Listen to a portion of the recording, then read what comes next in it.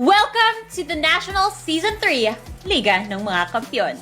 This is the second leg of the Tekken 7 Challenger Series. Pero bago pang lahat, magpapakilala muna ako. Ako si Likabea, ang inyong panel host for the day. At kasama ko ang ating napakagigiting na casters sa si FoxtrotDark and Kid. Kid, Fox, eto na yon. We're about to complete the puzzle that we like to call the Draft Series. So, nalagpasan na natin ang first leg of the Challenger Series, pati na rin ang Academy Series. And with those in mind, ano sa tingin nyo ang dapat asahan ng viewers natin today? So, Kid, let's start off with you. And, oh my goodness, like you really have to start with me? Okay, so this is the National Season 3, the Path to Pro. And I've been saying this time and time again, there are so many surprises and results. We've been seeing so many results that we definitely did not expect. So I'm not gonna put any expectations to the viewers. I'm just gonna tell them to enjoy the ride. Watch, what do you think? I think there's a lot of pressure in the air. There's a lot of tension in the air because, as like I said, this is the second Challenger Series. This is the last Challenger Series. So it's make or break for all these players that are qualifying here today. All eyes are on them. And this is the test that all these franchise players want to see. They want to see if they can rise to the occasion. And that's what we're going to find out today. So tingnan nga muna natin kung ano nga ba yung itsura ng puzzle natin ngayon. Here's what the lineup for the Draft Series looks like so far. So we've got Kunikat, Machine Head, Don Argos, L. For the first leg of the Challenger Series, we've got Typhoon, Andrax, Gio, and sorry, I can't read it right now. Jik and Tomoriru. Oh my god, sorry about that. Yeah, so there we have it. So we're looking forward to finding out who the last 4 people are who are gonna complete this puzzle. That's gonna be really exciting. So I guess we can say that it's gonna be a pretty jam-packed day. Pero katulad nga ng sinasabi ni Kid kanina, sobrang daming surprises dito sa The National Season 3. Pero dahil rin yun sa panibagong format natin. So why don't we take a quick recap of the new format? Ano nga ba yung changes na napagdaanan natin at changes na pwede pa nating maranasan throughout the day? So, as we all know, the National Season 3 has a new format, and for the Challenger Series here at Tekken 7, the tournament is divided into a group stage and a playoff stage. The group stage is divided the players into 4 pools, and players will compete in the double elimination round with a best match of 3. Ano ba yan? Nalilito na ako. Double elimination takes the losers of the first rounds into new brackets for a second chance to qualify at the end. Ibig sabihin nun, may chance ka pa talagang, hindi porke talo ka na sa simula, wala na, di ba? So the top 2 of each pool will proceed to the playoffs, and the top 8 will head on to their next elimination back. Tapos yung grand finals naman natin will be a best of 5. So napaka-exciting, guys. And of course, the top 4 will be part of the draft series. Magka-qualify kayo dun. So, come on, guys. Ito na yun. Ito na talaga yung chance mo. So, there will be 2 Challenger Series. Ito na yung pangalawa. 8 slots will be occupied. As we know, yung 4 slots na occupy na. And the other 4, we're about to find, or we'll finally be finding out who will fit into that puzzle. So, ayun, guys. I was not here during the Academy Series. So, maybe you guys can fill me in with some of the highlights that went on over there. Maybe let's start with you naman this time, Watch, guys. Yeah, so it was Typhoon's day there. He highlighted his diversity with different characters like Kunimitsu, his Yoshimitsu, as well as his Leo. But then you also have stars like Andrax, the breakout star, I would say. But not to take anything away from Jik and Tomoriru, because that's what the Academy Series is all about. Emerging talents, showcasing their skill, and they can definitely be a threat in the Draft Series. And I quickly want to talk about Andrax real quick, because Andrax was the star of that entire league. And my goodness, I'm really glad that Andrax is here, because we need more Brian players. His play is so clean and everything. I'm just super excited. I'm excited as well. Just ko, Academy Series pa lang yun, di ba? What more today? Kasi ito na nga, sabi nga ni Poch, the pressure is on, because this is the last chance that you're gonna get to enter this series. So when we talk about the brackets and how many people are actually gonna participate today, because I heard that there was a big number, 260 entrants nationwide. I knew that it was gonna be a big number, but I didn't think to reach over 200. That is insane. So let's actually take a look look at the brackets. Maybe we'll see some familiar names, maybe some new names, maybe some notable players that you guys have been eyeing for. So let's take a look at that. Let's move on to Pool A. What about you, Kid? For Pool A bracket, anybody notable for you or matches that you're looking forward to? Oh, like I got a list here in Pool A. Here are the people, right? Rakenrol, SS Georgie, Boo, Adrian, FoxtrotDark, Pao Islao, Nacho Daddy, and JSSN. So guys, we have former nationals players here competing. That's gonna be super exciting. I mean, you might, if you're competing here, you might stand a chance to get drafted and compete once again at the Pro League for the Nationals. So why don't we move on to Pool B this time? Yep. So Poch, I'm sure you're pretty familiar with Pool B. Yeah. Okay, wait. We've got Pool A still showing on the screen right now. Yeah, so something to look forward to is Rakenrol versus Geno 4. JSSN versus FoxtrotDark. Kid and I were talking. These are barn burner of matches that we're going to witness in Pool A. Lots of killers to look out for, but this is just Pool A. Like I mentioned, triple digits, ladies and gentlemen. 216 entrants. So this really is the last chance for a lot of these players. And I mean, again, this is just a snapshot of Pool A. We're going to move on to Pool B because, you know, the list of killers doesn't just stop here, because in Pool B, we have killers such as, I'm just going to jump the gun and say stuff. Gold Standard, Neri, Frontier, Juker, BruiseMaker, Soeri, Chongy Bear, Lucky Fighter. The list goes on, and you can actually see more of these guys here as we pan down. You know, this tool, I would say, not much Nationals OG players, but a lot of emerging talents are coming out from this pool. So just a snapshot here, and we'll see the updated bracket of Pool B so you guys know what to look forward to. But as we can see now, yep, we're going to see Gold Standard versus Nags 06. Gold Standard being the Leo, Nags 06 being the Asuka. So that's an excellent matchup we're going to witness. And BruiseMaker versus iTenri. So a battle of the kicks, I would say. Hwarang versus Katarina. What do you think, Kid? Oh, yeah, I definitely agree. Here we have the losers bracket here in Pool B. Neri is still going strong, waiting for his opponent between Chongy Bears versus Defiant Raiden. And in the lower half, it's Baby Dog versus Lucky Fighter, and Frontier still waiting for his opponent. Now, I want to talk real quick about Neri versus Chongy Bears, because if Chongy Bears wins this one against Raiden, it's gonna be team kill, and we all know how that feels, guys. Come on. Yeah, you know, it's best to have your brother do it for you, but in this type of tournament, we want to find the best of the best, right? So that's a match we definitely look forward to, but Chongy Bear has to go through Raiden to, you know, to give us the privilege of seeing such a match. So I'm really interested to see how that goes. What about Pool C? Ooh, Pool C here we have Tomahawk, Nicarin, Limit Break 714, Son of Nobi, Xylem, Anifaz, Bakal Nation, Bully, Know a Little, and Lilith's Friend. The list again, Potch, you said this earlier. The list goes on and on. There's so many killers here, especially, you know a Little. We have Bully, also Tomahawk, Nicarin, the new generation lay player. There's so many killers here. It's insane. 216 participants nationwide. Filipino Tekken never disappoints. Yep, but we see now the winner's side, Limit Break. You know, a call back to the road to the Nationals versus Zeta is going to start things off in the winner's semifinals. Bully, one of our favorites, getting a little bit of the spoilers to the picks we're going to have, is going up against Keenan's Thoughts. So that's going to be we're going to see a Noctis in the winner's side. So that's going to be very interesting to see as we go head on over to the loser's side. So we have in the loser sides. There's a guy named Edu Manzanas, and Hotch and I have some sort of prediction that this is Cherry Berry Rambutan, because Cherry Berry Rambutan is not here. And there's also Zen, who's waiting for his opponent. Then Tomahawk versus Kuya Andre, and Xylem versus Ignis, in which Ignis did win this, so Xylem is officially out of this tournament. Man, Edu Manzanas, the switch up, who knows? I think he's the one to like really surprise us. But we digress. We're gonna move on to Pool D. A lot of known killers here. Dude, we got Geo, we got LJ Lee, SideStepLance, Neek, RGN, Jetmishima, Maiven, Silver Heel, and Haji. So notable standouts are Geo and Haji in this mix, but then again, emerging talent in Season 3, guys. A lot of these, for the viewers at home that are getting acquainted with the community can say they're new bloods, but they've been known in the community.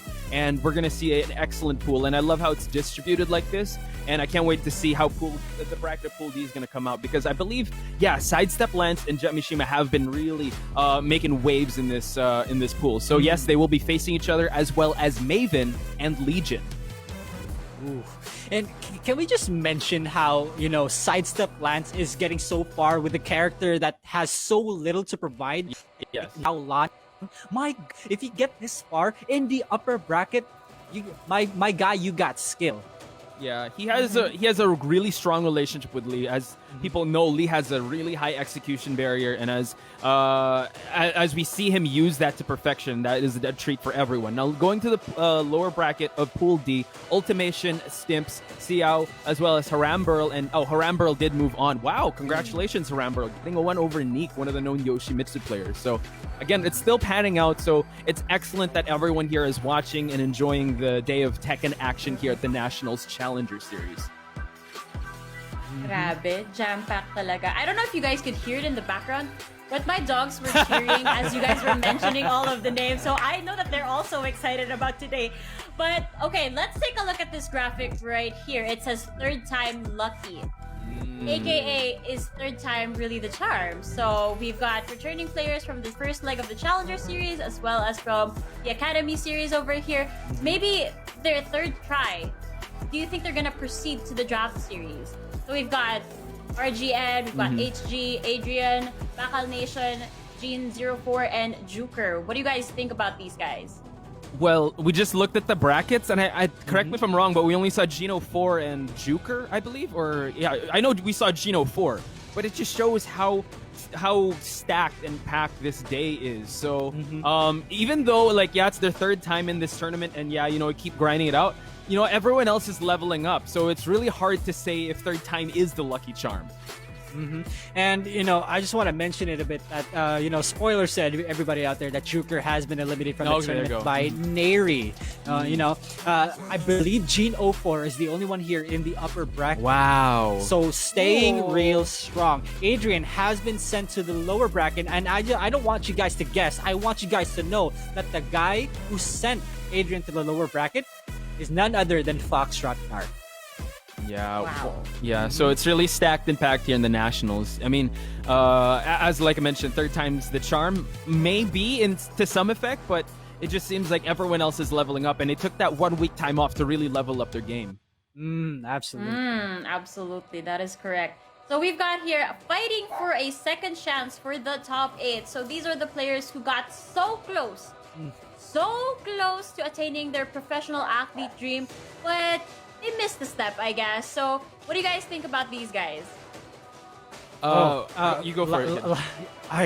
Okay, just you don't do this to me, because again, a lot of people were rooting for Gold Standard, and mind you, Gold Standard was just 1 win away from qualifying to the draft series, so that's really unfortunate. But again, there's another chance. There will always be another chance here. How about for Noah Little Potch? What do you think? Yeah, same. He was 1 win away, so very close. A lot of people, and I would say a lot of people were rooting for Gold Standard. No, actually, for everyone, and they still are rooting for them. And that's the thing we talk about. I'm gonna tell everyone here with Bakal Nation. With No Little, BruiseMaker, Crits, and Tomahawk, and Gold Standard. This path to pro isn't a straight line. There are gonna be bumps on the road, and this is just the first of this type of format. So if your favorite players don't make it to the draft series, that's still fine. It's not the last of their path to pro. But right now, these are the eyes that we need to look at. These are the players you need to keep your eyes on, because they're at the cusp of getting to the draft series. I think that the only way to let go of the professional dream is if you give up. And these players over here aren't giving up. So I really commend them for trying and 100% participating, right? There's so much to admire over that. But I think the thing that people want to see right now is what has been on the minds of our casters, because I believe you guys have been asked what your predictions were, and I guess we'll find out if your predictions were true. Maybe they were, maybe they weren't. Maybe we still have the casters first. So here, kid, let's talk about your prediction first. Why don't you discuss it? So my top 4 predictions are being Boo, Gold Standard, Chongy Bears, and Bully. And if I remember correctly, they're all still alive in this tournament. However, it's 2 for 2. It's 2 for 2. 2 of which are in the lower bracket. However, the other 2 are still in the upper bracket. So I'm expecting them to at least get to the stream matches, because come on. Okay, Poch, what can you say about Raph and Dr. Jimmy's predictions? I can see that there's Geo. That's one thing. Also, Chongy Bear is a name that pops out with all 3 of these. Gold Standard as well for Kid and Raph, and SideStepLance. So these are no names, and Raph has really solid picks here. Doc Jimmy here pulling out the Bully, and I also Kid pulled out that one. I think it's a very well-rounded pick. These are names that we've dropped in the first Challenger series, so it's not surprising that our casters, or even me actually, I pick the same ones as well, because again, these players have been grinding it out. So you know what? They always say love is better the second time around. What about in the Challenger series? And Poch, talking about SS Georgie, right? SS Georgie gets so far into the tournament, and the only people who bring him down and eliminate him from said tournament are the pros. So that says a lot, right? He's very solid, and it takes the pros to get him down. True. So we'll see how he ventures as we head on over to the next predictions. I believe I'm on this one now, so. Oh, of course you are, Poch. See, look at that pose. How can we miss you? I gotta get those. Poch, why don't you discuss further on your prediction? All right, so I tried to go a little more calculated with this approach. I got BruiseMaker Gold Standard, Bully, and Geo. Now, BruiseMaker Gold Standard, we saw that they were so close to get that. They were in the same bracket. They're actually in the same pool. So it's quite of a... I don't know. I thought it was a bit bold of me to pick the same 2 people from the pool. But then Bully, he's a known player, and a lot of the people in the community respect him, and he does live up to his name being a bully with the way he plays Tekken. He's very calculated. Geo, a known nationals player with his Master Raven. I know he's got the Omega Nod and the Omega Buff. So I'm not sure how far he's gone, but then we'll see how that goes. And Porokun, he goes with Crits, Gold Standard, Tomahawk, SideStepLance. Young Rafiki goes with Chongy Bear, Neri, PB.BuLLy, and as you mentioned, Kid, with SS Georgie. And Young Rafiki is the only one who predicted Neri, and mind you guys, Neri is going so far. He's having a good run so far in the lower bracket. And speaking of those predictions, something that stands out with Porokun's prediction is Tomahawk. Tomahawk, he's also part of the people that were so close to getting it. You know what they say about Jaguars? They got 9 lives. So close. So maybe close. Our caster's prediction will also be so close. I hope not, though. I hope not. I'm pretty sure that these guys are cheering for the players that they were predicting for. But anyway, guys, again, the road is pretty clear from here. If you get into the top 4 of the Challenger Series, Leg 2, you get to move on to the draft series. So why don't we see who's again? Okay, here we go. One weekend to prove their worth. April 24 to 25. That's a draft series. There you go, guys. Mark your calendars, because whoever wins, whoever becomes part of the first or the top 4 in the Challenger Series today and tomorrow will be part of the draft series on April 24 to 25th. So make sure you guys don't miss that. Yep. So, watch guys, Kid, nakita na natin ang predictions sa mga casters. Nakita na natin kung sino sa tingin nyo yung makakasama dun. As we know, being part of the draft series opens a door for you to become a professional esports athlete. So, other than skill and talent, ano pa sa tingin nyo yung qualifications for a pro player? Kid? Okay. Oh, go. Kid, go first. Ooh, my goodness. Qualifications to be a pro player. Dedication. You need dedication. You're gonna need to practice a lot more than just a few games every day. You need dedication. You need to lab it out. You need to know the ins and outs of the game, each character, and there's so much things that you need to take in. That's why the players at the nationals, the pros, are where they're at right now, because they do just that. For me, What about you, Pod? I was able to talk to Jules and Hapon in the past week, and they're looking for one thing in common: teachable. And Hapon says, and I'll quote him. That's a good quote. He says, I'll quote him now. He says, mas prefer ko yung new blood para mas exciting at fresh. But syempre, depende pa rin sa magiging overall performance nila pagdating sa drafting. So Hapon being one of those guys that's been moving teams, I guess he wants to look for someone he could probably pass his knowledge to. And Jules also a teachable one because the Omega brothers, as we said, they're from the future. They've been labbing it. They know the games. They see it in ones and zeros. They want someone that can be humble enough to learn probably their style and also adjust and incorporate what they have to say. So there we go. That's very good. Dedication, tapos teachable, napakagandang mga qualifications yan. And speaking of teachable, alam naman nating lahat, Lydia is finally tournament legal. Correct me if I'm wrong? No, you're correct. Correct. I'm correct. Okay. Yes. So, of course, you have to learn Lydia, punishments for Lydia as well. So, what do you guys think is gonna happen now that Lydia is tournament legal already? Are we gonna see more of her? And what are your thoughts on the character herself? Watcher me. You know what? I'll go ahead. Whoever's more excited. I talked to a couple of people. I talked to a couple of people regarding Lydia, and they say they've been worried about the character because, again, like I mentioned, that Lydia is tournament legal now, so a lot of people don't know the ins and outs of the characters just yet. So, some might use that to their advantage, like, the unknown factor to it. I would say that they had this 1 week to prepare. So I have a feeling we would have saw her last week, but now I have a feeling not much. We'd still go with their mains. But that's just me predicting, since they had that 1 week to prepare. Those are my thoughts. Okay, very interesting. All of the new changes, all of the familiar faces, we've discussed it all. Now, with that said, guys, we're about to start the show, so don't go anywhere because Watch and Kid, I leave the floor with you guys. This has been Like Amea. See you guys later. Boom. That was the powerful Laika, ladies and gentlemen. Again, welcome one and all to the National Season 3 Challenger Series. It's the last of the Challenger Series. Last chance for them to get into the draft series. Path to Pro, Kid. We've talked about it. We're going to witness like Pool A. The pool of killers. We're going to witness that. Any expectations that you're wanting to, or you want the audience to have right now before we jump in our first match? Oh, dude. You know what? I mentioned it like a few minutes ago. There's so many surprises. There's way too many surprises, and there's like, the killers become the killers. The hunters become the hunted.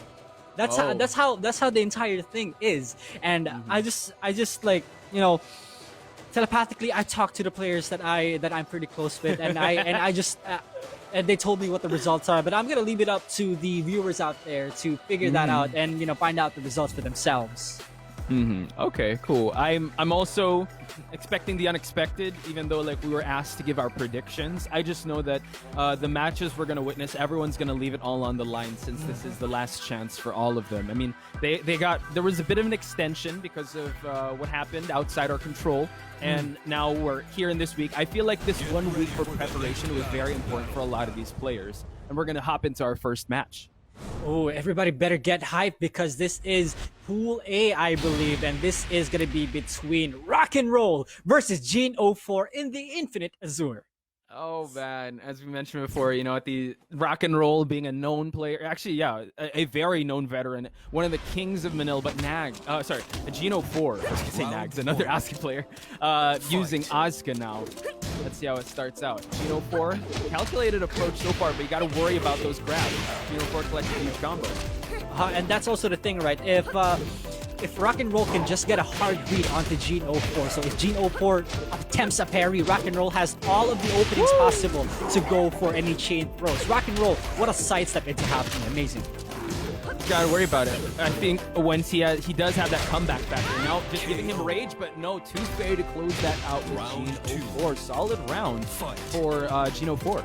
And denying that comeback factor. Down 1+2, unseeable low, gets a guaranteed forward 2 as well. Parried, that was what I was talking about. That's also a guaranteed forward 2. 1+2, the 1-inch punch. Rakenrol's in big trouble. Yep, inner strength to open that up, and Rakenrol again needs to dig within for him to get that comeback factor, but didn't go for it, but no, the perfect to solidify his 2-round lead over Rakenrol. And Gene04 is not giving Rakenrol any chance, any room to breathe at this point. Rakenrol, that was his first attempt at the throw so far. But so far, this is in Gene's control right now. Another 1+2 Rakenrol. My goodness, getting caught and the tech catch. Amazing stuff with that inner strength. Rakenrol, yeah, you know, in the back foot right now, does have a comeback. Oh my gosh, the power crush. Now he's catching her off the air with that clothesline from hell. Rakenrol working on a comeback right in the spike, and Rakenrol's round. My goodness, always a joy to see, you know, Jaguar players getting that comeback, because yeah, you don't get to see grapplers every now and then, right? That's true. But you know what, Gene04 can't let go of this lead because Rakenrol smelled a bit of the momentum and he doesn't want to let go of that. Now, with some slight pokes here, but again, another reversal. Rakenrol's got to worry about those chickens. And we're talking about momentum, right? And I think it's still on Gene's favor. Rakenrol is put in rage. One more mix-up could do it. Rakenrol jumps over. Oh my goodness! And he stops the mix-up from the run-up. And Rakenrol he's literally one rage drive combo away. Gene04 has to be super careful here. Oh, the clock is burning down. Oh wow, ball not quite, but catches him while he was rolling away. Gene04. Solid performance so far. And Gene04, he hit every down 1+2 in that game. He hit every single one. He's making Rakenrol look out for it. And once Gene04 conditions Rakenrol enough, it's gonna leave some openings to down forward 2 or forward 2 even, or even a 1+2. It's dangerous conditioning from Gene04 so far. Very strong showing. Yeah, strong. And how many reversals did he land? Because that's also another thing that Rakenrol has to worry about, especially when he's opening up with his offense. Because I believe, yeah, Gene04 was able to catch him off guard with those reversals and just punish accordingly. Yeah, like as you mentioned, just really opening up Rakenrol for him to solidify his victory there. And you know, if Gene04 did 5 parries, then he was 5 out of 5 there. He 100% parry rate. And you know, being a Jaguar, Rakenrol being a Jaguar, man, there is a high possibility that we might be going to Forgotten Realm. What do you think, Botch? Oh yeah, name a better tandem than Jaguars in Forgotten Realm. I don't know, AK in Howard Estate. There we have it. Forgotten Realm it is. And again, what's the most dangerous thing about Gene04 right now is how on fire Gene is with the down 1+2. Rakenrol has to figure out when to block, because again, Asuka has access to many mid launchers, and you do not want to recklessly duck. Oh yeah, 100%. And Gene04 just seems like, even though Rakenrol did get a little bit of the momentum there, you can still see that Gene04 still has that confidence in his playstyle and just has a read on this Jaguar. And you know, things might change here in Forgotten Realm, because again, King's normal combo can break the floors. Gene04 has to be careful, changing up the game plan. Yeah, now, get inner strength, that 1-inch punch. Now we see him go to the wall. Yeah, just get rid of the floors before the Jaguar can use it. Yeah, that was a good choice from Gene. Rakenrol lower than half health. Oh, he attempted the launcher, but Gene puts him just lower than half health. Oh my goodness, Rakenrol sidestep into the hop knee, gets another floor here. What's the mix-up gonna be? He misses it! Down 1+2. Rakenrol 1 hit away, down back 3 to take it. Gene04 on fire. That was unfortunate for Rakenrol, but Gene04's got to feel really solid about that round. Still not seizing the momentum. He's still going for it. Oh, screw powerbomb? Okay. Just uses it right away from this huge combo. Hopefully leads to a wall. All right. Goes for the Oki combo. The moonsault puts Gene at rage. There we go. Get that up low kick. Rakenrol with the Kingu Weibu. So hard to do, by the way. Yeah, he's feeling himself now. Excellent opening for Rakenrol. Finds the wall right there. Goes for, the clothesline, but Gene04 was out of reach. Oh, but the hop knee was right there. Sidewall does save Gene04, though. You gotta know the game by numbers. That was launch punishable. Gene04 cannot break this. Is this gonna be it? No, not yet. Oki situation, is there guaranteed? Alley kick. There it is. Rakenrol slowly getting up onto the board.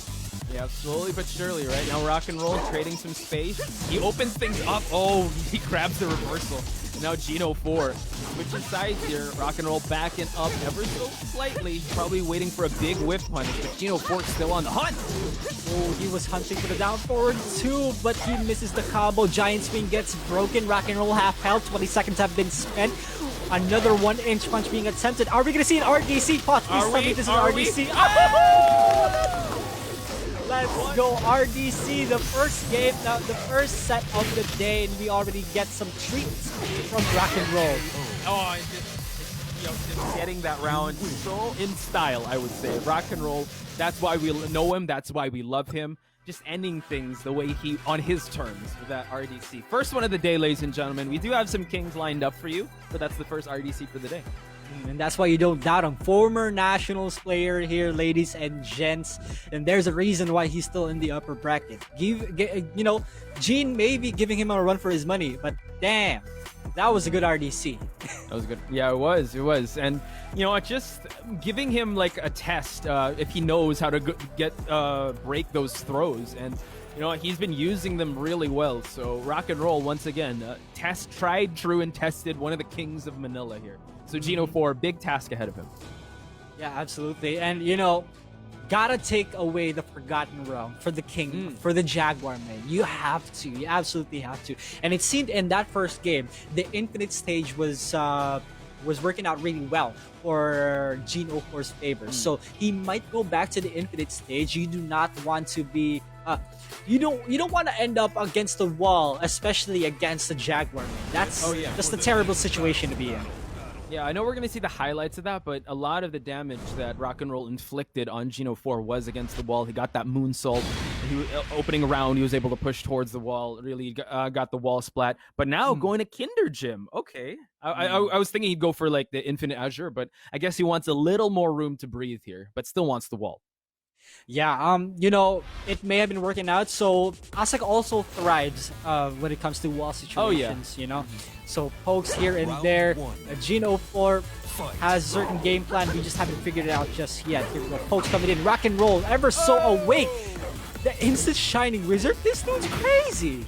Yeah, testing him with a low gut punch there. Oh, hop knee misses. Nice punish by Geno 4.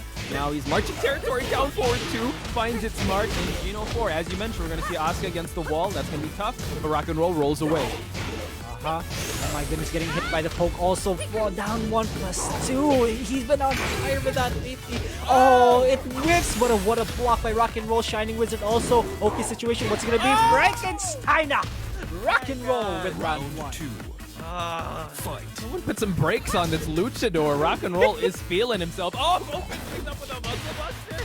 Okay. He heard you. Put some brakes on me. How dare you, Bosch? How dare you? Oh my god, this luchador is crazy. Oh, giant swing! Oh my god. Okay, this dude just did giant swing on wake up and he does another one of those. Ika must be so proud. Rakenrol with 2 rounds and he's steamrolling Geno 4 right now. Yep. Okay, cans are coming out. Back 3. Did you guys forget one of Asuka's best moves there? Against the wall. Like some more damage. Geno 4 slowly gaining the momentum of this battle. There it is. Wow. I was talking about that. Down 1+2. This might be a perfect punch. What's it gonna be? Rakenrol's one more away. The nut punch.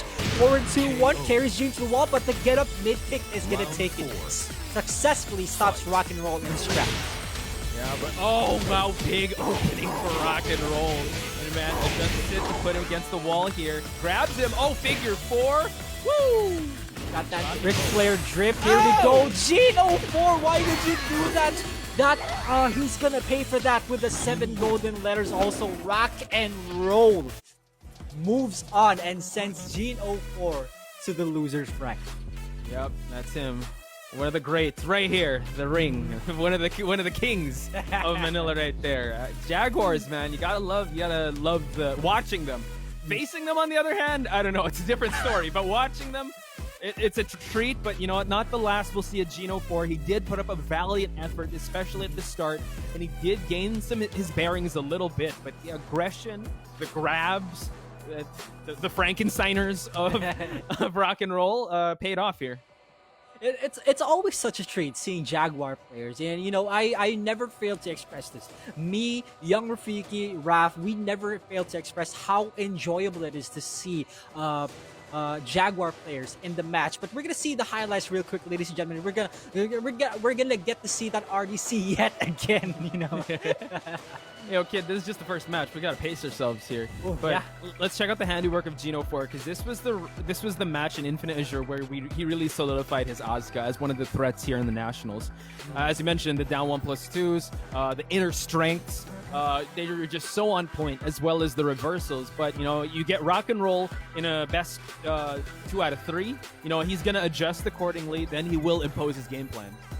And there's so many things to think about when you're fighting Asuka, as well as King. Not to disregard that, right? But to fight Asuka, you have to think about the down 1+2, the mid launchers, the low pokes. There's so many frame traps when it comes to Asuka. But this time, Rakenrol adjusted so perfectly well that he just controlled the entire momentum of the entire set. Yeah, and this round was a little scary because Geno 4 did get some of that floor break. But once Rakenrol got rolling with that one, this is the one he got. The momentum started to go in his favor. Then he started hitting him with those chain grabs, and the pièce de résistance here, 5 out of 5 stars. Chef's kisses goes out to the RDC. But then good effort by Geno 4 here. Kinder Jim, as you mentioned, Asuka does drive in the walls. I don't know, Frankensteiner, but it was Rakenrol that really, you know, dominated this matchup. Yeah, he Rakenrol definitely was doing some King stuff. You saw how he immediately did Giant Swing upon wake up.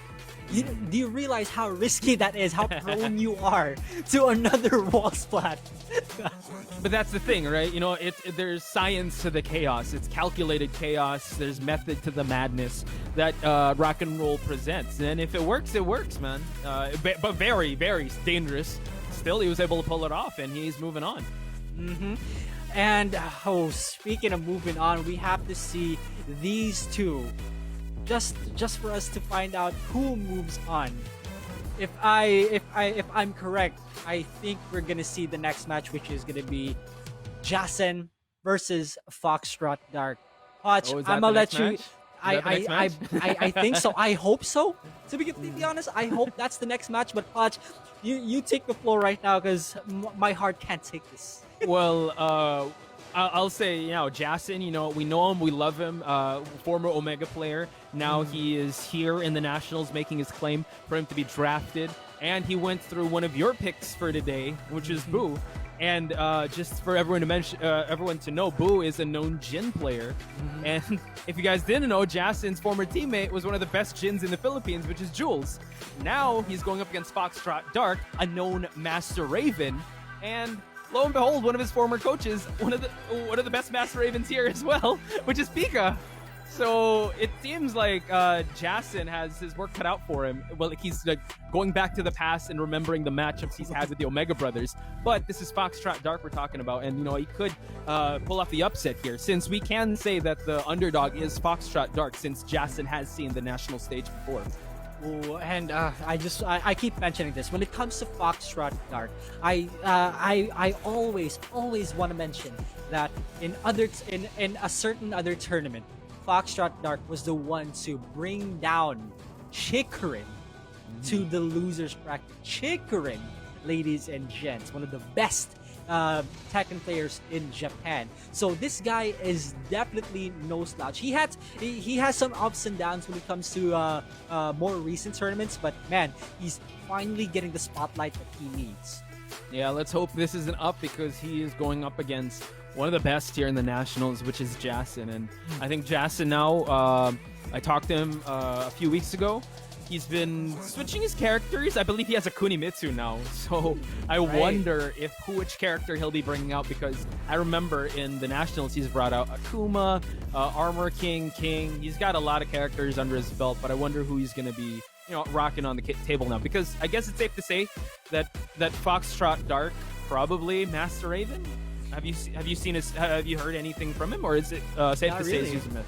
Now, Okay. it's safe to say he's gonna stick with Master Raven, but I do want to quickly talk about JSSN, because JSSN has been through quite the unique adventure when it comes to characters, right? You mentioned season 1, Akuma, Jaguars like Armor King and King. And then he also, back in another tournament, I saw him use Geese. So that's another thing, right? But now Kunimitsu, this is an interesting plethora of characters, and I can't wait to see which one we're gonna see right now. Let's see who he'll be rocking. Oh, going with the old but gold. Here we go. Armor King. So our stream is being treated to 2 Jaguar matches back to back. But we have FoxtrotDark with a Master Raven. This is some Omega stuff right now. This really is some Omega stuff. I'm seeing. Am I hallucinating right now? Am I seeing Pika in 2 matches? But anyway, FoxtrotDark versus JSSN into the jungle outpost. Also racking that preset. I like that. I like it. Okay, now JSSN again trying to open things up here. But so far, FoxtrotDark going with the 4-4 to pick up. Here we go. Nice combo here. Again, we know Master Rave can hit like a truck. And you know, JSSN lower than half health right now. FoxtrotDark in control of the momentum so far. Has to play it out a bit safely this time because Armor King has that combo potential, and you do not want to give it to JSSN. Oh! He baited. That was excellent timing there from FoxtrotDark. Knew that JSSN was going to come in aggressive, duck the rage drive, and FoxtrotDark up by 1 round. Yeah, and that in itself tells that FoxtrotDark is awake more than ever. However, JSSN is in control right now. Gets the balcony break. A lot of damage coming in from JSSN. And now, oh wow, the power crush. All right, a lot of damage sustained, but he does get some combo here. Combo damage. Oh, goes for it. And now against the wall, 1 more would do it. Nice block on the low. FoxtrotDark puts JSSN in rage. So close. Oh, nice block on the mix-up there. And it's still FoxtrotDark. The back one to finish it off. Very good choice from FoxtrotDark. The defense was so good. However, you're not going to get through any defense when it comes to throws, my guy. You got to break the Giant's wings. True. And now we see FoxtrotDark again ducking when he has to. JSSN still trying to implore his mix-ups here and his grabs. Oh, Dark upper to open him up. And I can feel Raph molding over that combo. But anyway, FoxtrotDark, just outside of rage this time, has a lot to work with. JSSN has so much help that that's not enough. JSSN takes it with down forward 2. It seems like these Jaguars like being on the back foot. They seem to like recovering. It's like a match structure. This is the shine that's happening. But where's the cutoff? Because FoxtrotDark 1 more round away for him to solidify 1 match over JSSN. JSSN finds the wall break though, collects a huge combo, kid. Oh, that is beautiful. Takes him to half health already. JSSN just taking control of the pace, but FoxtrotDark gets him with the low launcher. What's it going to be? There's a guarantee there. Goes for the Oki combo instead. Man, a lot of real estate to work with here for FoxtrotDark while he's pushing JSSN to the corner here. He's trying to juke and jive for something. Oh, but they trade. Still, no one is at rage. Oh, Black Hole, don't get sucked into that. Oh, JSSN just hop kicks him out of the back turn stance. FoxtrotDark has the rage drive to work with. JSSN has to be very careful. Oh, wow, they're switching sides. Where's it going? Oh, that was beautiful. I don't care what happened, but that was beautiful. They were just all over the place. I love it. Now they're at a final round right now, ladies and gentlemen. Beautiful combo he made up for earlier. All right, I see you, JSSN. Now FoxtrotDark in the back foot here. Don't count him out though, but JSSN gets the bound here. Oh wow! Corkscrew drop kick to close it out and a key charge. Okay. That was pretty sick. That was honestly some secret Jaguar tech, because in some cases when you do running 3+4, I'm not sure what it's called, Touch. You do running 3+4, the drop kick. Sometimes it catches them. It hits them from the back. It crosses up. It crosses up, and it's so hard to do because again, it's an instant running move. You know, you gotta have the execution for it, and JSSN really did have the execution for it. FoxtrotDark caught off guard by that. Let's see if there's any adjustments though. It's safe to say JSSN really is pulling out all the stops for him to be able to, make it to the draft series. But man, there were some moments of brilliance at FoxtrotDark, the way he was able to maximize combos when they stayed before the balcony break, right? FoxtrotDark was maximizing a lot of that, and like we said, Master Raven does have a lot of combo damage potential. Let's see if now that the pressure is on, JSSN is up by 1. Can FoxtrotDark, rise to that occasion? And it feels like if FoxtrotDark continues to play the way he plays, he's at the pace of what Jason likes, where Jason likes to be. If you're playing aggressive, I can deal with that. I can play defensively, and I can shut you down. And that's exactly what happened in game 1. However, I'm pretty curious to see what the next step is for FoxtrotDark. So we're going to see a random selected stage in the Twilight Conflict. So FoxtrotDark probably only has some gameplay adjustments, not in terms of stage. Interesting. Okay, going with just the Twilight Conflict. I thought he'd go for, well, yeah, I guess he wants to take away the wall, or maybe he's just comfy on any stage, actually, since it's random. So, yep, Master Raven still sticking with it. Wants to get back into the mix here. Still warm and hot here is FoxtrotDark. Let's see if he can implore. Okay, goes for the teleport and slide. FoxtrotDark pulling out a bag of tricks here. Let's see if Jason's prepared for it. Just let him know. Good whiff punish from FoxtrotDark. But Jason, again, with the backswing blows. The evasiveness of that move is so good. FoxtrotDark gets punished in. Very good option select. Of course, what do you expect, right? Yeah, he's seen Master Raven matches before. Finds the balcony break. Big start to Jason here. Oh, not done yet. +5 health for Harada. Oh my gosh. No, another corkscrew get up there for Jason for him to score that round. Yeah, everything just worked out so well for Jason here, and FoxtrotDark is struggling to find an opening for Jason. It's just that Jason just is not allowing him. He's already against the wall, gets to stomp in, no duck on that second hit. FoxtrotDark is in a lot of pressure right now. Jason is in his, he's playing in Jason's face. He is. Oh, wow. Yeah, Jason loves it when it's like this. FoxtrotDark now. Oh, sucks him into the black hole. FoxtrotDark going to collect some huge damage here, kid. Oh, my goodness. Now, both players outside of range. Good punish from FoxtrotDark, although not enough, but still a punish is a punish regardless. Back 1-2 again. FoxtrotDark gets the low hit in. No proper... Oh, that was a proper follow-up, but now both players one hit away. What's it going to be? 19 seconds left. Down 3+4. The Armor King alley kick and the Wavu just to let him know. Yep, Jason is feeling himself now. FoxtrotDark has to do something, and something quick, before Jason takes this third round. So oh man, he's so ready when he's in a back turn, and now tries to go for the wall splat. FoxtrotDark fighting his way out of that sticky situation. Nice break by Jason though. Oh, he's just throwing everything all over the place, but he gets punished for it heavily. Oh, nice movement there from FoxtrotDark, evading the grab, and now collects some damage here. Goes for the low. Jason has to be very careful. Wow, just a delay hop kick. Tries to go for Anzaguri there. And now FoxtrotDark going for the grab. One more poke, and it is all Jason, ladies and gentlemen. Oh, my goodness, that was so good. Malpoch, there was something very easy to miss in the last few seconds of that round. Now, mind you, Jason was about to do his Armor King's armor move, right? Forward 1+2. And in the middle of that animation, FoxtrotDark attempted a throw, in which he still broke. That is not an easy feat to do. You gotta have enough reactions, especially online. You gotta have reactions to do that. And Jason, just letting everybody know here, just letting everybody know, everybody there watching, that he is awake and he's out there to kill.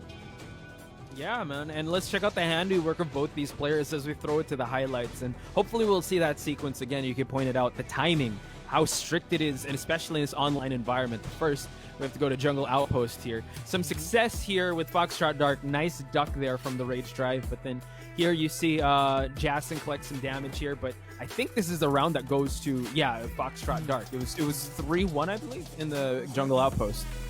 Yeah, and Jason just adjusted so perfectly well to how FoxtrotDark was playing. You know, it's just, I don't know. It's something about Jason that you can adjust. Even in season 1, he adjusts so easily, and it's insane. There's that corkscrew. Yeah, they pointed out. The cross up was. You know what? I'm out of words. I'm honestly out of words for how well Jason played that entire game. Yeah, but nothing to take. I mean, you also have to highlight FoxtrotDark, and he was able to hang in there with one of the national players, right? So FoxtrotDark, not the last we'll see of him. He is going down to the loser side, so do follow his journey there, ladies and gentlemen, and do give him his support. But if we look forward, kid, I gotta tell you something. We're gonna see a Jaguar versus Jaguar match. Remember how we were pining in season 2 for, let's see, Rakenrol versus Pika, a King versus Armor King match? We might be granted just that. Honestly, I'm I'm looking forward to it. But before we get into any match, we're gonna show you guys again the updated brackets. So let's see how things went here in Pool A. Again, guys, this is gonna be a Jaguar Mirror Rakenrol versus JSSN. But let's not get our hopes up, because JSSN does have other characters in his arsenal. You do not want to play a Jaguar against a Jaguar main.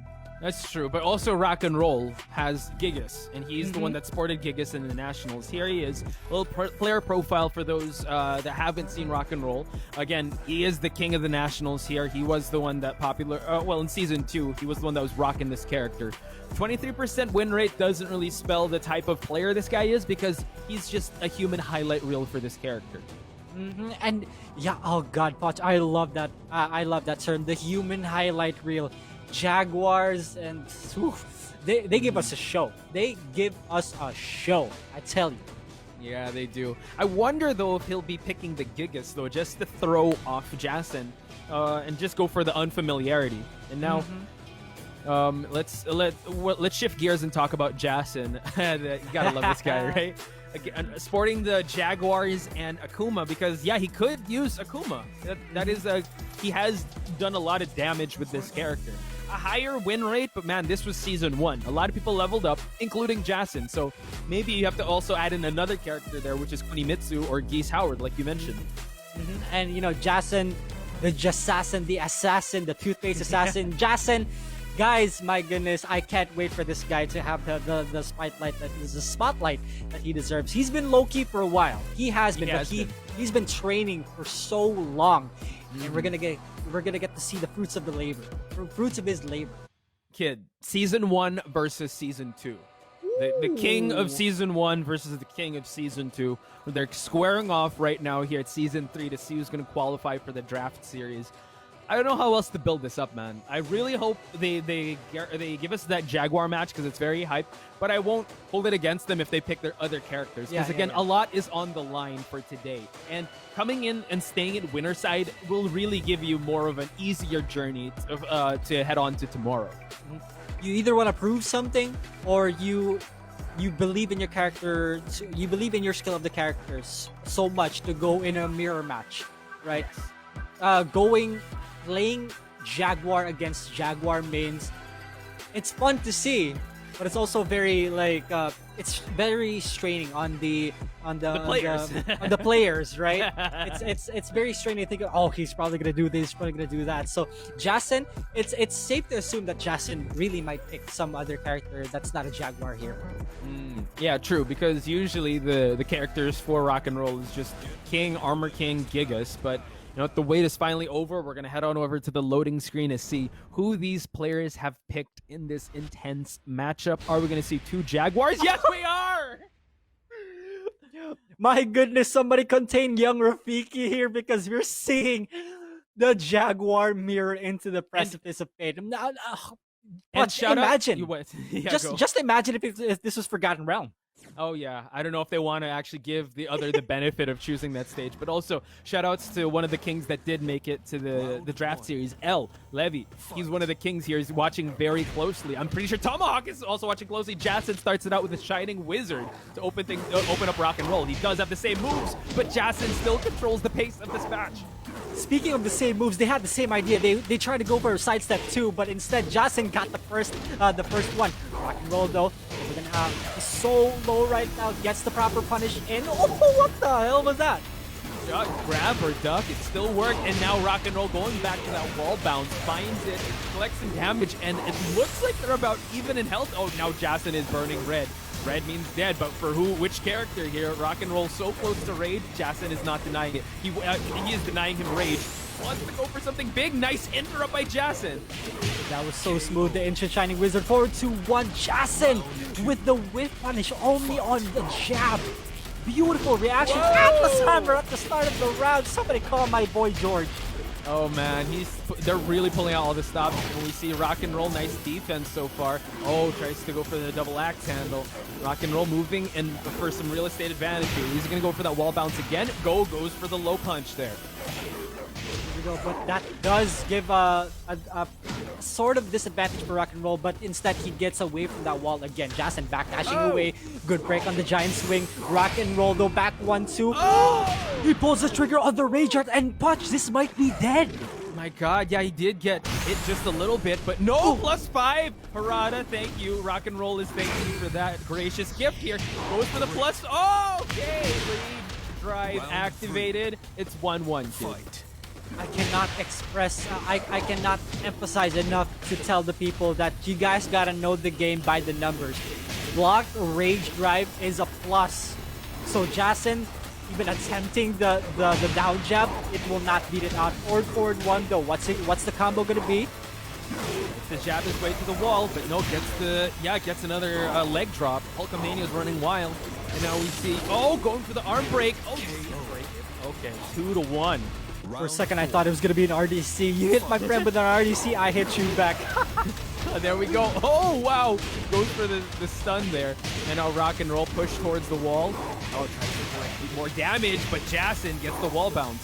What a sidestep. He's playing his character like it's not a big character. My goodness, the guts on these two to play like how they're playing right now. That's -15.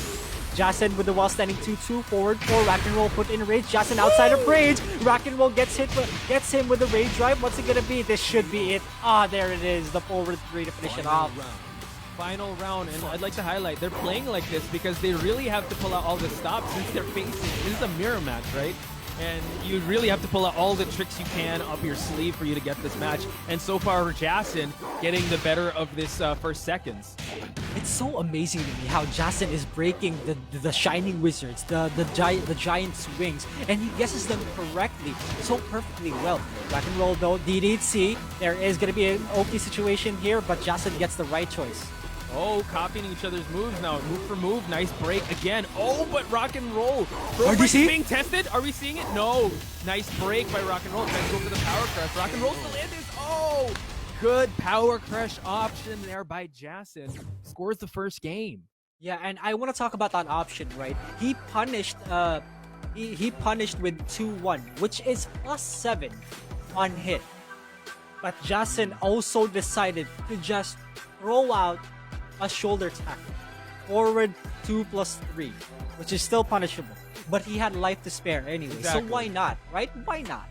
Yeah, exactly. You know, JSSN played the game right. You know, he was really aware of when it was, if he was in trouble in that situation. And like you said, he had the life to gamble for it, so he just went for it.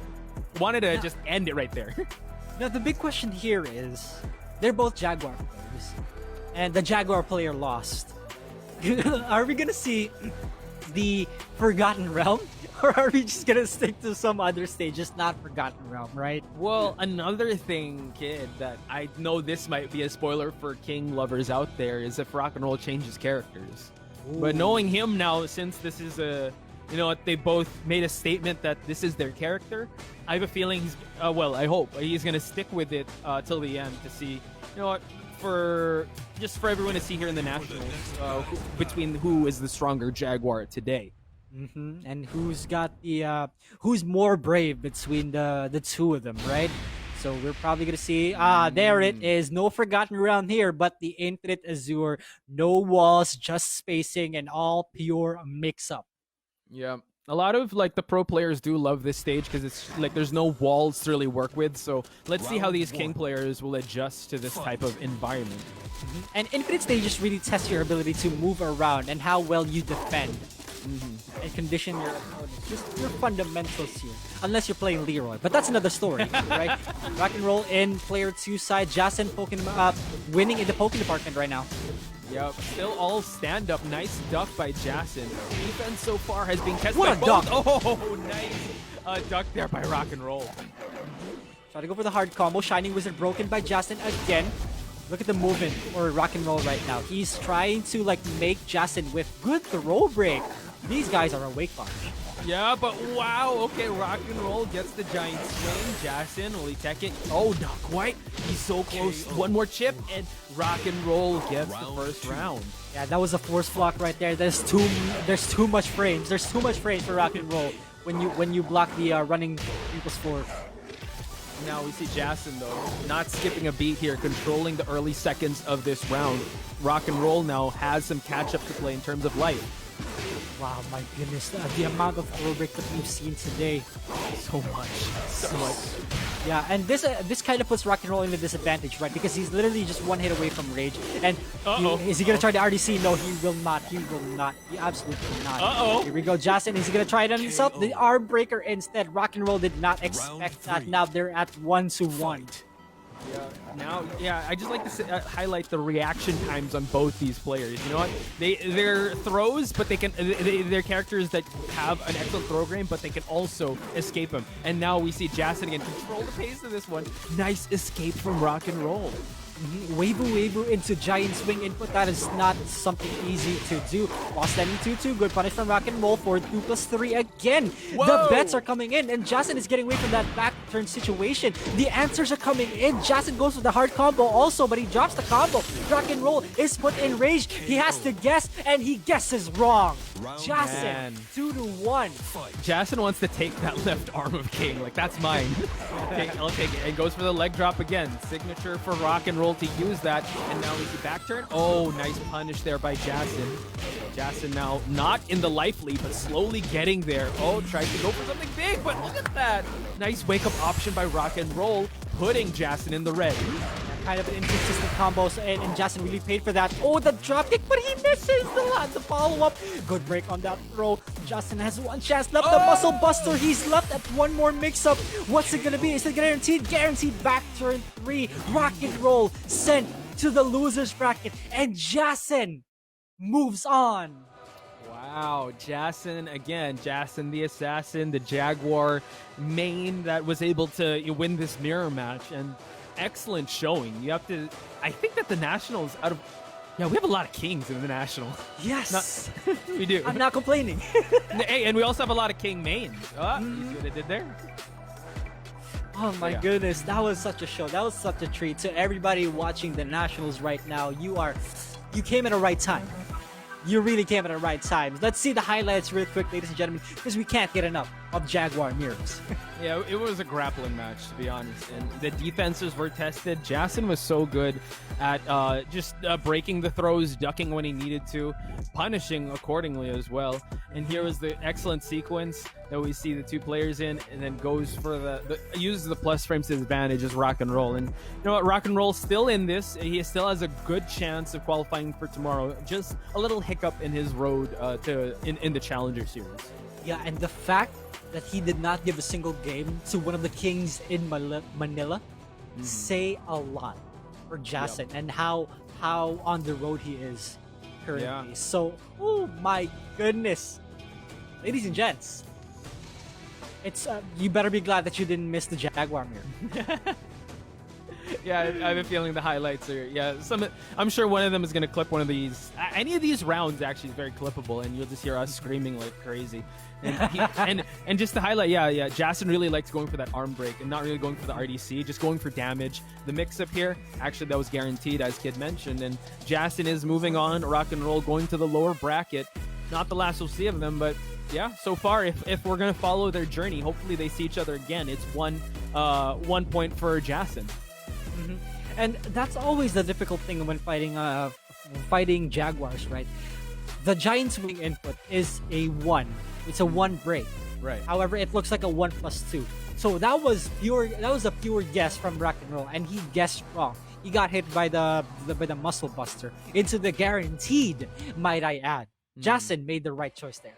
Yeah, for sure. Now, shifting gears, looking at Pool A losers bracket, we're going to see the match between Secretbase's Adrian versus Geno4, as well as FoxtrotDark versus Bugs. And you see there in the losers finals, Rakenrol will be waiting for the results of those matches.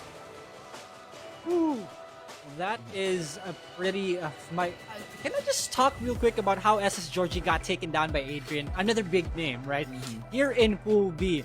Now, this is another treat. Watch. My God. Gold Standard versus Nags06. Yep. And BruiseMaker versus iTenri. Yeah, we were talking about, picks, right? Gold Standard and BruiseMaker are picks, but you know what? They're going up against no slouches here with Nags06. I talked to Maru about Nags 06, him being a very formidable Asuka main, and iTenri, we Andrax being his boy going to the draft series. You know what? I'm pretty sure that he that inspired him to go better, and it's going to be a Katarina versus Hwarang. So we'll see. New names go up against known names. The power of inspiration, right? The power of inspiration. AK did that to the many Shaheen mains here in the Philippine Tekken scene, right? Right. Now Gold Standard wants another shot at this, but he has to fight Nags 06, who performed pretty well in other tournaments. Oh yeah, 100%. I spoke to Gold Standard after the first Challenger series. He was down a bit, but you know what? He's definitely hungrier, and he said he's going to improve. And this is what we're seeing in the Challenger series, right? We're seeing better versions of what we saw weeks ago. And this is a treat for everyone because our first match is going to be Gold Standard versus Nags 06. Tekken got Omega already. This dude's okay. This dude grinding. Oh yeah. My goodness. But you know, rank doesn't matter. It's your performance. So let's see how things are. Resistance, one of the biggest stages in the game. And 13. Who's the poor soul that Gold Standard had to beat? That he got 13 wins off of. I don't know. Nags 06 definitely doesn't want to be another number for Gold Standard. But let's see. Again, calculated approach for Gold Standard. Lets it rip there. Now, great parry there by Nags 06. And that was a very ballsy parry also, because you know you're up against the wall. You know what? You really want to duck. You really want to duck against the Leo. You're crazy. Exactly. But that's that craziness that got him this far. Nice block there by Gold Standard. Nice follow-up. Nice defense from Nags 06. Oh, they trade though, and now Gold Standard, 2 hits for him to get the first round.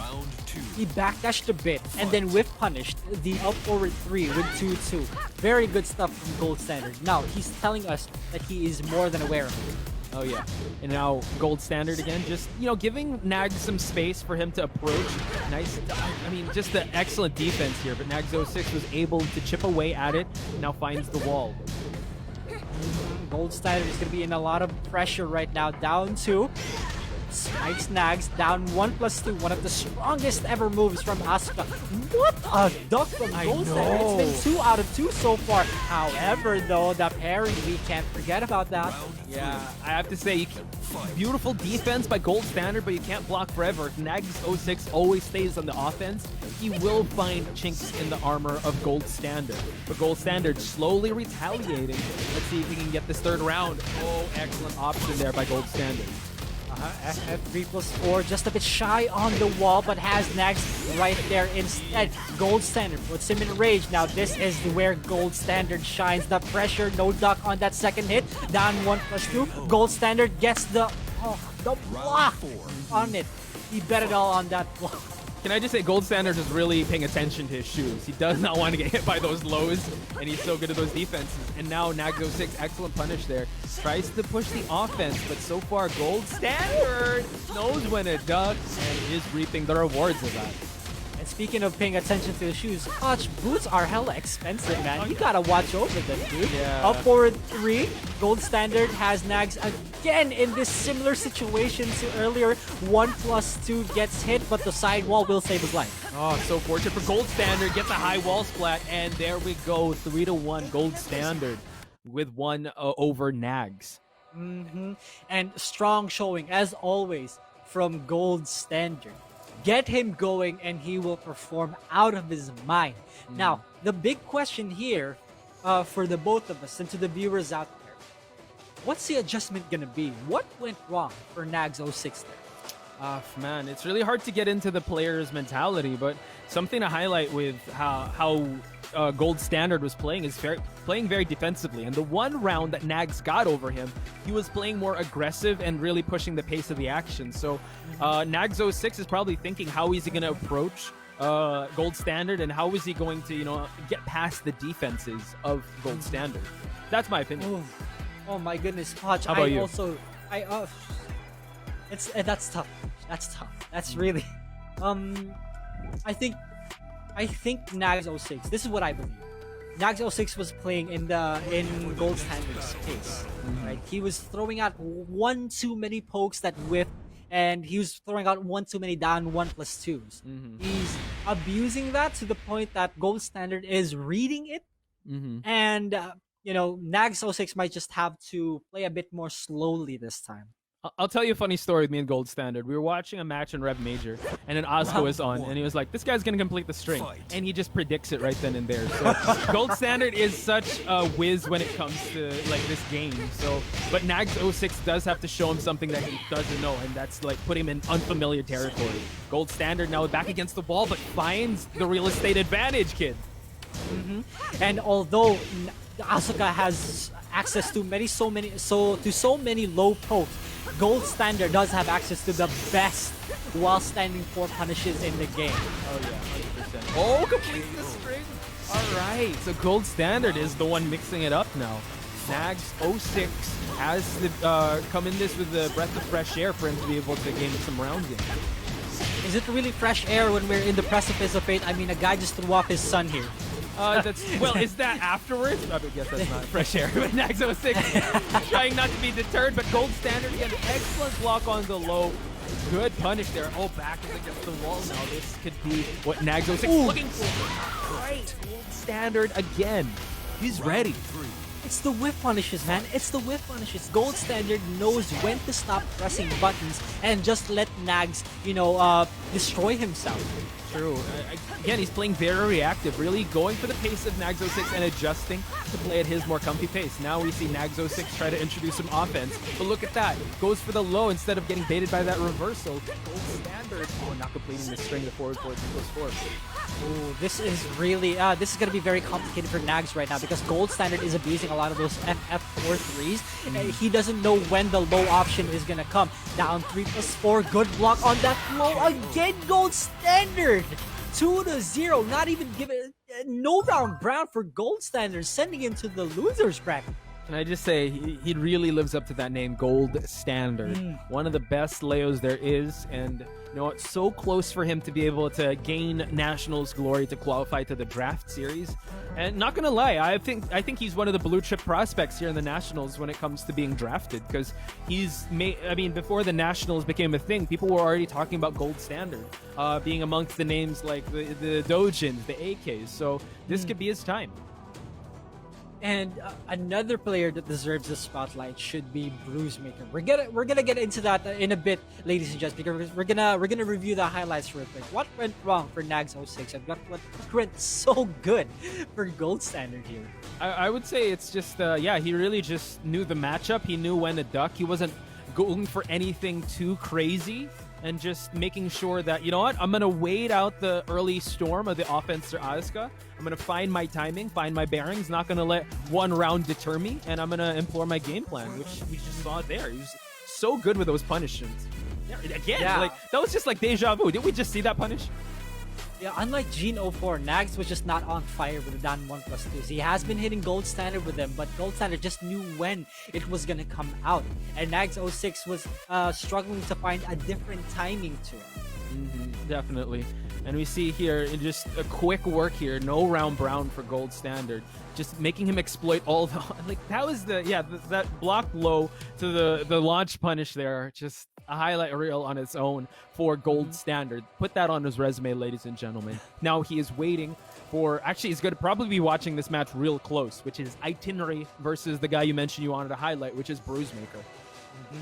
BruiseMaker, the game changer. This dude, again, one of the best ever things I can say about his Tekken career right now is double jeopardizing AK. AK, one of the best here in the Philippines, and not anyone can just do that. Watch. Now, we're gonna show you guys the brackets real quick, the updated brackets as to what's going on right now. Poch, what do you have to say about it? Well, this pool, it concerned me a lot because we have killers like, Gold Standard, BruiseMaker, Chongy Bear, Lucky Fighter. There's just a lot here. And you know what? We're still on the winner side of things, so I'll definitely want to see the loser side. But as you're mentioning, BruiseMaker versus iTenri. BruiseMaker making waves. I would say that was one of the highlights of last year. One of the highlights this year for him, could have been how he performed in the last Challenger Series, and I'm sure he really knows how to adjust accordingly. So I can't wait for that match, ladies and gentlemen. BruiseMaker versus iTenri will be coming up shortly, but for now, the Nationals will be taking a very short break. Please don't go anywhere. More Tekken action after we return. What it do, boys and girls? Welcome back to the National Season 3, The Path to Pro. My name's Kid, and with me is Hot Spice, and we're the Spicy Kid combination. I can't get by that name, but anyway, we just got off some wonderful matches. We got we saw Gold Standard, we saw Jaguar mirrors here and there, we saw the return of Jason and performing out of his mind, and we still have so much more to have you see right here in the Nationals. Kid, the day just started, and we're telling each other off stream that we gotta calm down because we gotta save our voices and we gotta not blow the eardrums up of everyone watching. But man, you know what, when we were talking to you didn't lie when we said that all of them were gonna leave it all on the line, and so far it's just been, you know, match for match, it's just been so from bell to post, it's been all Tekken action so far. And you know what, we're slowly getting to the top 8 for tomorrow, but you know what, we're only at Pool B, and we were talking about how our next match is gonna play out, which is iTenri versus BruiseMaker, a battle of the kicks, if you would. Oh my goodness. Yeah, Battle of the Kicks, right? Hwoarang versus Katarina. iTenri probably the only Katarina main here in this tournament. So, you know, it might be advantageous. Who knows? People might know the Katarina matchup. What do you think, Poch? Again, this is a type of matchup that I would say I rarely see, or we rarely see in a high-stakes situation. Again, Katarina has been emerging in some tournaments as of late, being a very solid pick, but BruiseMaker, again, you know, we saw how he performed a few weeks ago, and how he performed in a big Tekken tournament last year. So for him to utilize that style, I hope, well, let's see if they're gonna fight fire with fire, right? Offense with offense, 4-4-4s with I don't know, more legs of Hwoarang. We'll see. And ladies and gents, we do want to show you the updated brackets up to what happened while we were on break. So here we are in Pool B, the winner bracket. Gold Standard waiting for the opponent between BruiseMaker versus iTenri. Now, I do want to talk about Nags06 because he got losers bracket. And Poch, I want you to guess who Nags06's opponent is going to be. Do we have to guess, or I hope we see the bracket, because I'm really bad at guessing? You know what? I'm just going to tell you. Spoiler to everybody out there. It's Chongy Bears. Oh, wow. Again, this pool is crazy. Pool B. Nags06 versus Chongy Bear. Actually, there we go. We're going to see it right there. That's a tough match for both these players. You saw how aggressive the Asuka can be, but Chongy Bear, in his own right, is one of the most dangerous players here in the Nationals. And also looking at the lower bracket, another Hwoarang. 2 of the Hwoarangs in the same bracket. CW Frontier is going to wait for the loser of iTenri versus BruiseMaker. Man, it would actually... What if iTenri has to face 2 Hwoarangs in a row? Jesus, that's going to be tough. That is stressful. That is very so stressful.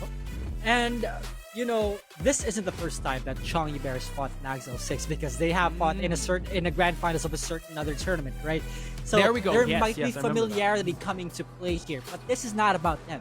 This is going to be the 2 main pickers, if I may, here in the upper bracket. So, BruiseMaker, he strives against aggressive players like himself, but he seems to struggle against defensive players, the ones who know how to shut them down, the ones who know how to turtle. So there might be some other game plan here for iTenri. Who knows?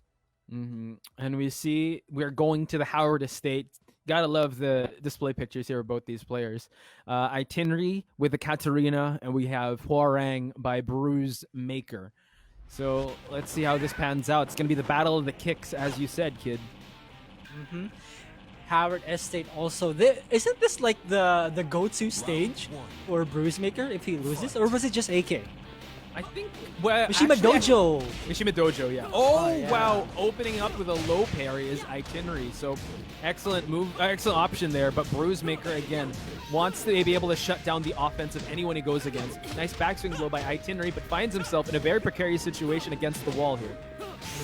And you don't want to be up against the wall when it comes to Hwoarang, but instead, iTenri doesn't care. He absolutely does not. He takes round 1. He does, and now you see the movement and the activity of iTenri opens up BruiseMaker, introduces him to this corner. Now Sidewall does save him just a little bit, but BruiseMaker now trying to implore his offense. iTenri looks confident in his offensive game. It looks like they are fighting fire with fire. iTenri is just not allowing BruiseMaker to press any button whatsoever because Katarina, mind you, thrives on counter hits. She does. Oh wow, duck in there, flash ducking. Now we see BruiseMaker miss those jabs. Oh, making him duck. Now BruiseMaker does have rage, but no, the down forward one takes that one. And there's always that fear of the full crouch down forward 4 or the down forward 3+4 from Katarina. And BruiseMaker can't just recklessly duck because the wall standing 2 exists. And that's only like what, -12, -13? Oh! And the up forward or the threat of the mid launcher will always be present. Yeah, iTenri making his claim here. So good, but so far, 4-1+2 there. The double gut punch there by BruiseMaker. This is the most offense we've seen from him so far. And now iTenri, again, being so close, but gets the grab. BruiseMaker puts iTenri in rage. Wow, she's got long legs, dude. Oh, I'll go for a low. Oh, the backswing blow! He just completely denies him the opportunity to come back. And iTenri, in just a snap, he takes it against BruiseMaker. Game 1. And I remember, kid, we were talking about iTenri. We were talking about REsports. Rematch Esports, I believe. Rematch Esports, yeah. They're the ones that produce Endrax and iTenri as well. And we were talking about how Endrax making it to the draft series probably inspired his other teammates. And you see that with iTenri here with his Katarina. So aggressive, was able to shut down any offense that BruiseMaker was trying to put on the table. Rising stars, man. They are definitely rising stars. iTenri had every opportunity to qualify. However, he was just a bit short. And now he wants to come back. But this isn't an easy road to take because he still has to fight none other than Gold Standard if he wins this. If. Yeah. BruiseMaker again. Can adjust when the matches go longer. But again, this is race to 2. And getting shut down like that must make BruiseMaker think and go back to the drawing board about how he can approach this matchup because iTenri seems like a problem. And it seems like BruiseMaker loses on 2 circumstances. One, if he's fighting someone who turtles really good, defensive and thrives on defense, or someone who's more aggressive than him because it forces him to play defensively, and that's not how you play Hwoarang. That's not how Hwoarang is meant to be. Yeah, especially the way BruiseMaker, with all the success he's had with Hwoarang, that's not how he likes to play. But now, this is the path to pro, and you will run into some speed bumps on this road. And one of the big roadblocks now for BruiseMaker is iTenri because he 3-0'd him. So let's see if any adjustments will come from this Hwoarang main. And in the jungle outpost, we also go. So it's not the Mishima Dojo this time around. BruiseMaker definitely making some adjustments right now. Ooh, that was what a bet that was. Back 3 already. If iTenri was more awake, he could have launched that. Yeah, he could have. But let's see. BruiseMaker testing things. Goes for the backlash. Okay, BruiseMaker off to a great start so far. But this is iTenri. He does have that comeback factor. But BruiseMaker in the blender was iTenri. iTenri. So there he is, finally up on the board. iTenri making some adjustments right now, down for 3+4. The threat of the lows. My goodness, Katarina has such good low pulse. Does. Man, she's got long legs, man. She can reach it from afar. But BruiseMaker again with the backlash. Nice sidestep by iTenri, but BruiseMaker with the throw breaks on point. Now BruiseMaker again trying to exact his offense here. He's been successful so far with those power crushes and gets the balcony break. Second round. Oh, we're going to see a reverse 3-0. Beautiful adjustments coming in from BruiseMaker right now. He's getting the timing in from iTenri. Good low parry. Also, BruiseMaker goes for the optimal combo. Are we going to see a wall break? No, we will not. But to the other side of the stage we go. Yeah, we do. Okay, BruiseMaker now long reaching low by iTenri. Still chips away at the legs. Backswing blow not punished, but he was able to find a float though. iTenri up against the wall. You do not want to be in that situation when it comes to Hwoarang. What's the mix-up going to be? No proper punish on that one, but he still gets him with the launcher. BruiseMaker gets him with a no-round brown of his own. Did you see he just turned his back against iTenri there and just goes for that launch? So this is the style of BruiseMaker, ladies and gentlemen. He is turning up the heat even more, but probably a little more calculated. But you know, we're seeing fire fight with fire. Now, I love this type of match. We see a 1-all, and we're gonna see adjustments, right? And you can be sure that the franchise player are looking at these two players and see who's gonna adjust better and who's gonna be because both of them are facing adversity right now. So this is a test of their character as well. Yeah, those were some quick matches, Posh. My God. Yeah. Okay, and also there's Katarina has access to a tool. I believe, correct me if I'm wrong. It's a 13 to 14 frame launcher, FF24. 2-4. I'm no Katarina main, but that does sound right. If iTenri can just get the perfect timing and get whiff punishes in, he could win by using using those tools alone. And again, BruiseMaker's no slouch. He's no slouch, and something to highlight in that matchup, he's been using backlash, he's been using a lot of power crushes to really absorb all the damage that iTenri brings to the table, and just deals his own damage. So he's really going into the fire and fighting it, right? He's putting himself in harm's way on purpose, just so he opens up iTenri, and he's finding himself in greater situations. But as you mentioned, you know, these gambles, they can not go in your favor in certain matchups. So let's see if it'll pay off for either of these two players. And I love that BruiseMaker makes these really risky bets, and you know, just not caring about the consequences. And iTenri, you know, caught off guard. Hey, why did he do that? You know, of all works, options. right? Yeah, it if it works. Again, you know what? These pro players, they're thinking on the fly. And if it looks good to them, the resources they have, who are we to judge? Because they're the ones on the stage. And so far, it's been paying off. But let's see how iTenri, probably he needed to collect his thoughts for him to be able to, you know what, really look at the matchup and see what he can do better. Into the G-Corp helipad we go. This is a stage selected by iTenri. There has to be some reason here. What do you think, Poch? I think he wants to utilize the walls. That's what he's going to do right now. Just carry towards it. Oh, but Bruise a little short there. BruiseMaker now has a chance for him to use this breakable wall, and he does. Down 3-4 Vortex coming in hot from BruiseMaker. iTenri outside of rage. One more hit. The stomp. The mix-ups are coming in. BruiseMaker with the parry. Also, where he don't see that every day. But when BruiseMaker does it, it works. Man, yeah, the punch parry of Hwoarang. We barely see that high level, but BruiseMaker pulling that one off. Now iTenri now in the back foot because BruiseMaker is technically in the lead. He sees those lows, tries to duck on him, but then iTenri though poking him again, just watching his legs. Oh, backlash catches him.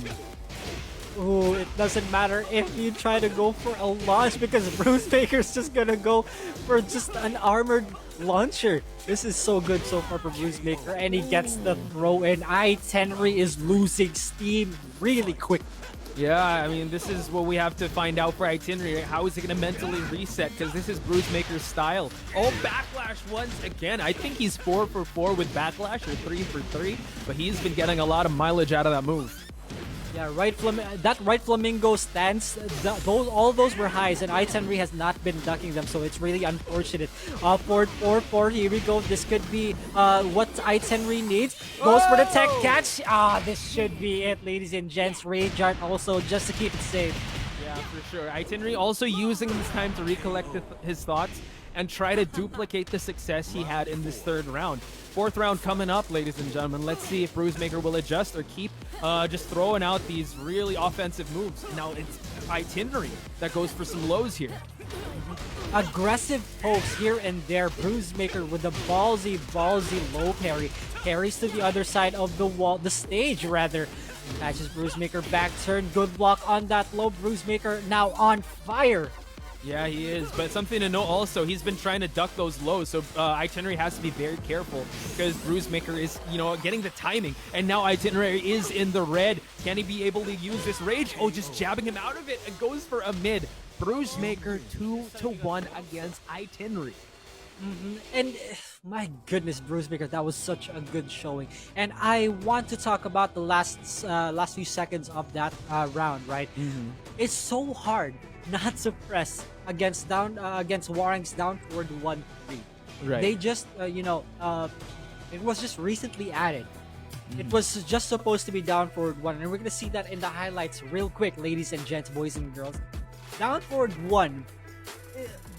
It was only down forward 1 for Warang, but they just added the three, flamingo, the 3 to it. So it's so hard not to press against it. Right. That's something that they have to adjust to, right? If you're so used to the Warang matchup in that sense, you need to be able to stop yourself and not flowchart and for you to be able to open them up. But the handiwork of iTenri really put BruiseMaker in the back foot. This was 3-0 in Howard Estate, a stage that we didn't really utilize the walls, and this was a crazy sequence. But now, Jungle Outpost, BruiseMaker, we see some highlights here of the backlash.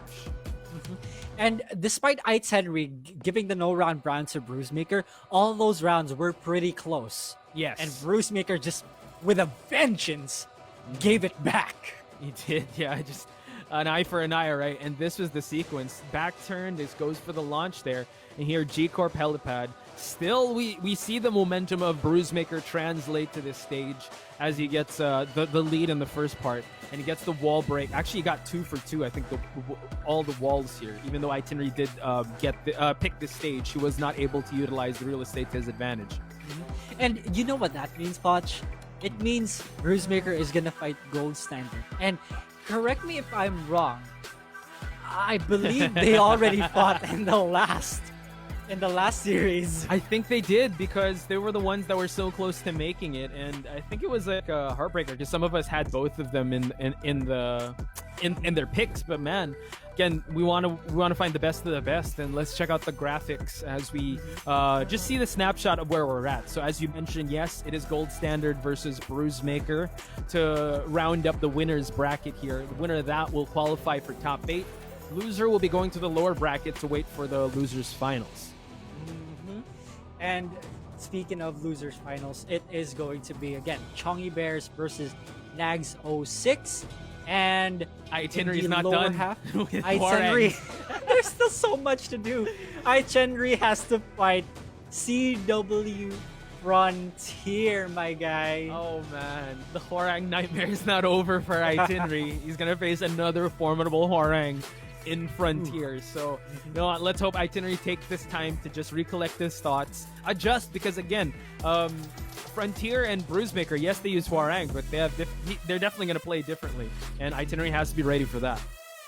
And Poch, I do want to mention for you and for the viewers out there that there is an update on the bracket regarding the lower bracket of Pool B, in which the result between Chongy Bears versus the Nags 06. Poch, are you ready for this? Are you ready? Oh, hang on. Yeah, I'm sitting down. Let's go. Let's hear it. All right, let's hear it. Nags 06 2-0. Chongy? Yeah. Whoa! My God. The dude got his revenge. He did, yeah. Because in that previous tournament we were talking about, it was Chongy that was able to get the best of that. So I love how we're building these storylines of these players. You know, kind of a heartbreaker for Chongy. I know a lot of people were expecting him to go to the draft, but man, Nags 06, that he is no slouch at all. So congratulations, him moving on. Still has a rough road ahead of him, though. There goes my prediction, right? There we go. Oh man! Speaking of predictions, these are two of my predictions. Oh no! I'm just glad they're here. Okay, for me, I just want them to have fun. Yeah. It's the friends we make along the way. But no, man, there's a lot on the line, and I know these are two formidable players, but I do believe that they're gonna make it out of this pool. BruiseMaker versus Gold Standard. Let's go. All right, Gold Standard starting pretty strong against BruiseMaker already. We're only 10 seconds in. BruiseMaker up against the wall, but Gold Standard found himself in that specific situation. Yep, now BruiseMaker does have Rage. Gold Standard trying to move away from that wall. Wants to keep his back away from it, but Gold Standard fighting his way, low parries his way out of that situation. My God, kid. Gold Standard has not skipped a beat here. Still, look, right before that was 12 wins, now it's 15. Okay, I just want to mention that Gold Standard is one of the best in the Philippines. Oh, for sure. BruiseMaker is fighting that kind of player right now who knows so much about this character that he's fighting, and he whips that skyrocket so unfortunately enough. Yeah, and now the sidewall again. Oh, goes for an air raid, goes for it again. High, mid, low. And now BruiseMaker slowly chipping away. They switch sides. I think this is what BruiseMaker wanted. But man, Gold Standard with the wherewithal to fight his way and get a launch. Tries to collect as much damage as he can. The sidewall will stop the offense. Even that low parry. Ooh. Oh, that's it. That's dead. Oh, not no! quite. Gold Standard has a second chance at life, but no, BruiseMaker denies it.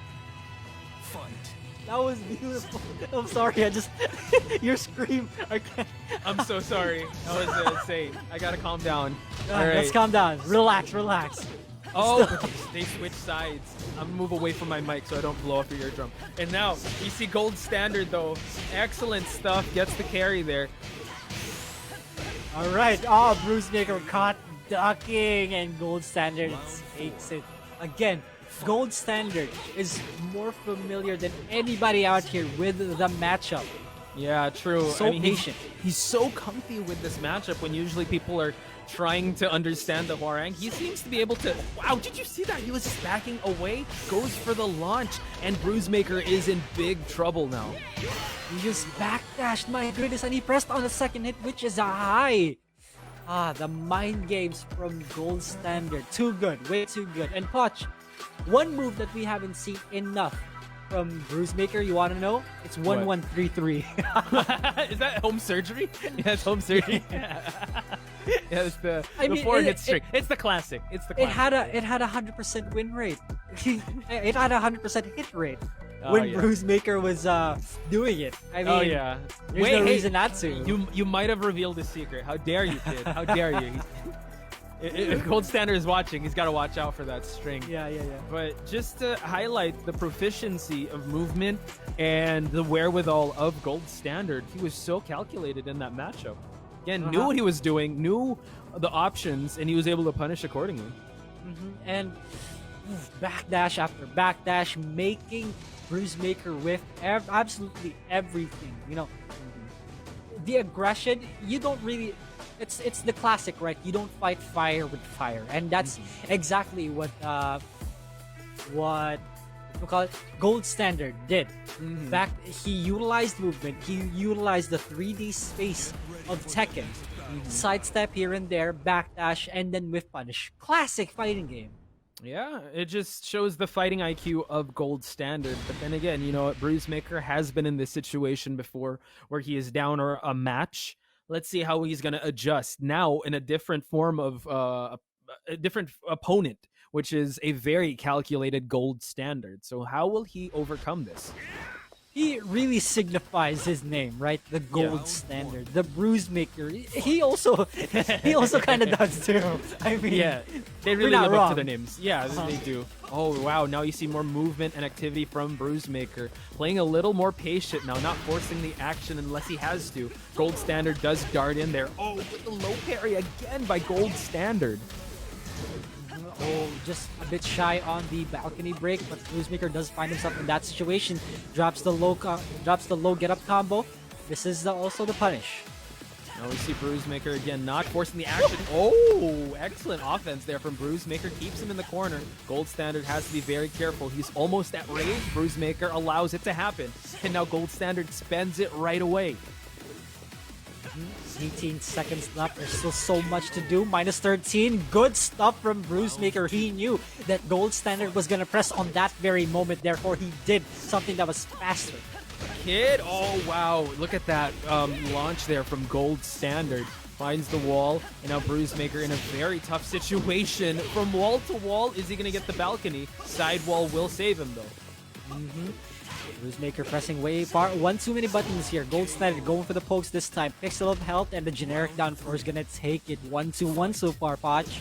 Yeah, the fighting IQ of Gold Standard is really showing with how he's able to now change it up. Oh, wow, gets the guillotine there.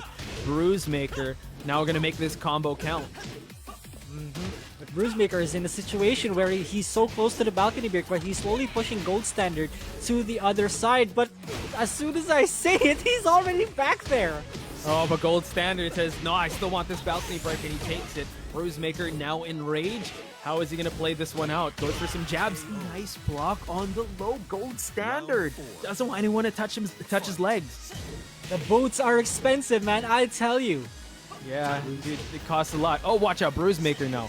Still in the offense here. Hasn't skipped a beat, but Gold Standard tried to go for that follow-up there. BruiseMaker out of it. But he sidestepped his way towards that wall break. It might be unfortunate, but this time, Gold Standard is the one receiving a lot of damage. He's a few hits away from accessing rage down forward 2. The sidewall will not save his life, but he drops the combo instead. Does one more would do it. BruiseMaker in a very dangerous situation, but Gold Standard does spend. It does have less resources, but the bounce will continue this combo. BruiseMaker now in the red.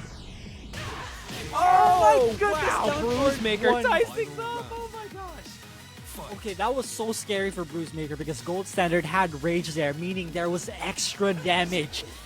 BruiseMaker had quite the breather there. He did.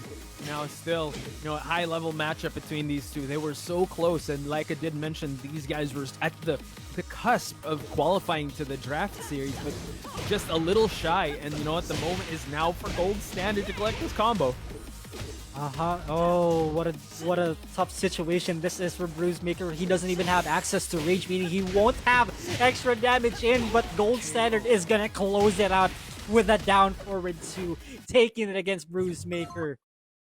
Man, strong showing by Gold Standard. You saw how he was able to adjust there at some points as well. We're going to check it out in the highlights. He was the one pushing for the offense, but you saw the adjustments made by BruiseMaker. And again, that last round could have gone any which way. It was already final round. So it just shows that these two players are so formidable. And let's check out the handiwork from both these two as we look through the highlights. Oh my goodness, Gold Standard really going out with the bold standard moves there. So good. I just want to give credit to young Rafiki for introducing me to that. But yeah, the defense from Gold Standard, the movement again signifies the exact way they plays the game. The Gold Standard. Yeah, I just have to also... I lost count with how much low parries he was able to land. But you know what? BruiseMaker also found some success with those low parries. Especially from the K&K stomp for the stomp. He was also watching his legs at one point, especially here at the jungle outpost.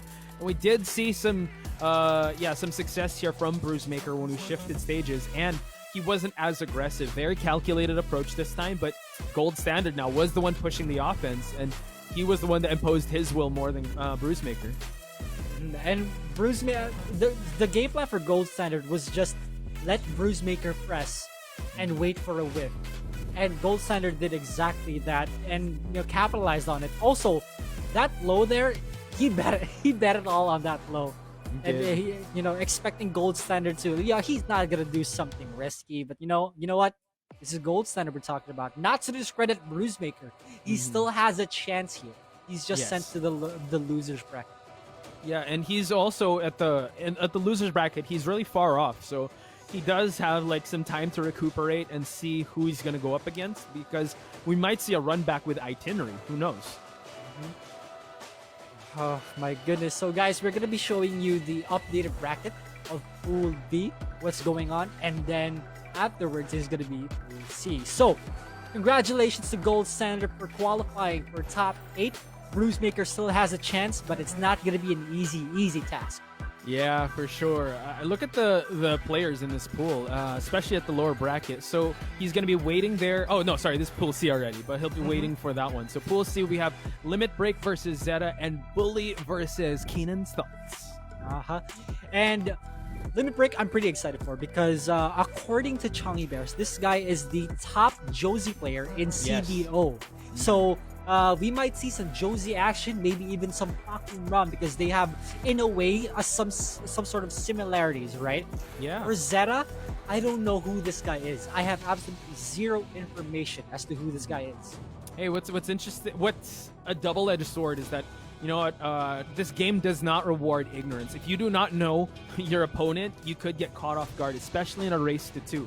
Now, I know Limit Break does stream, And he has been, one of the best Josies. He also has been ranking up his Yoshimitsu, so we could be blessed with that. But if Zeta did his homework, this could be a tough matchup for Limit Break.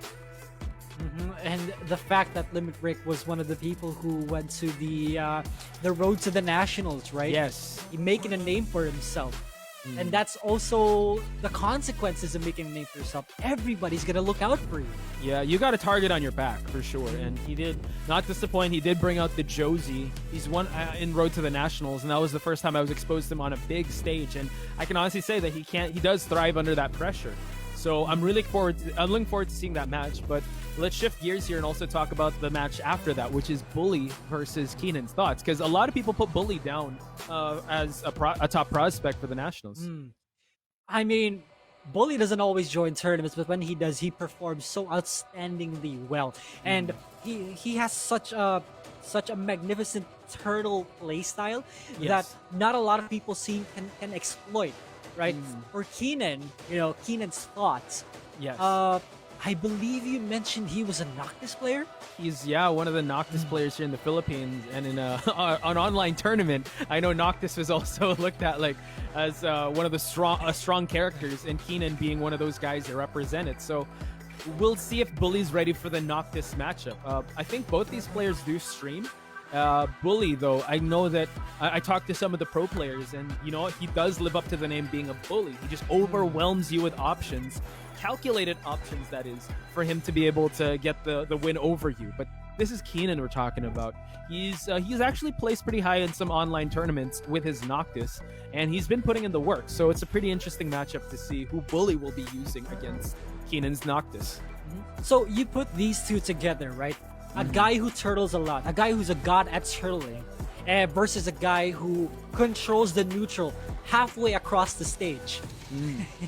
Yeah, it's gonna be interesting to see how that's gonna turn out, right? Hey man, if he can open up BuLLy from full screen, BuLLy has to be ready for that, right? I think it's safe to say BuLLy knows that he's going up against a Noctis player here. One of the guys that really reps the banner of Noctis.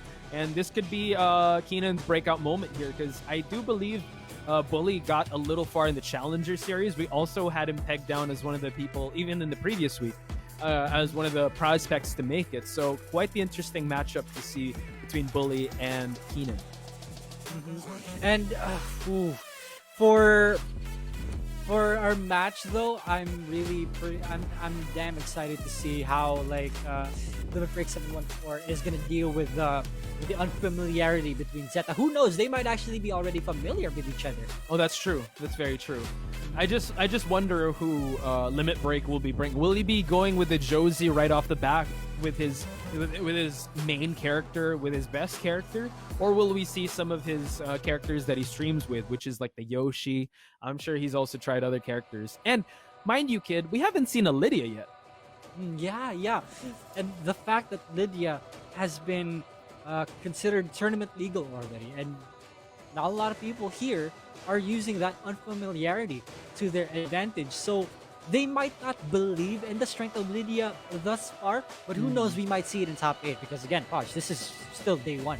Yeah, for sure. I'm pretty sure we're going to see some Lydia probably in the Pro League, because I think that's the time when they play each other and they'll be able to bring some, that unfamiliarity on the table, because as the weeks pass for Lydia, she's still technically not tested in high level, right? There's some tests here and there with online stuff, but let's say in the Nationals Pro League format, if she'll be able to be used by, let's say, I'm pretty sure Dojin's a coach now. Maybe Maru might actually use Lydia. And since we're at Pool C, let's go down to the lower bracket real quick. Now, Podge, Edu Manzanas has been eliminated from the tournament. No! By the hands of Bakal Nation. So Bakal Nation is waiting for his opponent. Yes, he's waiting for the opponent between Limit Break and Zeta. All right. And in the lower half is Ignis, taking it against Kuya Andre 2-0. Also waiting for the opponent. Okay. All right. So Pool C again, a lot of killers here. A lot of formidable players, and I can't wait. Actually, between the two matches, we've already talked about how hyped we are.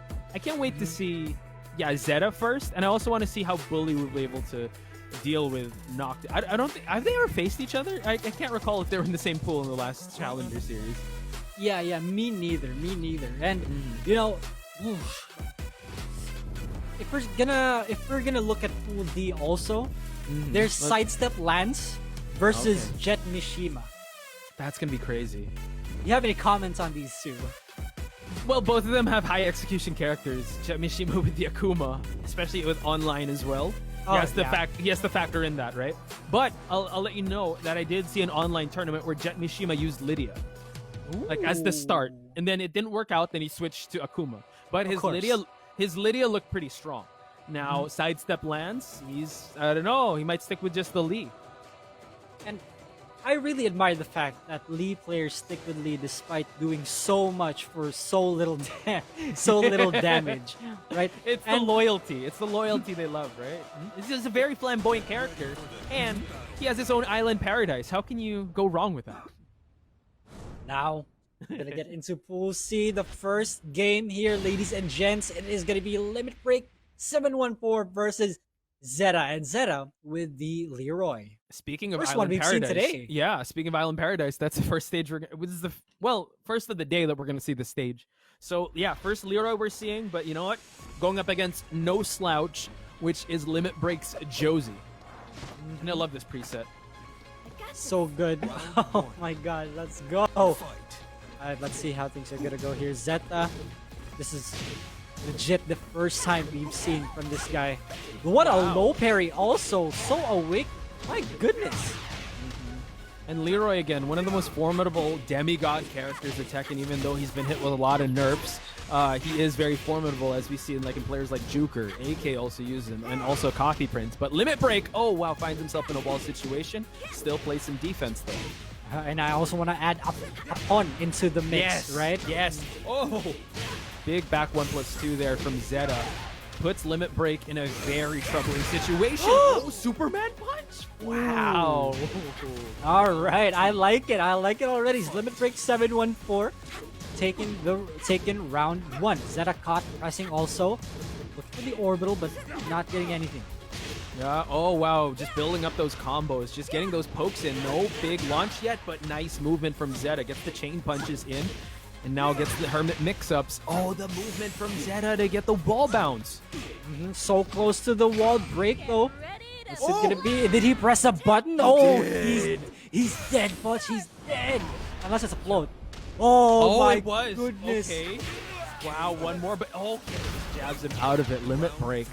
Just cashing it in while he still can. All right, good option there by Limit Break. Big test for Zeta. Can he make this comeback?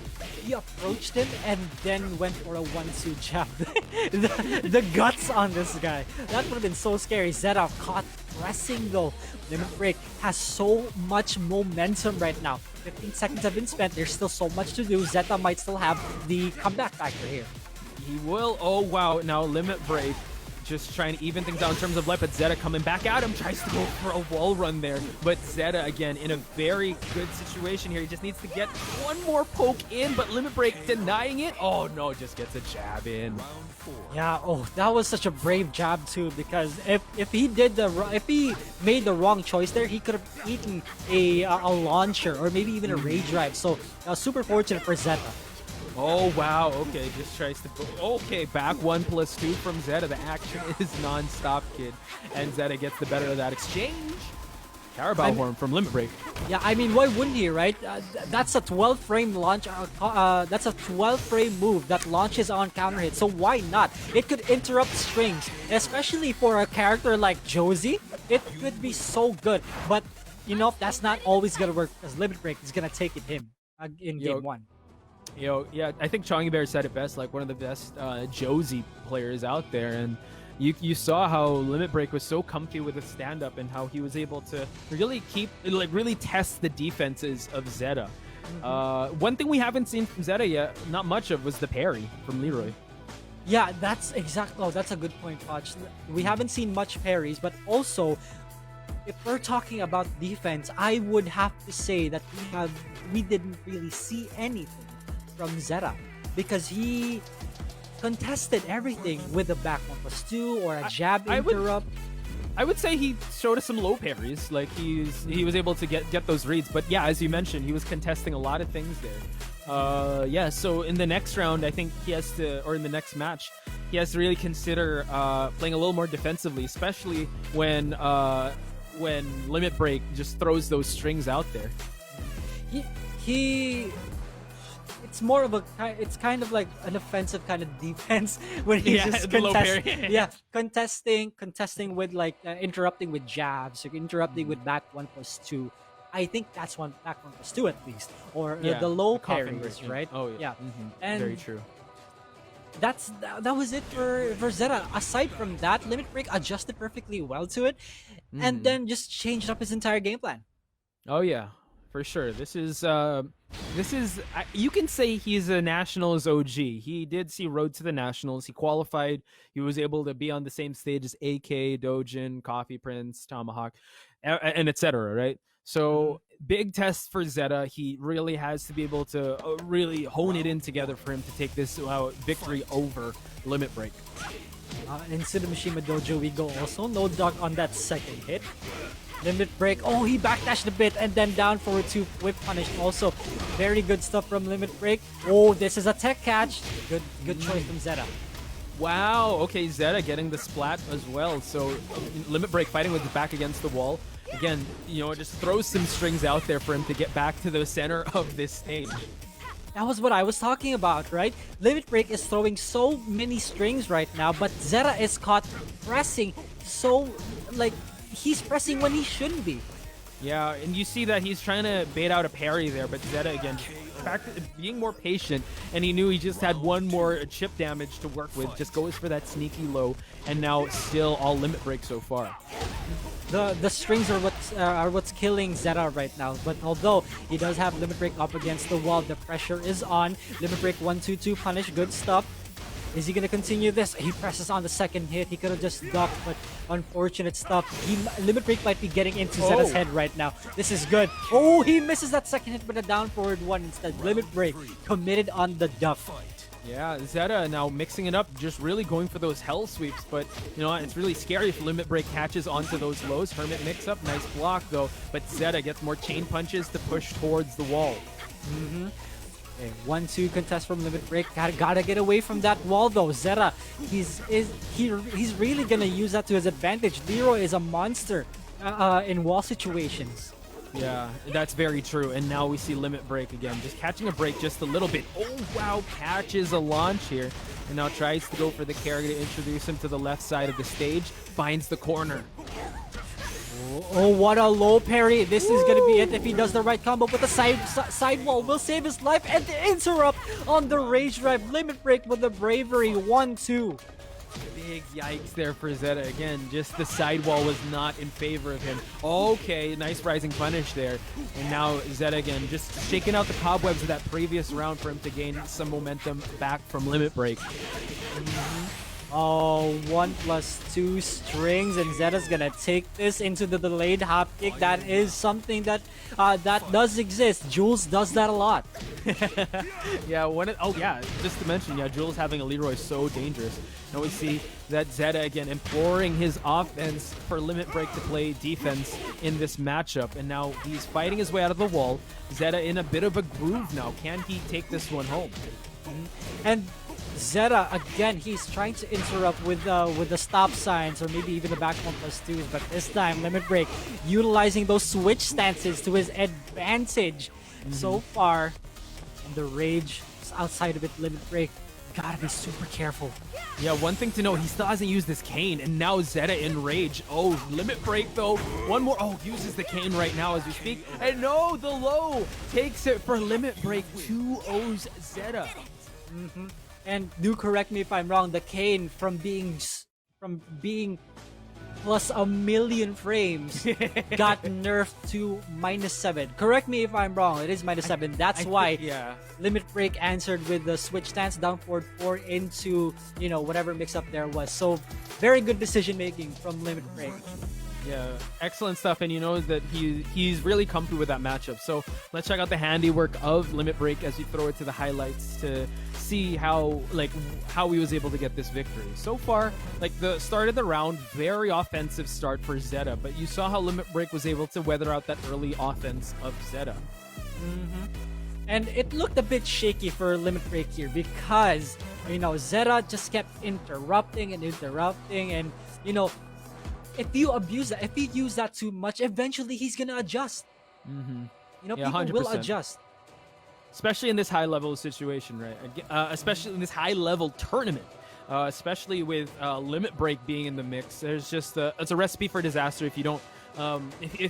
If your opponent catches onto your timings and abuses you for it.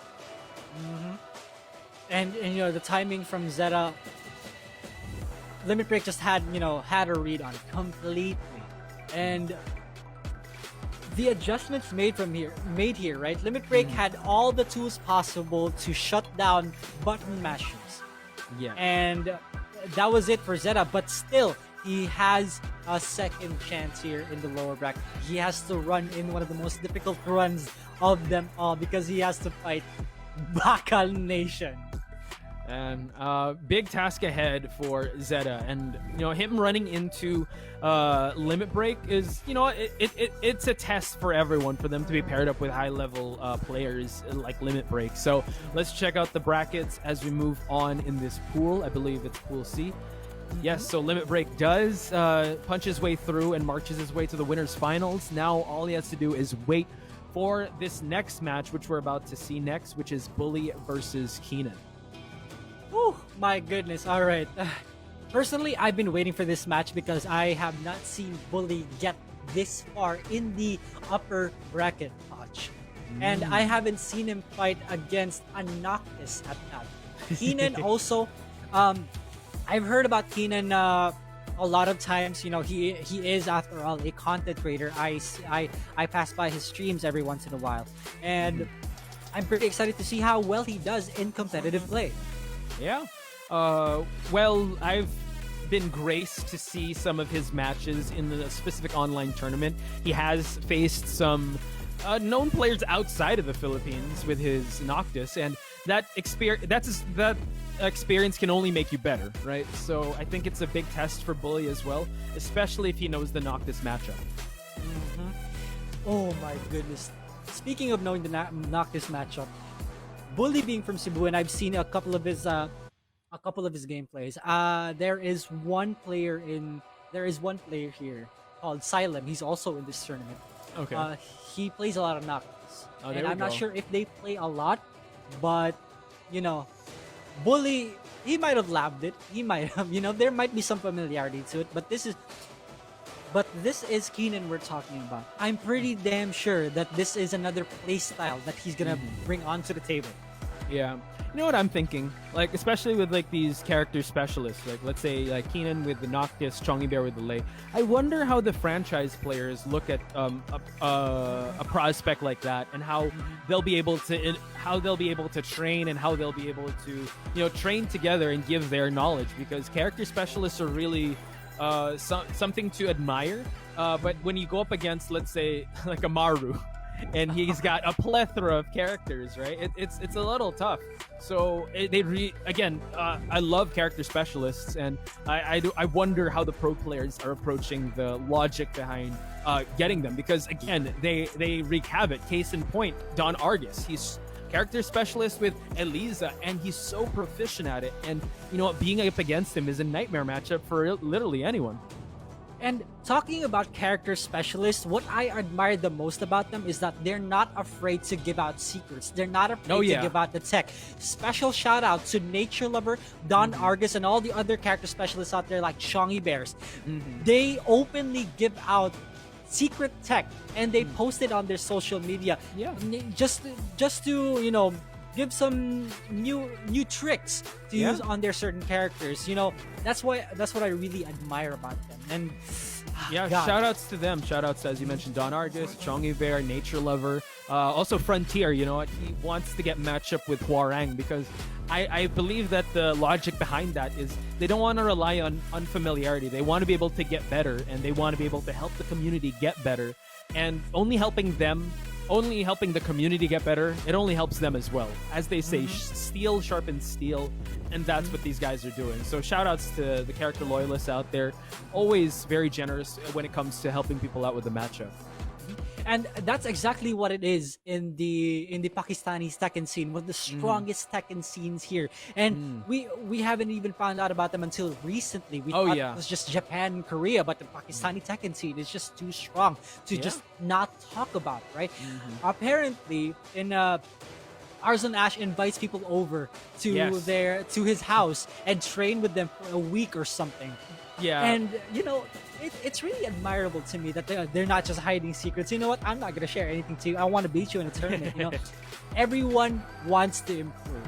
Yes, they call that the hyperbolic time chamber over there in Pakistan. When you train there, you're definitely going to level up. And I think the Nationals is going to be a home for that because it's really the path to pro. And it's really something for us as the community and for pro players to look forward to and for us to get better as a community because we are not only representatives of our game, but a representative of this as an esport. Tekken, ladies and gentlemen, is a great fighting game to get into these days because it's just a great expression of competition and fighting games. So it's a great time to be a Tekken fan, especially in this community where everyone is so sharing and really supportive for people that just come in. And what better time to come in than to watch the Nationals? And this is a great time also to be a pro here in the National Season 3. This is the path to pro. This is the tournament to participate in where a lot is at stake. Not just money. It's an entire career for you, provided for you. It's your legacy, right? It's the burning question. I think, what was it, Boru that mentioned, like, people always ask, how you become a pro player? This is the first step, guys. The Nationals already gave you a platform with the titles that were already announced. Stay tuned for the next title, but we're at Tekken right now, and the Challenger Series, the second Challenger Series, and people are making their claim here as we head on over. As we actually go down the pool. We're already in Pool C, I believe. So still more Tekken action to witness today and tomorrow. There's still, you know, top 8 where the best of the best in each pool have to duke it out. And you know, top 8 is always something that everybody wants to watch, not just pools, you know? Yeah. You know something? Go. You go ahead. I was gonna say the one thing I look forward to is the interview portion. The interview portion of the franchise players and the interview portion of the person that qualified. Because that, you have a chance to be able to tell the franchise players why they should pick you. So you have that spotlight, and you already won the tournament, so like that's a pat on the back. But then once you have that mic, dude, I mean, yeah, you have the world listening to you. So that's something I look forward to as well when it comes to the top 8. And speaking of interviews, guys, there will be interviews coming soon for you, and you have no idea. We will not tell you who it is. But we do have something in store for you guys, so make sure you stick around. Yeah, the post-show will be, Laiko will be interviewing again a known player, I believe. I don't want to reveal it just yet, but it's going to be a treat for everyone. And yeah, it's great to. I know that these times, like, we all have to live online, so having those interviews, exchanging words with, let's say, Vermilion, with AK, with Cooneycat, with Typhoon, it's great because you get to be able to see who's behind the character you see on screen and the hard work and dedication put in that. Just to put some personality behind it. You know, Typhoon was thanking Champo for him lending the controller because that controller won him so many tournaments. Cooneycat, you know, just being so calm and collected, giving and them being able to make their claim to which team they want to be in. So it's an excellent opportunity, especially for the people in top 8, for your message to be heard. And speaking of Cooneycat, oh my goodness, the Cooneycat if you guys aren't familiar, Kunikat is the first winner of the first Challenger Series here in the Nationals, qualifying already for the draft series, I believe. Potch, Yes, if I'm not mistaken. he's the one that won. I fought him last night. I fought him. my God. Yeah, I fought him last night. I ran into him in rank, and he was practicing. Well, do I really have to say practicing? No. He was playing Lee. He was playing. Oh, there Lee. we go. All right. Yeah. His He known. might be.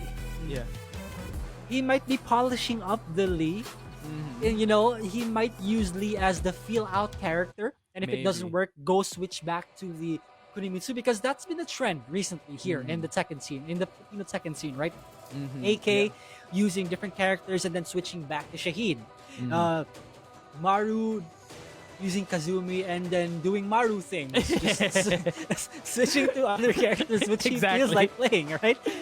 Exactly. And, I think Kunikat is going to implement that in the next in the draft series here.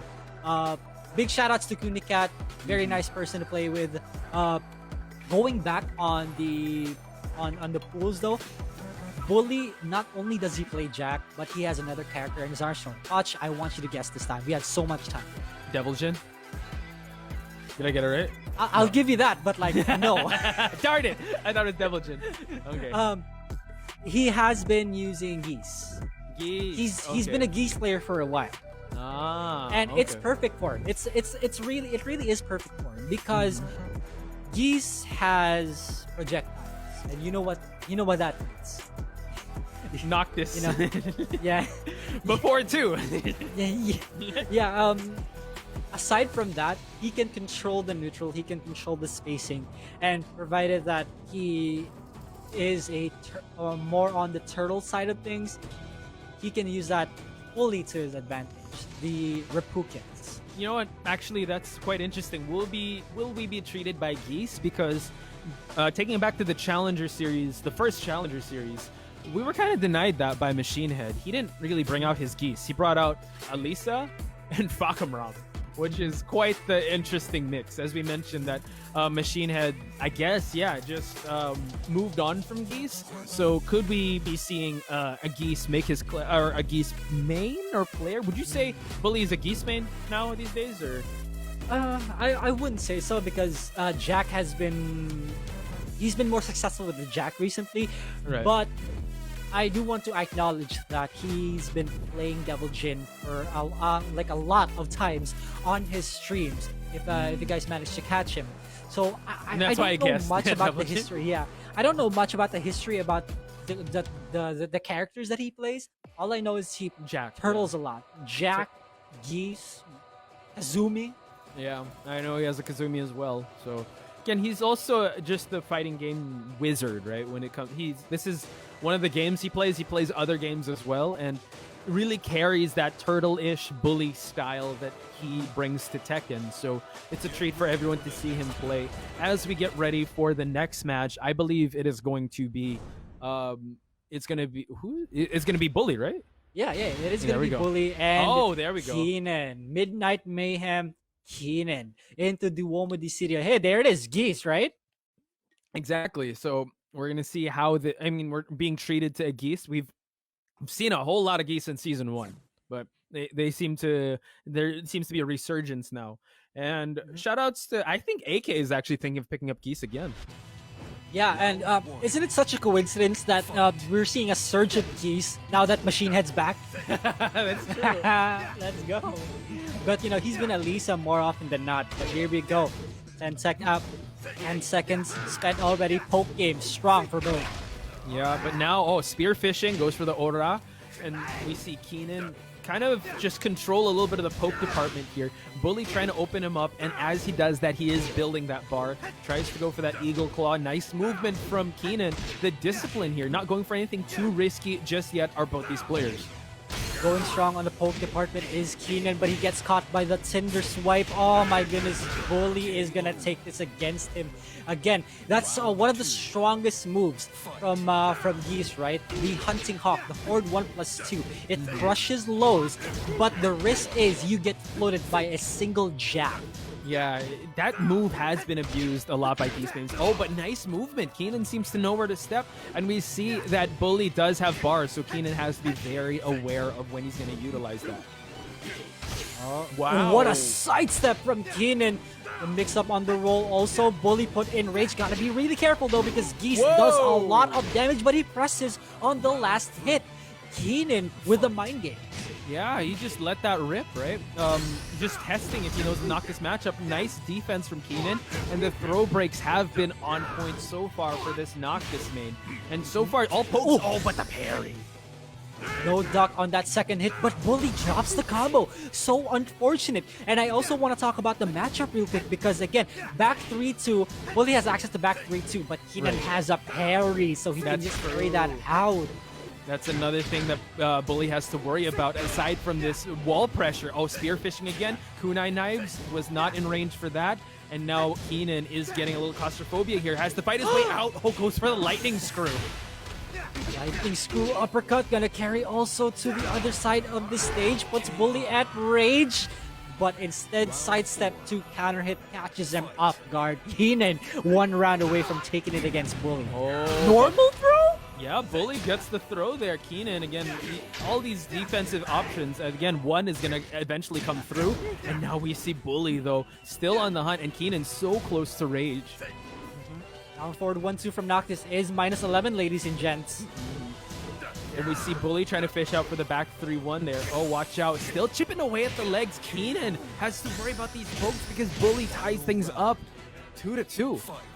Yeah, so much low pokes coming in from BuLLy also. Since he figured out that he can't really open up with mid checks, he's gonna go for more lows, and he knows that Keenan isn't gonna duck. BuLLy though, there's gonna be a lot of damage. And as Keenan fights his way out of the corner, BuLLy builds another bar, spear fishing once again. Kunai knives follow up, and Keenan not letting go of the gas pedal here. Sidestep 3. It's been working out so well for him. Gotta be careful though. BuLLy still has access to that parry.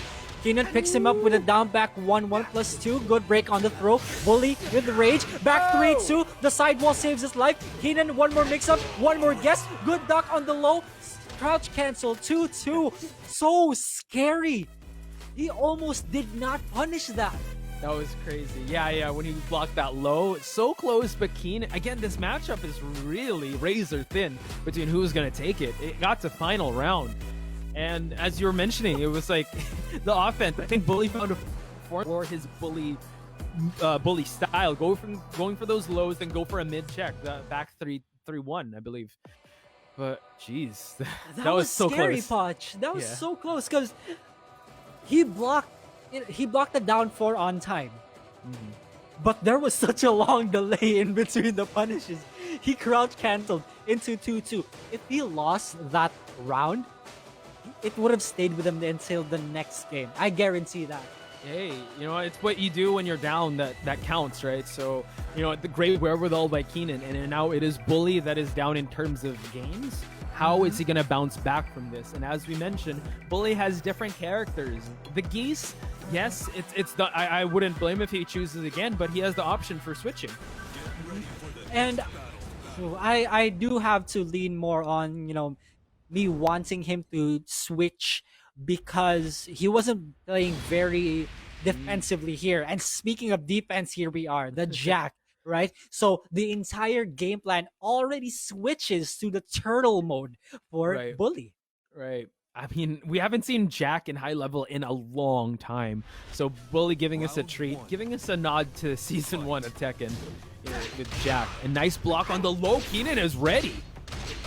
All right, carries to the other side too. This is gonna be gigantic damage. Goes for the Oki combo for the big characters. Debug going in also. Keenan up against the wall, tries to push him away from it. And now you see BuLLy trying to go for those grabs again, but Keenan again keeping him at bay. So wow, watch out, Keenan with the just onslaught of offense, but BuLLy finds a low parry. And this is also the difficult part about fighting Noctis, right? You can't parry the swords. It's so hard to fight. If you have a proper read, you want to get a low parry and you can't because of the swords, the weapons, man. Yeah, beautiful stuff from Keenan, just utilizing the range. And oh wow, gonna punish there. Okay, Keenan just being able to capitalize on that situation. BuLLy still trying to find the timing, but Keenan has been so on point with his movement. And speaking of movement, now he's backdashing away. He's running away with a life lead. He's giving the BuLLy treatment right now, Pod. Yeah, dude, BuLLy's being swarmed by Keenan in these offense and goes for the shield bash, not making this Jack pick work to his advantage. Ooh, BuLLy has a lot to think about. Keenan has him on the palm of his hands. The aggression coming in. BuLLy, no proper punish there. 8 seconds have been spent, Potch. Oh my goodness, the poke game, the poke departure from Keenan right now. Yeah, as you mentioned, has a lot to think about, but not much time. Keenan has been exploiting the range of Noctis so far with those kunais and those engine blades, but BuLLy still not going down without a fight. Keenan is still in this. Oh, BuLLy, again, the nice sidestep from Keenan. Oh, he gets a great launch in that situation. All right, he goes for the full damage combo. He puts Keenan at range, though. Has access to extra damage. What's the mix-up gonna be? Oh, the sidestep through messes him up. Keenan with punishes with the forward, with the rage drive. And punishes BuLLy so hard for that whip. Yeah, again, Keenan, one of the best Noctises here in the Nationals. I just want to highlight the movement and the offense. He was so calculated with how he was stepping and with his timing as well, and those with his offense. And let's see the highlights real quick, because Keenan played that so well. That was such an amazing showing from him. Yeah, and for him to be able to take it to BuLLy with Geese and Jack just shows that Keenan is, comfy no matter who's in front of him. And this crucial drop also unfortunate for BuLLy. And we didn't even see, did we see a balcony break in this stage, Watch? No, I think they wanted to keep it up in this floor. They didn't want to pay for the damages of that balcony. So we did see, yes, this sequence goes for the block low. Ooh, again, that was like an eternity there, that second. But you know what? Keenan was able to have the wherewithal there, adjusts his mentality to face the Jack, still implored his sidestep game plan there for him to be able to move out of the offensive options. And BuLLy really couldn't get going with this Jack pick. Yeah, so unfortunate. It felt like Keenan is more comfortable with this matchup rather than the Geese. Right. That's actually a good point. Yeah, and this is the final moments here. BuLLy got the tackle in, sidestep 2, but he forgot that Keenan has access to 2 moves that could control the neutral. Forward 2 or the rage drive. Yeah, and Keenan just playing his cards right there. Let's check out the updated brackets. As you know, we congratulate Keenan moving on. BuLLy, still not the last we'll see of him, but now we have Limit Break versus Keenan. And I think, if I remember correctly, when Limit Break qualified for Road to the Nationals, he used Noctis. Ooh, so some familiarity in the matchup, you're saying. Yeah, so that's quite interesting. Keenan now, I mean, just showing his excellent movement as well as, you know, his proficiency with this character. Quite unorthodox, but he makes it work. And absolutely, that was such a good match to see. BuLLy, you know, even though he's one of my predictions, same. I still gotta give props to Keenan, because that was a good performance, my guy. Congratulations to you, but you still got another opponent to take, which is Limit Break 714. But before we get into the match, we just gotta take a short break. When we come back, it's gonna be more Tekken action coming your way. My name's Kid. And my name's Poch. This has been the National Season 3 Challenger Series for Tekken. We'll see you after this break. Good afternoon, Tekken fans, and you are still watching the Nationals Challenger Series Season 3.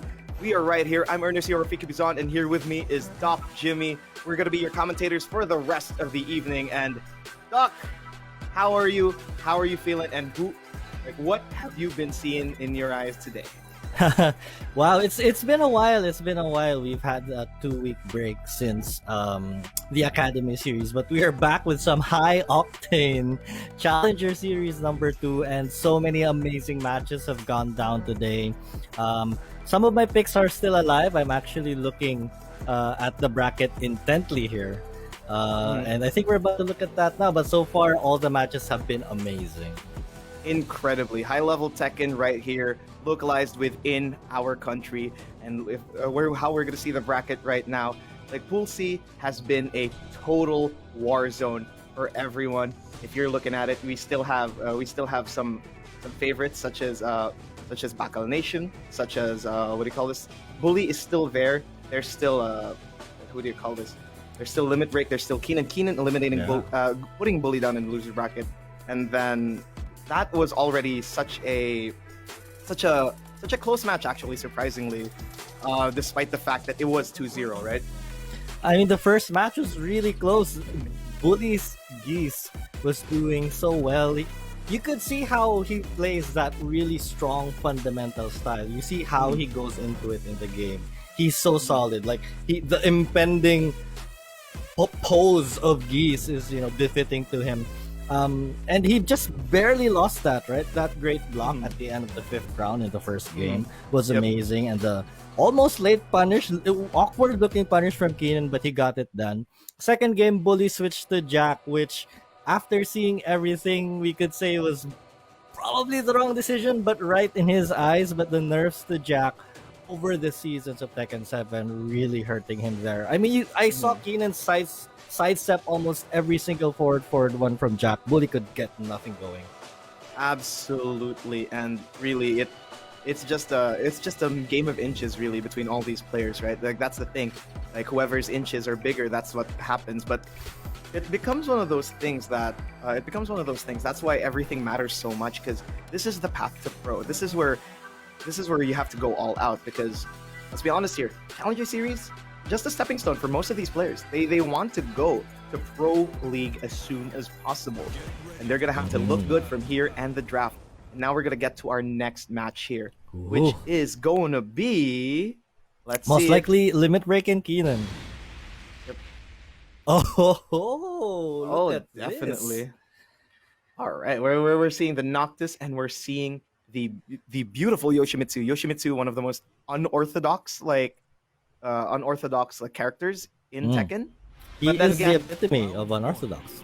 But then to understand the rules, to break the rules, you must understand them first, and that's what Limit Break is. That's what Limit Break is going to do here. But of course, like we're starting off with a few extra pokes here between the two of them. And Keenan, nice duck from Limit Break. He's more familiar with the Noctis matchup than most of us are, and already Keenan's already at half health. And the Limit Break has used Noctis for a good span of the Tekken 7 seasons. That's what got him the slot in the Road to the Nationals in the Cagayan de Oro leg, which I had the pleasure of watching. And right now, the familiarity with Noctis showing here for Limit Break. He hasn't really eaten any of the shenanigans that Keenan has used against BuLLy. Ooh, the flash! And honestly, I'd like to say nice flash but it just seemed like a nice flash. It was out of nowhere. Nobody expected that one. I mean, that's what you expect with flashes. They just come when you don't expect it. Yep, and there it is, Keenan with the DF2, putting Limit Break by the wall. The corner's there. Good attempt at a parry, but Limit Break was completely aware and just used the wall tech. And really, Keenan right now needs to find a way to think outside the box, because outside the box is only where the Yoshimitsu lives. And again, looking at how this match is going, Limit Break in full control here, looking to win 2 straight rounds. Keenan in rage though, decides to spend the rage drive. What can he do? Oh, nice grab, and it does go for full damage. Good stuff from him. And honestly, even if like the grab didn't kill, he still had really great Oki after that. So it was a good choice there from Keenan. But now Limit Break, on the other hand, is going to be pushed against the wall, but you can never count out a Yoshimitsu, no matter how down the cards he is. The life lead belongs to Keenan. They're just really moving out there, and oh my goodness, Keenan with a Wild Rising launch and just finishing him off afterwards. I feel like Keenan was just really trying to observe and download Limit Break in that first round, because we just saw the first down back 2 there from Keenan. He's now in full control. Well, not really in full control, but he's playing way better. He's now feeling a bit more looser, and you're seeing him do more stuff against Limit Break now. Yep, and there's still that signature Keenan patience that we're seeing here.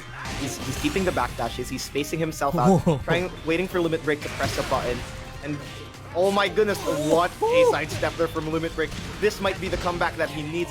Is it gonna be it? No, Keenan gets that wake-up low kick and takes down Limit Break. That's already a quick game 1 going to him. And it really looked like Limit Break was in the driver's seat. That first round, he had the life lead. Second round looked really great. But it was as if Keenan just he flipped a switch there in that second round. And he just steamrolled 3 straight rounds from Limit Break, which is no easy task. Limit Break, one of the top players from Cagayan de Oro City. Chada Nation, I like to call them. My second home. I've lived there for some time. So shout outs to everyone from Cagayan de Oro. Big shout outs to them, but once again, that was how Keenan played it was basically a litmus test for the first few rounds. He was testing out like what buttons would like Limit Break to press, what are his go-tos with against the wall, how does he play, and then just basically formulates a strategy. Really good stuff from him and smart play from him, really. And let's see how game 2 goes, because Limit Break has all the time in the world to adjust. He can go for a character change. He can go for a stage change. And I think from the looks of it, it seems like he's going immediately for a stage change instead. Let's see what the stage is going to be here. He might be sticking with the Yoshimitsu because, yes, he is. I don't know. I guess he probably feels confident despite being red from the second round onwards in that first game. And I have to respect that. And this is where that fighting game veteran instinct comes in. He chooses an infinite stage. So let's see how he plays this with his Yoshimitsu. Yep. An infinite stage is always great if you have confidence in your neutral and you don't want to be trapped down by the walls, obviously. And oh my goodness, Limit Break just going crazy right now. This might be the round that he wants. This is the confidence test for him. Let's see how Keenan goes for this, because the robbery is still possible. Right, and we're seeing Limit Break make use of that spin away. It does eat a bit of life, but you know, it gets you out of dodge real quick. And given that this is an infinite stage, there you go, Limit Break just biding his time, waiting for that perfect opportunity to go for that low. Really good low. He did have the life lead, so even if it did get punished, he still had all the space in the world. And right now, Limit Break is going at it. He's limit testing. This is it. This is how you break the limits, folks. This is how you go. You limit test as much as possible, because Limit Break going for these risky feints, these fake outs and whatnot, is he's trying to make sure he's trying to test Keenan's patience. Okay, no duck though on the string. Limit Break at half health. Oh, what a counter hit though. The counter hit they're coming in from Keenan. Patience tested, and it looks like Keenan has passed the test for this round. He has the life lead, and like you said, he got up. He shouldn't have. Keenan quickly ties it up. Actually, I'm not sure if that was that would have hit grounded, but still, that was still a really good option there from Keenan. Limit Break, on the other hand, is already 50 health. Keenan already like, oh, you want to play that game, huh? You want to test my patience? I'm going straight at you, buddy. Wow. And just goes at it. And Limit Break right now on the back foot immediately. And this is looking like a rerun of the first game. Limit Break has to do something to stop this, like, you know, go back in time and make the necessary changes. He has to stop this momentum from Keenan. He's not been able to answer the strings. His timings for the dagger launch has been amazing. Limit Break, he has his back against the infinite stage wall. Yep, but right now he does have a life lead. Keenan does have it. Oh, the flash to interrupt! Good stuff from him. Smart choice, smart choice. I like it, I like it. He realized like flash is 6 frames after all. 6-8, I'm not entirely sure, but it is pretty low. It's below 10 if I remember correctly. But there, fast, yes. Yep, Limit Break right now already at the back foot though, because Keenan adjusting immediately, but Limit Break going for a really risky launcher, but after a really good duck though. I mean, Limit Break started out this second game with a flurry of mix-ups and big moves, but it looks like he will have to pull more of those out. Oh! No whiff punish from Limit Break, and Keenan advances immediately straight. After winner's final, he is now going to be in top 8 for day 2. I mean, he is still fresh off that win against BuLLy in his previous set, and just carry that momentum. The confidence that Keenan has right now must be sky high. Again, he just really tried to understand Limit Break in that first round. He was playing so compact, just allowing Limit Break to show his entire hand. And after that first round, it was like Keenan just had the read. Let's take a look back. Yeah, let's take a look at the highlights because it's really how you described it, Doc. It felt like a litmus test at the first round.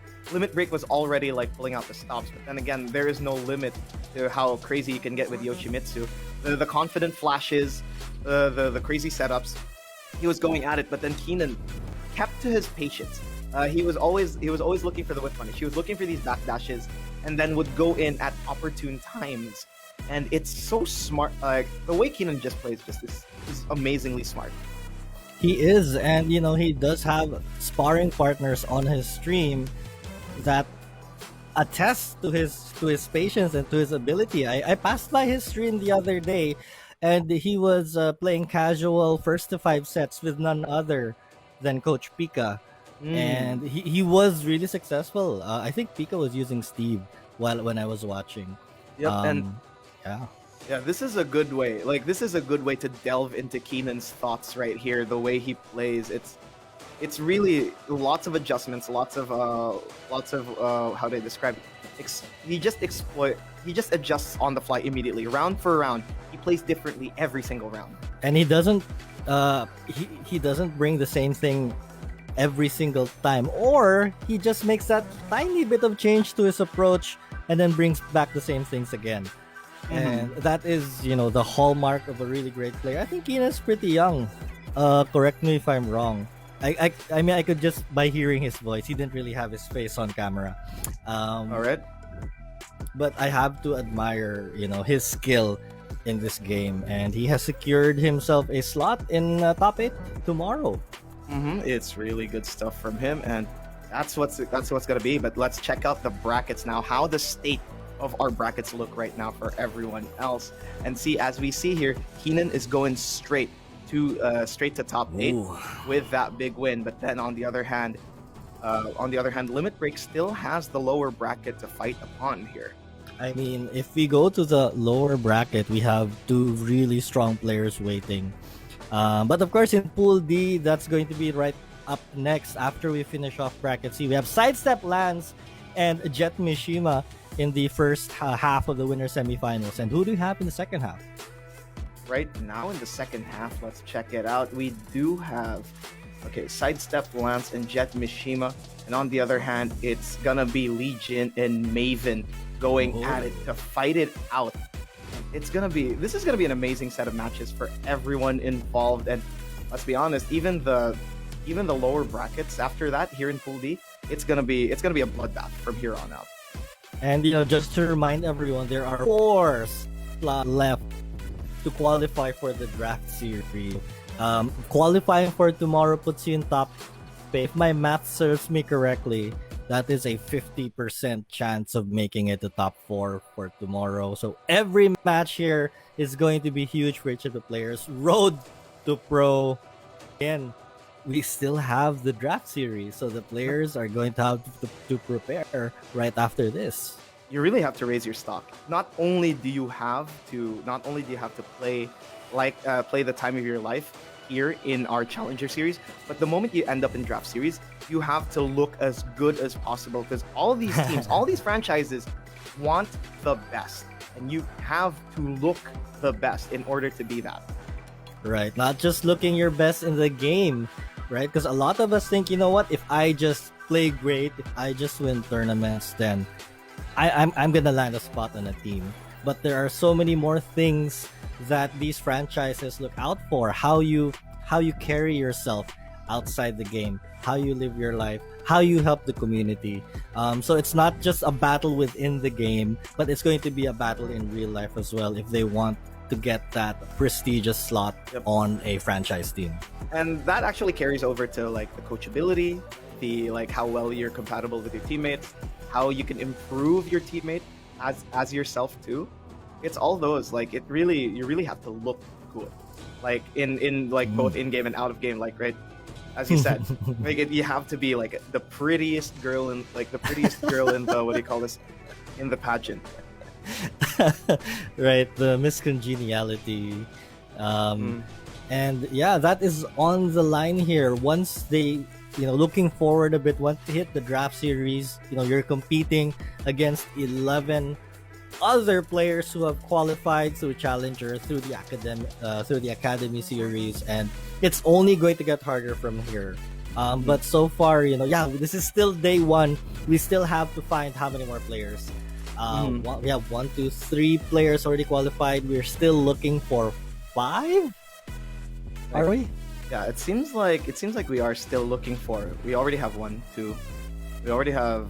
Yeah, we need somewhat around 6 more people, if I remember correctly, 6 or 5 people that we have to find, and this is what makes it scary, right? Like, the thing is, the results from like last Challenger would not be the same results as in current Challenger.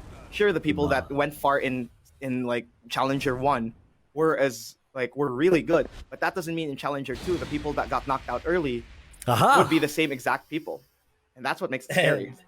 Looky who we have here. It is SideStepLance versus Jetmishima. Is that a Lydia? Let's go! Our first Lydia of the day. Have you had the chance to play around with Lydia? Raf's been beating me up on in his, like, whenever he invites me. Raf's been like playing only Lydia for the past how many weeks? And honestly, Lydia does have like some clear-cut weaknesses. A lot of duckable strings, a lot of linearity, like a little bit of clunkiness. A lot of her pluses are a lot of her scary stuff. It's hidden behind 2 stances, her guard break, her plus frames and whatnot. But that doesn't mean that she's easy to deal with. No, she is an absolute monster in the most disciplined hands. She is, and I've been hearing from players, they're actually happy that a new DLC has not broken the meta. So, props to Bandai Namco for really doing a great job with Lydia. Not just her look, but how she plays. It's really fun and entertaining. So the question now is, has SideStepLance with his Lee done his homework? Oh, absolutely. Let's see that, because this is familiarity. Familiarity is super important for a lot of players. Like, it as you said before, like, sure, we had like 2 weeks. We had a billion days basically to work on Lydia. But let's be honest, sometimes like that's not enough. The tech that you find now, like with characters that have already been released, there's always been new tech being found. And that's, for example, let's look at Julia, because Julia God Nature Lover is always uploading something on his videos. Like, oh, there's something new. Oh, I found something new on Julia, by the way. Guys, check it out. Shout out to Nature Lover, by the way. Like, I love watching your videos, and it's one of those things, right? Like, it's not easy to like learn a character in like 2 weeks, 3 weeks.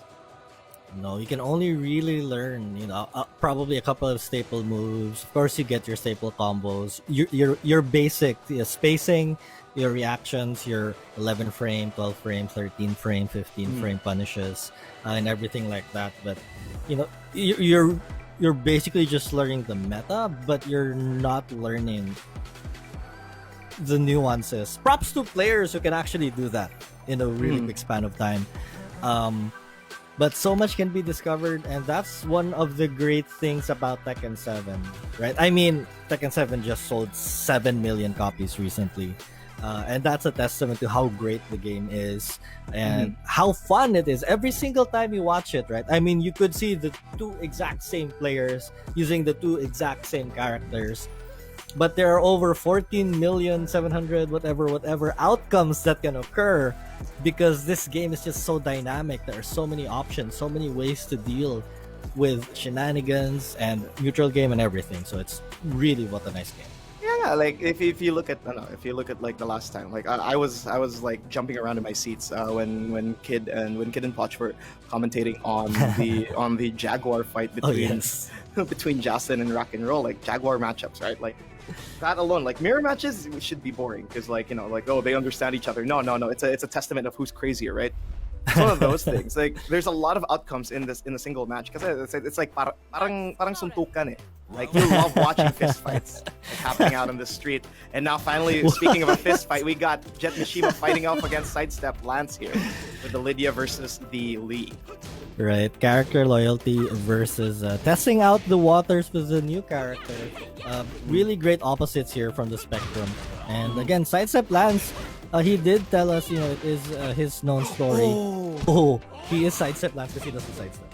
Oh yeah, and absolutely the little low sweep there SideStepLance was doing, and then after that was the FF3. If you got up there, you would have immediately died. You would have been launched for free, and good awareness there. Jetmishima was doing the sweep, and then SideStepLance on the other hand is already putting Jetmishima at 1 HP, and good awareness from him actually. SideStepLance for not getting up after that sweep. Yeah, it's a testament to how much these players have been studying and have been practicing. They've had 2 extra weeks, as we mentioned, and SideStepLance now, reaping the fruits of his labor, and tying things up in life now for the second round. And right now, okay, so the thing is, these are 2 incredibly disciplined characters to fight against. Jetmishima still has the life lead. SideStep does have the rage. What's it gonna be? Both of them are at 1 HP. One mix-up could do, and there it is. The rage drive from Lydia, putting them 1 round apiece. And this is it. Like, it has to be lots of spacing, lots of discipline. In terms of for Lydia, it's in her inherent clunkiness, and for SideStepLance, you have to play around the minuses because you have no plus frames. And right now it does look like Jetmishima finding his groove here. He has a life lead currently, but Lance is not one you should write off because he's making this comeback in the round. But Jetmishima just finding all the openings here, and he seals it right there. Good stuff from Jetmishima, and right now he's really testing the limits here for Lydia, and SideStepLance just trying to back himself off. But once again, the Lyoto Machida sweep there from Jetmishima, just using that karate against SideStepLance. And okay, good punish there from Jetmishima. SideStepLance really needs blue sparks, no duck, good stuff. Right, and Lance is really just trying to find a way to get through this flurry here that Jetmishima is pouring onto him, but it looks like it might not be the case. Jetmishima just too much, and he bows at the end. Yoroshiku onegaishimasu. Good stuff from Jetmishima. Oh no, my bald spot. Anyways, you got this. You got how Jetmishima plays is super aggressive actually. Lots of limit testing. If you've noticed, he was after a knockdown, empty dashing. Crazy stuff from the guy. He's playing incredibly confident against the lead. SideStepLance is having a hard time trying to deal with it. He can't play around his hitman. He can't play around his slide mix-ups. None of those. You're not allowed to play. Because Lydia, once you actually get the rhythm, you lock a person down. There's a lot of ways to lock a person down. The moves from stance, the inherent plus frames and whatnot. It just makes her scary. Sure, she's clunky in a sense, but that's inherent because she's karate. But but then if you get past that, she just becomes insane.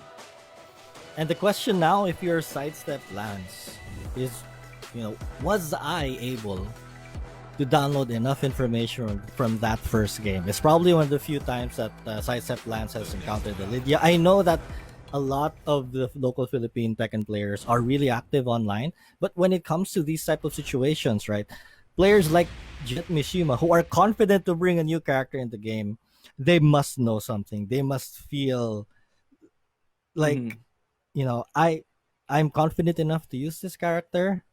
And now when you go up against someone like that, it really tests you as a player. And SideStepLance here is, like you said, facing that litmus test. And it's one of those things, right? Another thing about familiarity, of your own character, you have to also understand the familiarity of a matchup. And let's see what knowledge SideStepLance has against this Lydia. Because this is where it gets crazy. Sure, the sweep Oki, the sweep option select was already pretty hard, but now you have to think about what else do you know about her? That little lashing punch that she has. It's pretty heavy. It's pretty plus, and now you have to deal with that. And right now, SideStepLance trying to space himself correctly, trying to play around hitman stance, trying to go for crouches. He's probably gonna go for a slide mix-up, and good parry there from SideStepLance. Right, I love how Lance is changing his approach here, making it a little bit more calculated than he usually is. But right now, Jetmishima is in the space that he wants here. He's up close and personal, but Lance somehow he weathers the storm and takes a round. He's understanding the timing a little bit better here against Jetmishima. And SideStepLance now, despite the life deficit, is playing a bit more confident. Good stuff on that floor break. And now it's gonna be by the wall. There's a lot of wall carry that Lee has, but it's not enough to fully splat her down. Jetmishima getting that counter hit afterwards, and now both of them at nearly equal life. Wow, it looks like Lance has got onto the rhythm here for Jetmishima. He's playing more offensively, even throwing out the power crush there. And will he be able to take this round? He blocks the rage drive and the generic low to close it out. Good stuff there from SideStepLance. Staying standing on the block. That would have been bad if he ducked, and he knew that there's no wall nearby, so he wouldn't be wall splatted anyways. He'll only lose a little bit of health. The mix-up was in his favor, but there it is. SideStepLance is gonna be by the wall, but Jetmishima gets a side switch, but tries to push away as soon as possible. And here comes Jetmishima. He is in the life lead. SideStepLance trying to make a comeback. It is not going to happen. The bow again, showing respect to SideStepLance. And again, SideStepLance is still 1 round away. Jetmishima has to win 2 straight rounds. Immediate slide from SideStepLance means he's getting a bit more confident. Hitman stance once again, trying to space himself out really well. Backdash, backdashing, trying to look for openings. Good punish there from SideStepLance. Slide once again, and there's the mix-up afterwards. Good duck there from Jetmishima. Fully aware after the wall rising. And we're going to take it down, final floor, no more floor breaks here, and Jetmishima taking advantage of the damage right there. SideStepLance is gonna have to pull something out of his bag here if he wants to close out the round. He cannot bring this to a final round. Absolutely. There it is, the awareness of that low parry. Jetmishima bet the farm on that one. But then again, let's be honest, he has a game lead. If he guessed wrong, there was gonna be a game 3 anyways. So there wasn't really that much risk, but aside from that, he does get the right guess, and now he extends his life, and possibly, oh no, SideStepLance got up immediately, no!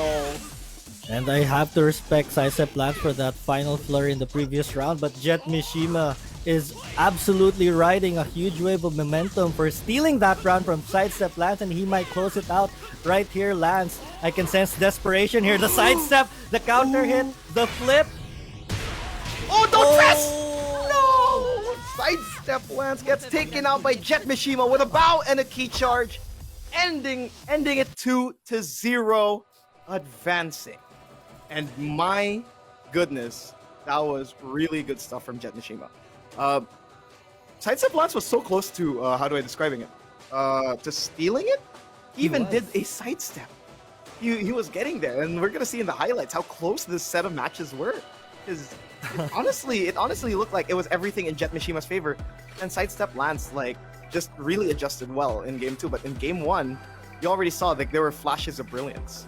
Yeah, and I think, SideStepLance's approach to this first game was, I'm probably not 100% familiar with this character, so he tried to play as offensively as possible just to, overwhelm his opponent. But Jetmishima was ready for that, and, I think that really set him up for success here in this set. SideStepLance was not far away every single round, but again, Jetmishima just so impressive. Incredibly, but yeah. SideStepLance in game 2 did show why he got this far, right? The adjustments that he was doing, even using even pulling out some of the crazy stuff, and just really playing around his character. He's using his character's strengths to its advantage, but then again, Jetmishima, just really aware and just having a lot of confidence and advantage. Because if you've noticed, he's incredibly aggressive, always in your face. And SideStepLance didn't have that much space to work with afterwards. Here's the flurry. This is the flurry that we were talking about. Lance had a chance to take that round there. He had a chance to steal it. But that was just such a clutch side roll in the final moments there for Jetmishima, and that really put him in the best position to close out that round with that slow motion ender. Yep, really, and that was just a little bit of inches basically for both players. And now we're gonna look at the brackets, how this is gonna affect the entire landscape of it all. Because Jetmishima is now in winners final, and now let's see who he's gonna face off against Maiven and Lee Jin. This is gonna be a really, really tricky thing think of. But so far, Jetmishima is resting comfy. He already has like a good ticket going to top 8. Should he not mess everything up, but he has to face off against whoever is going to win against Maiven and Legion. Yeah, and Legion and Maiven, these were two of the heavy hitters. If I remember correctly from Challenger Series 1, they made it deep into the tournament. And here they are again, about to be on stream, about to showcase their ability. And if I was Jetmishima, it would be a tough choice to choose between the two, but he does have the luxury of being able to watch this match and probably try to download some of their opponents' playstyles and how they like to approach the game. And I think that is a huge advantage for Jetmishima. But again, going to these two players, Maiven, Legion, I do remember Maiven uses Master Raven. Oh, it's in his name, pretty much. Maiven being a Maiven player, I wouldn't be surprised, and it's gonna be really tricky here. And on the other hand, as you said before about the whole downloading thing, sure, you have the whole download thing, but there's always, as we've seen in Challenger 1, you could always pull out a wild card, right? A wild card character to throw everyone off, and it's gonna be crazy. Like we don't know what's gonna happen from here. But let's see what's gonna happen between Maiven and Legion here, because everything's on the line. Like winners advantage, or at least winners bracket advantage, is so much. You don't have to fight as much. You can rest easy thinking about your next matches, and it's basically like a much quicker road to the top 8 in day 2. It is. I mean, should any of these players lose, they'd have to play how many more matches? Actually, I want to try to estimate here. They have to play 1, 2, 3 more matches as opposed to winning 2 more matches. So that's 50, and a lot more work. It can definitely take a toll in a tournament, right? The faster you can finish up your plate without losing, the better it is for you. Less effort, but the hard work needs to be put in, and this is what these two players are fighting for. Again, the deeper you go, the harder a tournament gets, and I don't think it gets much harder than it is right now. Oh, definitely. It doesn't even get any easier from here on out, honestly. And that's why it's mentally exhausting. Tournaments are mentally exhausting. You've been in tournaments, Doc. I've played my occasional locals. And no matter how many times you play it, it just drains you so hard mentally. And there it is. It's going to be Legion versus Maiven, pulling out the Lars here versus the Julia. Here in G Corp Helipad, small stage, really weird stage, but you have a lot of space to basically manipulate the stage to your favor with all these maximum wall carry combos, with all these wall side splat combos. It's beautiful stuff for somebody who's aware of their surroundings, and let's see how they're going to play this out.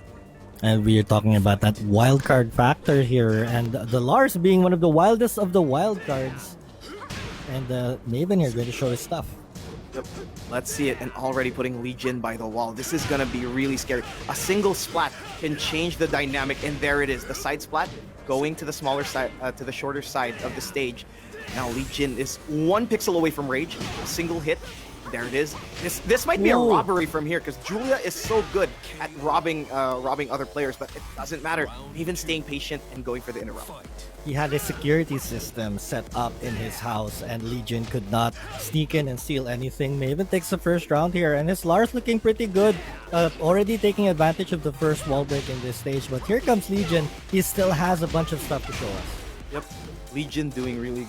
There's the wall combo, of course. And oh my goodness, what a confident wall parry. Good guess, and that is gonna go straight to the wall and the wall splat, but no wall carry afterwards. Maiven actually backing off a bit, trying to space himself out, but there's a wall behind you, sir. You're just gonna be blocking all day. And there it is. Rage is gonna happen. At walang pake si Legion sa CCTV mo, I'm gonna rob that round back away from you. Probably an inside job right there from Legion, because getting, a bunch of information from that first round. It looks like Legion now, he knows all the secret passageways to Maiven's house, but Maiven now sticking out the security dogs here, trying to shoo Legion away from his property. Absolutely, and now both are at equal health. The double dabs, that's actually minus 14 now. And oh, the shoulder, that's launch. That would have been scary, but good stuff there from Maiven after the stomp being a guarantee. But Legion could possibly go for the comeback here. There's the rage drive. And Maiven trying to go for the flip. Bow and arrow is gonna be used. What's it gonna be? There's the slide from Maiven, and it's a game of inches between these two players. I mean, you did mention it. Every single inch counts, and Maiven just able to inch his way to that third round win here. The match getting way closer than it was during the first 2 rounds, so we're understanding now that these players are getting more familiar with each other's rhythm. Yep, and there it is, Maiven trying to space himself out. He does have the life of small pokes. That's what's gonna be the name of the game. Trying to steal turns with that down jab. Oh, what a sweet counter hit too. So that's gonna be Legion by the wall. Side splat, so no wall combo afterwards. And Maiven just really overwhelming Legion here. He has him up against the wall. Legion now fighting back here with this Julia. He is in rage, but amazing defense so far. But here comes the rage drive. Legion in a great position. Right, let's see. Maiven. And Maiven does have rage. There's the rage drive and into the Zeus. Ooh, that's gonna be it, and that's gonna be the big damage and the game. Not the match, but just a single game. Game 1 going straight to Maiven. And I always say this, the first game in every set is so crucial. Because in a first to 2, you just need one more game, you give yourself a cushion, and you force your opponent to think about his life. And let's see how much meditation Legion does in this time leading to the second game. But Maiven, so impressive with Lars, and a successful outing with that character as well. Nicely done. Absolutely, and the familiarity of Maiven there with the Lars is really well done, and of course familiar with spacing against Julia. You don't want to brawl with Julia. Julia has so many tools to just if she gets in your face, she will overwhelm you. Lots of wall carry, lots of ways to steal around. Like honesty is subjective, but like personally, I don't think of her as one. But I guess like I could be proven wrong, obviously, but Julia has a lot of ways to basically steal an entire game away from you. And Maiven just keeping patient. Actually, those down jabs were paying off, like trying to test the patience of Legion there. And Legion unable to pass the test here, but he does have a second opportunity. He went for the random stage select, so that tells me he's okay with this pick. I mean, of course, Julia, who wouldn't be comfortable if you can play a character like Julia against a Lars here. But let's, how will Legion change things up? We're about to find out here in the second game. Oh wow! Immediate counter hit. Confidence from Maiven is off the roof. This is gonna be a lot of damage, and no, actually goes for Oki afterwards instead of like the guaranteed damage. Flashing arrow being used here by Legion, but oh my goodness, Legion's pressing too many buttons. And the buttons there not doing him good as Maiven takes round with 7 golden letters. It seems like Maiven is still playing with utmost confidence here with this Lars pick, and Legion is really struggling to make something happen here. He hasn't gotten hit yet, finally does. Yep, there it is. Already crasher there for Legion. Really scary. You couldn't. You don't want to try to take your turn back after that. Goodness, Maiven. War drums coming out. No hit confirmed because it wasn't a natural combo. And now immediately, there it is, the kill. And that is going to be 1 round apiece between the 2 of these players. That's just a beautiful response from Legion. This time he was able to take more control of the poking game and find all the hits that he needed to take that round. And that is a sign of just supreme... can't find the word, but great job there from Legion. Like mental awareness, Yes, basically, sir. of like everything else. And now Party Crasher once again. It does miss because Maiven tries to go for it. That's minus 14. You gotta utilize something out of that. And okay, Legion, Maiven spacing themselves out. This actually goes in Maiven's favor if Legion can't get in the face. There it is. Once again, life lead. There's the pseudo hell sweep for Lars. Wow. Not a true hell sweep, let's be honest. It's pretty sad. It's knocked down, but it's right there for him. Right. Mental fortitude was the word that I was looking for, and both players displaying that here as Maiven.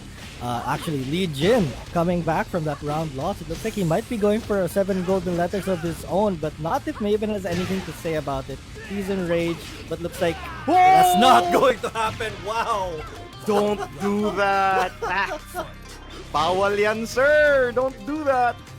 Or like an immediate lightning screw. Like after all, let's be honest, that was fine simply because like he was gonna lose the round anyways if he chooses anything else. It was a bit random. It felt like a DP, but there it is. Legion right now like utilizing the strengths of Julia into brawl in Maiven's face, and this might be the game. Oh, he does a lightning screw. She does That's not gonna be care. the wall. Maven's been pressing too many buttons, but right now it's working in his favor. Let's see what's gonna be the next target. Oh my God, he might. Oh, no more robberies here. No, stop. I will not let that happen, says Legion.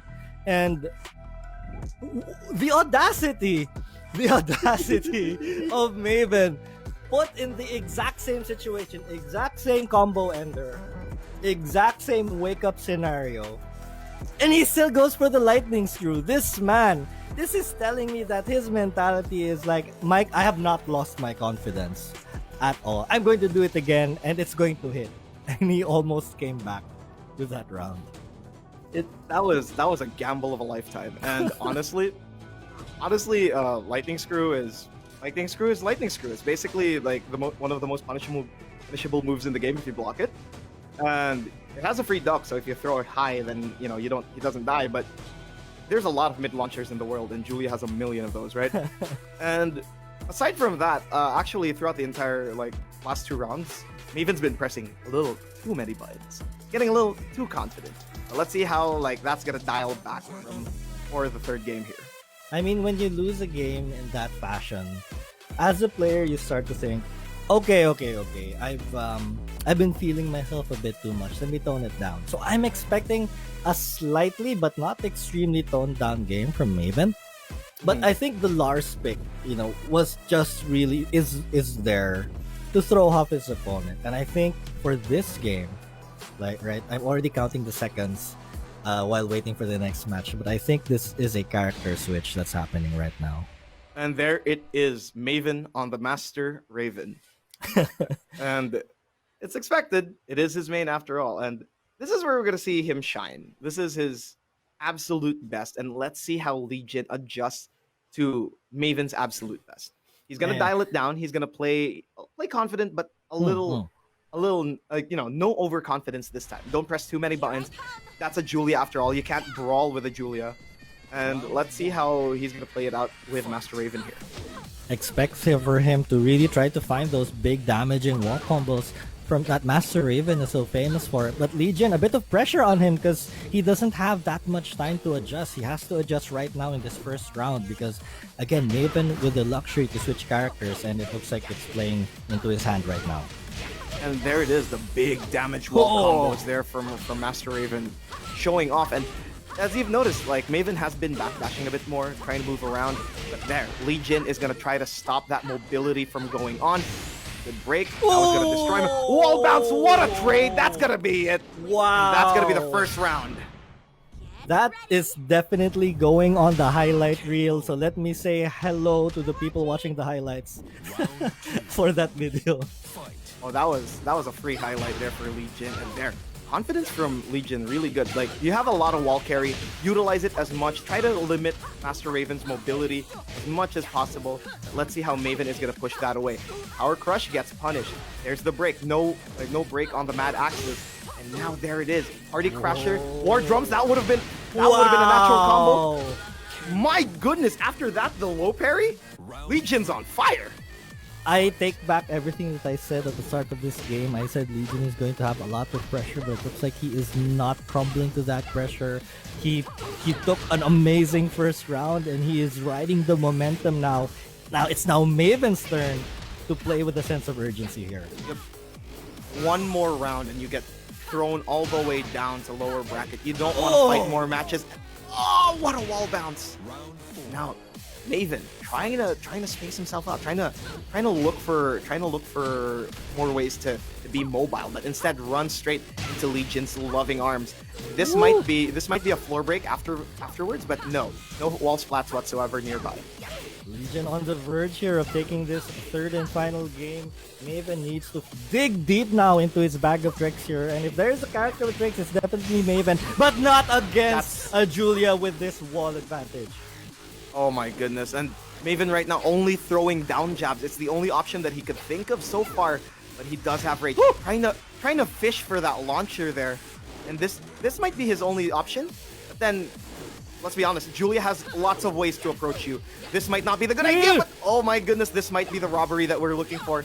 Let's see how well Maiven could space himself out. There it is, lashing arrow, and there it is, sudden strike, rage drive, and this could be a floor break. No! There could be a steal! Oh no! Disaster striking for Maven there. It looked like he had the opportunity, young Rafiki.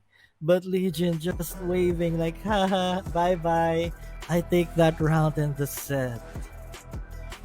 Oh. That was tragic. Honestly, that was honest to God tragic. And that just goes to show the patience from Legion, the adjustment, the ability, like lots of brain, lots of ways to utilize the Julia. It's really well done, actually. How there was immediate adjustment from Legion, just going straight at it, and you could see why like they got that far. And we're gonna see in the highlights how it changed from there, from the Lars to the Master Raven. Let's see how Legion won this entire match. Yeah, of course, this first game started out, it was all Maven here with the Lars. The surprise pick, you talked about all these wildcard opportunities, and Maven really set himself up for success here by winning this first game with Lars. And he really just built up that confidence. Yep, and even then, like you could see that Maiven was really pulling out all the stops there with that Lars, and this is where it starts to kind of fall apart for Maiven. The first round was great; it was incredibly well done. I mean, and Legion on the other hand, just adjusting as much as possible, and it just gets crazier from here. And Maiven was so close; he was one round away. But then here, look at this. He's been pressing a little too many buttons, and Legion was taking advantage of every single one. Lightning screw. Here again, this is that second opportunity. The combo ends. He doesn't go for the finish. He went for the lightning screw and almost made this comeback. Clutch low parry there from Legion. Yep, absolutely. And that's the thing, right? Like, Legion just really taking advantage of the momentum, and oh my goodness, that would have been dead no matter what. Ooh. That War Drums was natural combo, and aside from that, Maiven was so close to like making the comeback too. Like there was the floor break available. Look at this. Yes. That combo is not supposed to drop. I think he was gonna the hurt box of Julia just slumped all the way down, which meant because it was such a low splat.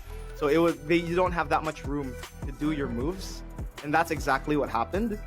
But I saw the mindset, and let's see the brackets here, like how it's gonna look like from here on out. It's gonna be Legion and Jetmishima gonna be fighting for that first top 8 spot here in Pool D. Wow. On the other hand, SideStepLance and Maiven still have chances in the lower bracket, but they are gonna have to fight a lot of people to get back into to get their revenge on whoever knocked them down. And once again, it's gonna be a barn burner of matches, guys. It is, and you know, if I'm looking at the lower bracket of Pool D, and SideStepLance did win his round 8 match, and he is now in the losers semi-finals, waiting for the winner of Maiven and Josh. But I think if my brain is correct, we should be seeing Jetmishima versus Legion next to see who qualifies for tomorrow. And again, I have to stress this. The earlier you finish, the more you can rest, the more you can study, the more you can strategize. So this is a big match for both Jetmishima and Legion. Absolutely. And every pool right now is just going to be absolutely drowning in, how do I describe it? Not drowning, but swimming in killers. And these like absolute killers, like they're just going to go at each other's throats. They're going to rip each other's throats. These are violent men. In game. Dangerous. I have to stress that. In game, dangerous. Nice. Some of the nicest people you'll ever meet, actually.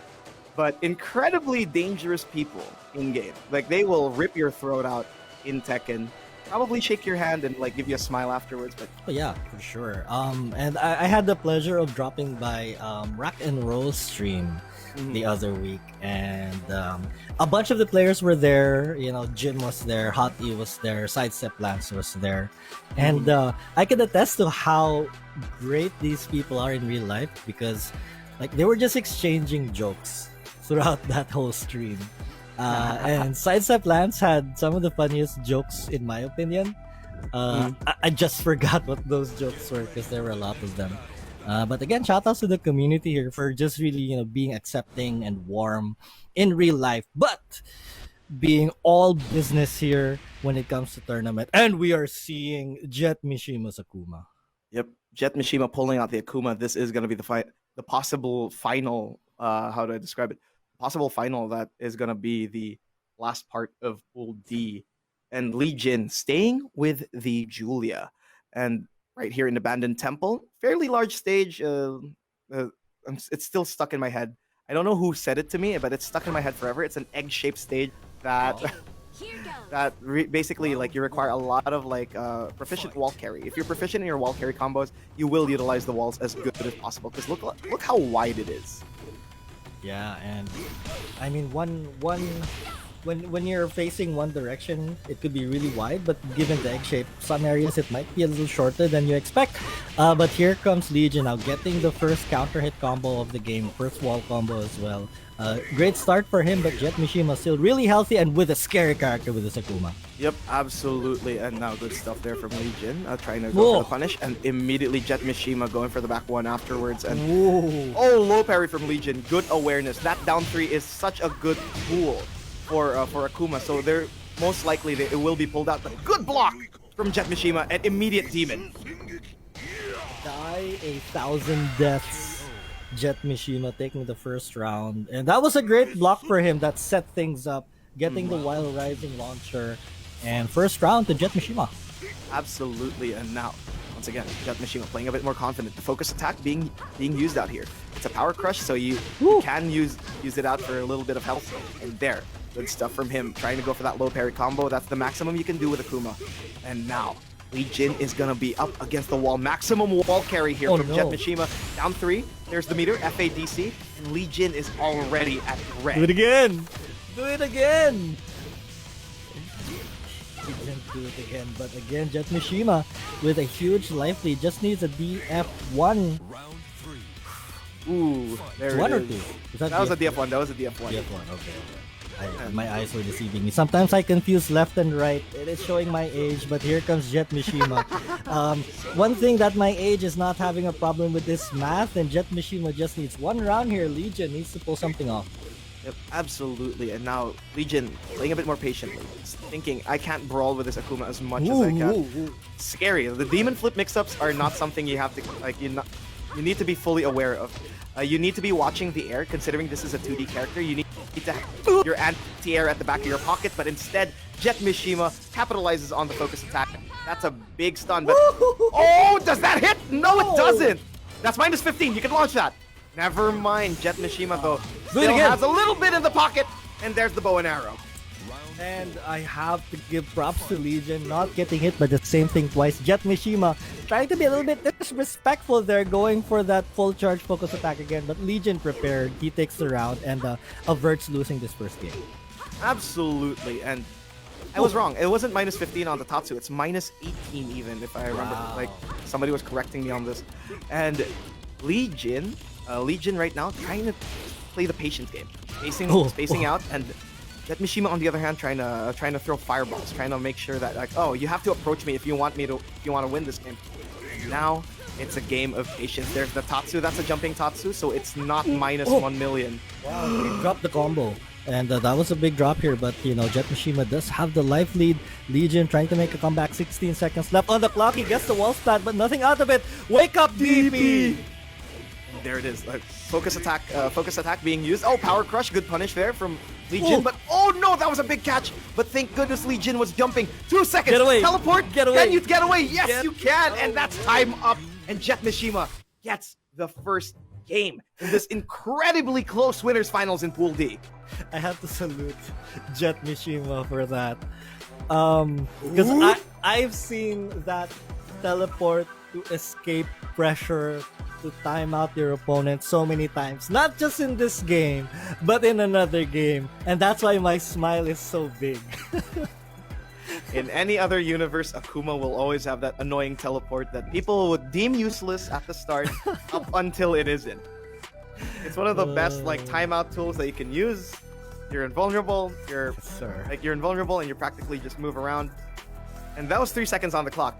Jetmishima had a lot of life left in the tank. No way in hell was a rage art gonna like catch him at that distance.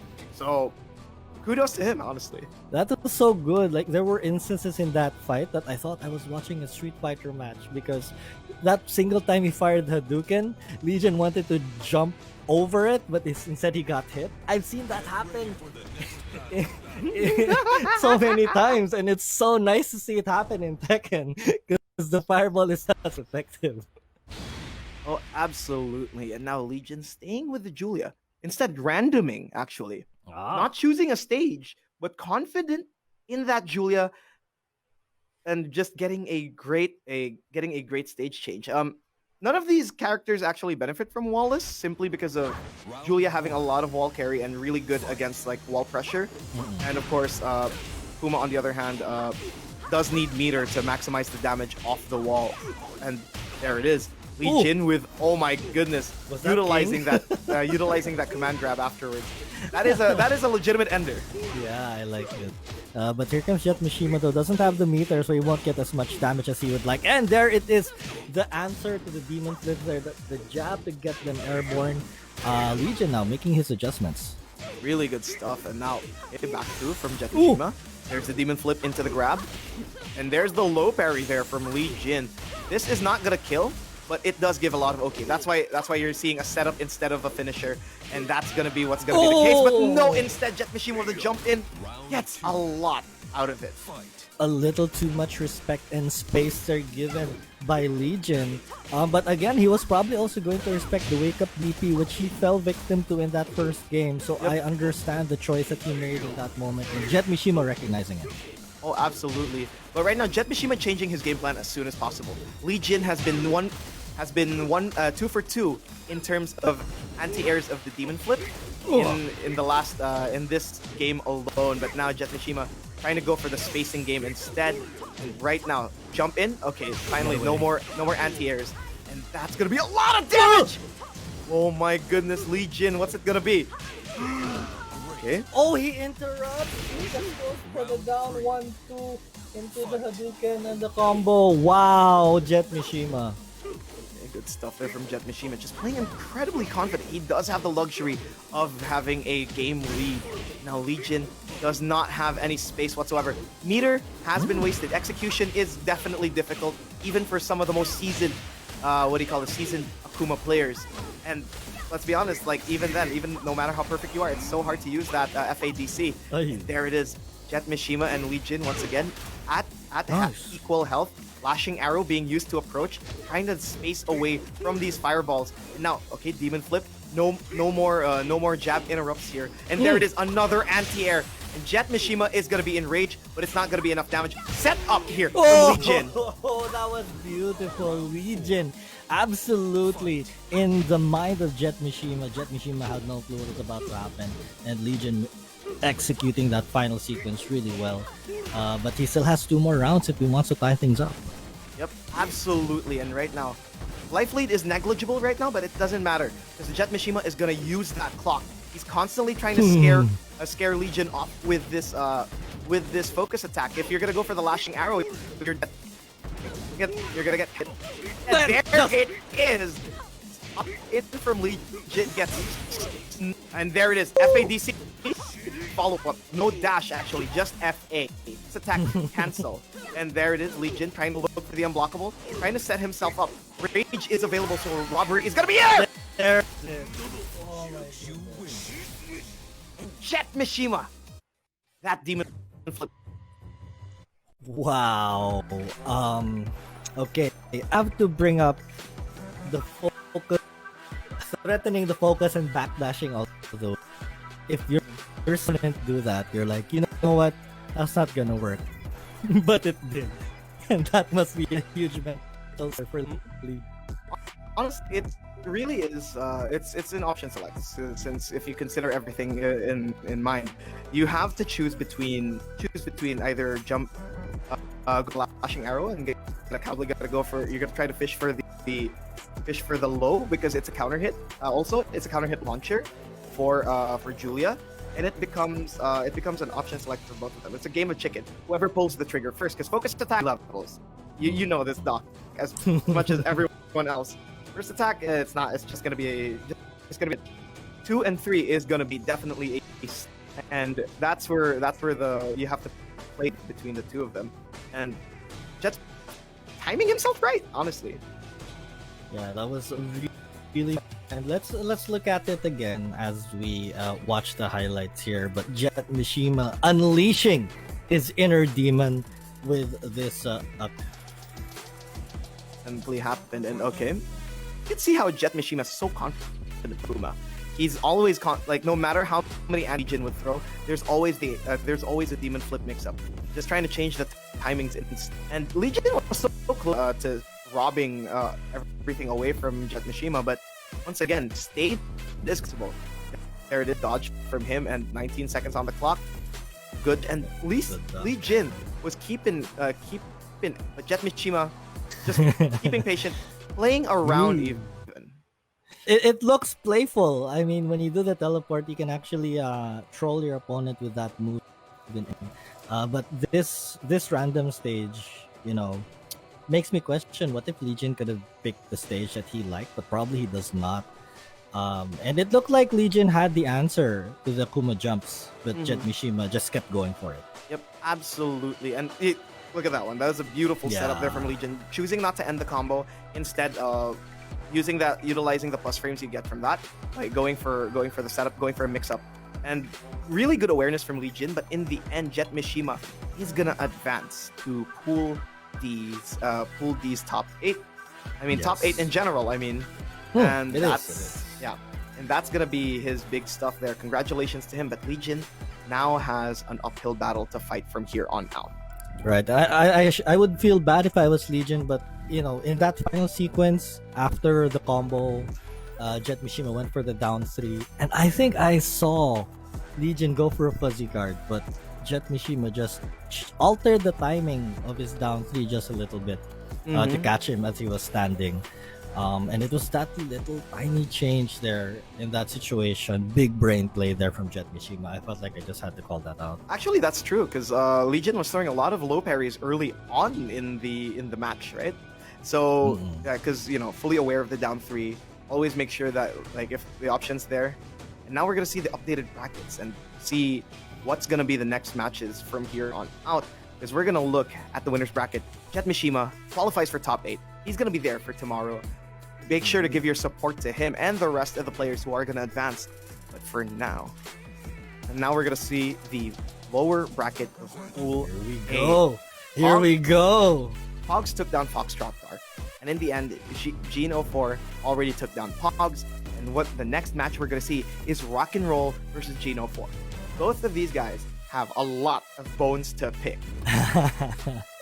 I mean, Jaguars absolutely love eating those bones as they want to pick them. But one thing I want to point out that I saw in the bracket was Gene04 took out Secretbase Adrian 2-0. So for us who were cheering for Secretbase Adrian, our hearts are broken as he has officially bowed out of the Nationals. So heartbreaking there, but yeah, we're gonna have some time to recover. Yep, and of course, let's see if he was an E-Olympian also, by the way, and let's see if another former E-Olympian can avenge the man, if Rakenrol can face off against Gene04 there. But before that, we're gonna go on a short break, ladies and gentlemen. We'll be right back. You're still watching the National Season 3 Challenger Series 2, and we'll be right back. You're still tuning in to Season 3, the Nationals Challenger Series 2, and I'm Ernest Bizon, and here with me is Doc Jimmy. We're going to be commentating the matches still, and it's going to be great. We talked about it. We already teased about it. It's gonna be Rakenrol versus Gene04, and honestly, this is gonna be a lot. There's a lot on the line from here on out, considering the fact that this is the lower bracket. It is, and winner here for the next 4 matches. My math's correct. This will be the final matches for all of these players in the challenge. Potentially for one of these players, because the ones they're obviously out of the nationals already. But the winners go on to top 8 tomorrow, and these are probably some of the biggest matches of all these players' careers. It's a starting point. I'd like to talk about it because this is such a big starting point for a lot of these players. The people who end up in top 8, the people who end up in draft, the people who end up in pro league. This is gonna be life changing. The nationals is one of the best, is one of the best ways to get it. It's one of the biggest stages in the Philippines for you to display your Tekken power, your Tekken prowess, and then it's gonna be. But it's one of those that it's gonna be life changing. It's a chance for you to make to change, basically make a livelihood, make a career out of what you love, which is Tekken. I love Tekken. Right. You love Tekken. We all do. Like everyone watching here does. And there's a lot on the line right now. And a lot of the lives we have seen these people who we know at a personal level have their lives changed because of Tekken 7, because of esports, because they were drafted by a pro team. I mean, we have people like Vermilion, right? He's definitely one of the players whose life has totally changed. Like, this is their dream life, and he's living his dream. And for a lot of these players, for the 8 that are already qualified in the draft series. Oh no, wait. Yeah, for the 8 already qualified in the draft series, and for the coming 8 who want to qualify for the draft series, this is going to be so important for them. That is the dream, that is the goal that they want to achieve. And this has to be their breakthrough tournament. Absolutely. It's make or break now. There's a lot on the line. Especially here in the lower bracket, as you said, this is going to be the end of the line for the year, basically, for a lot of these players. At the same time, this is it. This is, how do I describe it? How do I describe it that doesn't sound cheesy? Make it sound cheesy. Make it sound cheesy. Let's go. But like the thing is, like, with it's I said life changing. That's already cheesy enough, but it's gonna be. It's gonna be revolutionary for a lot. Like the nationals format alone, like this whole challenger series alone, has been life changing for not life changing, but revolutionary for the esports scene, especially in the fighting game scene. A lot of opportunities to make these players really shine. And now, speaking of shining, it's gonna be a shining wizard in the form of Rakenrol versus Gene04's Zafina. This is gonna be crazy. And it already tells me a lot of the mindset Gene is approaching this matchup. Of course, Zafina has that really amazing low movement, right? He wants to duck and avoid all the grabs as much as possible. And Rakenrol, he is the king of grabs. We see him hit a lot of grabs in his previous fight against JSSN. Unfortunately, he lost that, but here he's trying to find redemption against Gene. Oh, let's see how it's gonna go. Plus frames here from Gene. After that, the Scarecrow stance. Immediate launch. Good stuff here from Gene04. And Rakenrol is gonna be in the back foot. This is an infinite. You can backdash away from literally anything you want, but if you spam that backdash, Gene does a lot of ways to destroy you. But there it is. Set up there from Rakenrol. What's it gonna be afterwards? Really good range on that low from Gene04. It is, and again, we're talking about the advantage that Zafina has in this stage, and going for that finisher there. Rakenrol still alive. Can he make a comeback here? It seems unlikely. The life lead is too insurmountable, and Gene starts out with the first round. Like, you saw that little stupid floating slash kick there from Zafina. That's actually +6, so you're not allowed to move. You gotta take the mix up afterwards. So you can't backdash, you cannot sidestep, and if Gene04 is gonna spam these plus frames, like, Rakenrol might have a hard time. And there it is, Gene04 already oppressing Rakenrol here. Right, 2 quick rounds here for Gene04. Not only is the character working out, but the stage as well. But finally, here comes Rakenrol with that sidestep hop. He gets nothing out of it, drops a combo. Giant swing is going to be broken. Gene continuing to go on the offensive. Good stuff there. And once again, input. Good punish there from Geno4. That is -10. The DF1-2 of King is -10. And there it is. You have to move. You have to move yourself out. Good stuff from Gene. Extension from the string. And Rakenrol going for a normal grab. He's already close to rage. Plus frames being utilized as much as possible. And there's the sweep. That might be the damage. But Rakenrol still has 1 HP left. 1 HP might be all that he needs. +6 gets the duck and the Wild Rising 4 taking it there for Gene. Wow. Gene playing incredibly confident. And Rakenrol right now not having a good time against this Zafina. It's definitely a hard match. You have to keep track of every stance that Zafina has. Tarantula, Mantis, Scarecrow, and as like, oh god, Pika's been traumatizing me with that. The constant plus frames. They like the plus frame from the slash kick from the constant from those heals.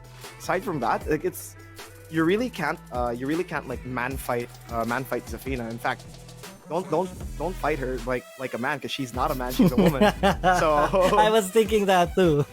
yeah, like you have to keep track of everything there, but like everything that Zafina has. But like this matchup is incredibly tricky. Zafina is only as good as how creative the player is, and Geno4 is utilizing that.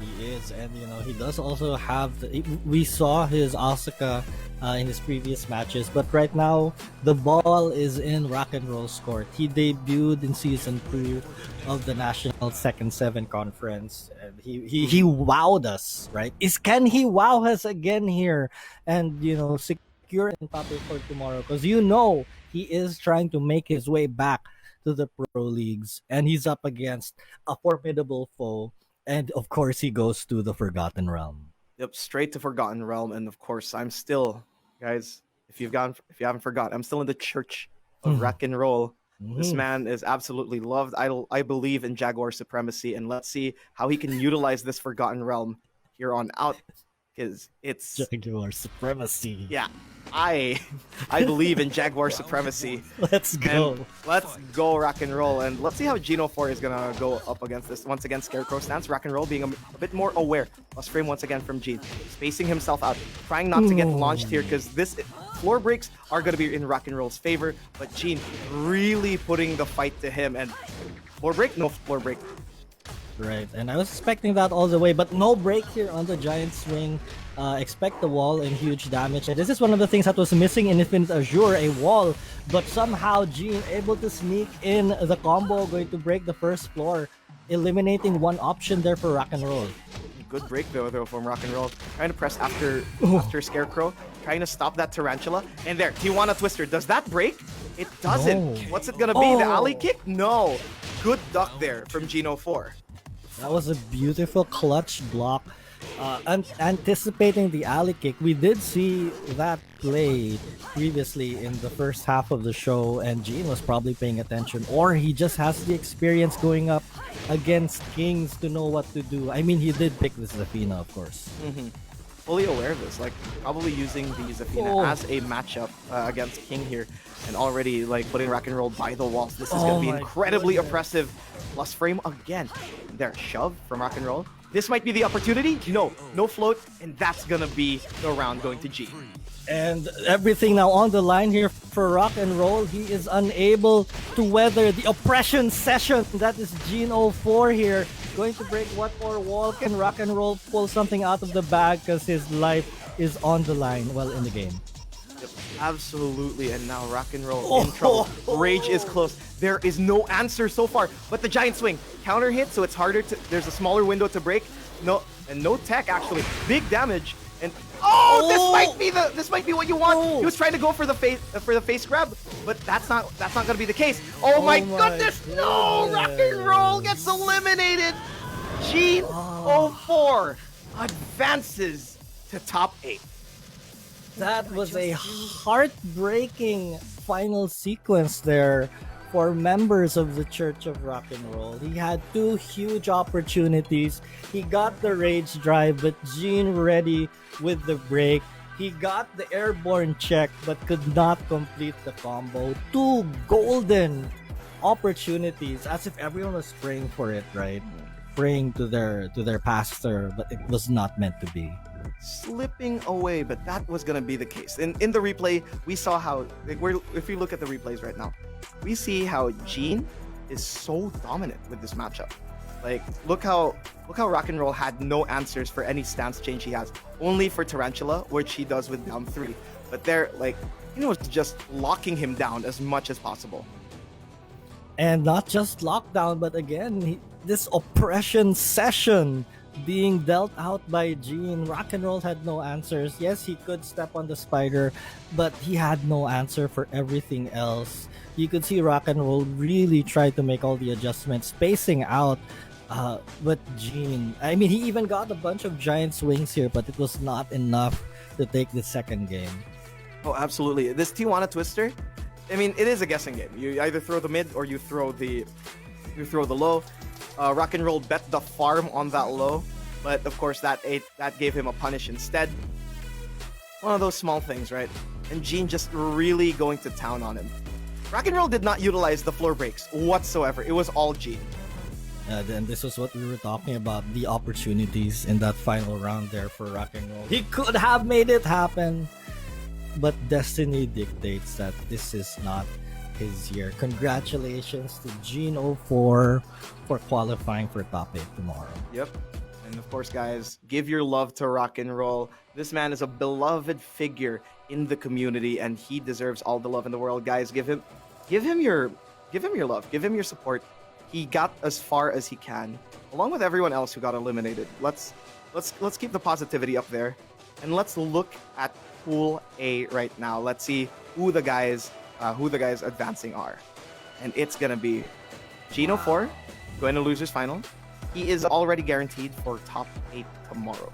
Day 2, he's gonna be there. So Geno4 fans, you guys still have a lot of cheering power to go for. Now, Pool B lower bracket. It's gonna be BruiseMaker versus iTenri, and this is an incredibly tricky fight, because considering the fact that iTenri and BruiseMaker have already faced off against each other, if I remember correctly. It was the Katarina versus the Hwarang. Hwarang. Yeah, yes. And the battle of the kicks, as Poch and Kid described it. Yeah, we did see that earlier. That was in the winners semifinals, and BruiseMaker coming out on top there. So this is iTenri's chance at a run back. And when I think of tournament mentality, right? Once you beat someone in the winners bracket, you immediately think about the next person and the next person. And there are times where you forget to think about the guy that you beat, and you end up in this situation where you have to fight him again. Though you do have advantage of winning on him the first time, the opponent definitely has that feeling like, man, I lost that game. I'm going to be ready if ever I run into him again. And this is iTenri's opportunity here for that run back.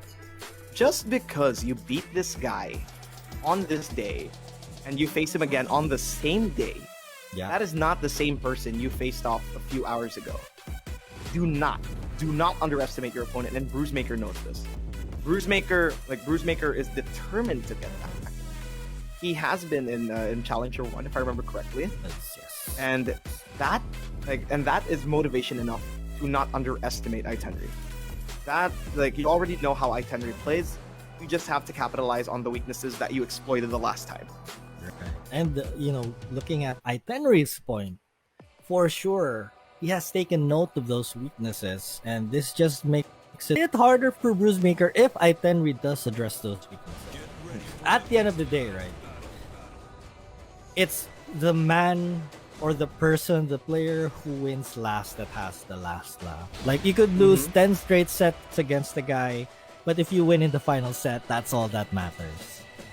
Absolutely. And that's what iTenri is aiming for here against BruiseMaker.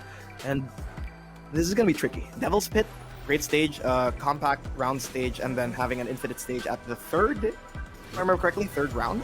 Yes. And this is gonna be a little interesting between the two of them, and already iTenri getting a little more aggressive, trying to prevent BruiseMaker from getting any space in the world. And right now, Plasma Cutter, no launch though from iTenri. Wow, and all of these, the mix-ups here coming from iTenri, really overwhelming BruiseMaker at the moment. Really hasn't had the chance to strut the Hwarang stuff here. Life lead right now for iTenri. And the round. And the round. Good stuff here from iTenri. And that's once again, like his game plan right now seems to be prevent BruiseMaker from getting any space, because Hwoarang likes to party. Hwoarang likes to get in your face.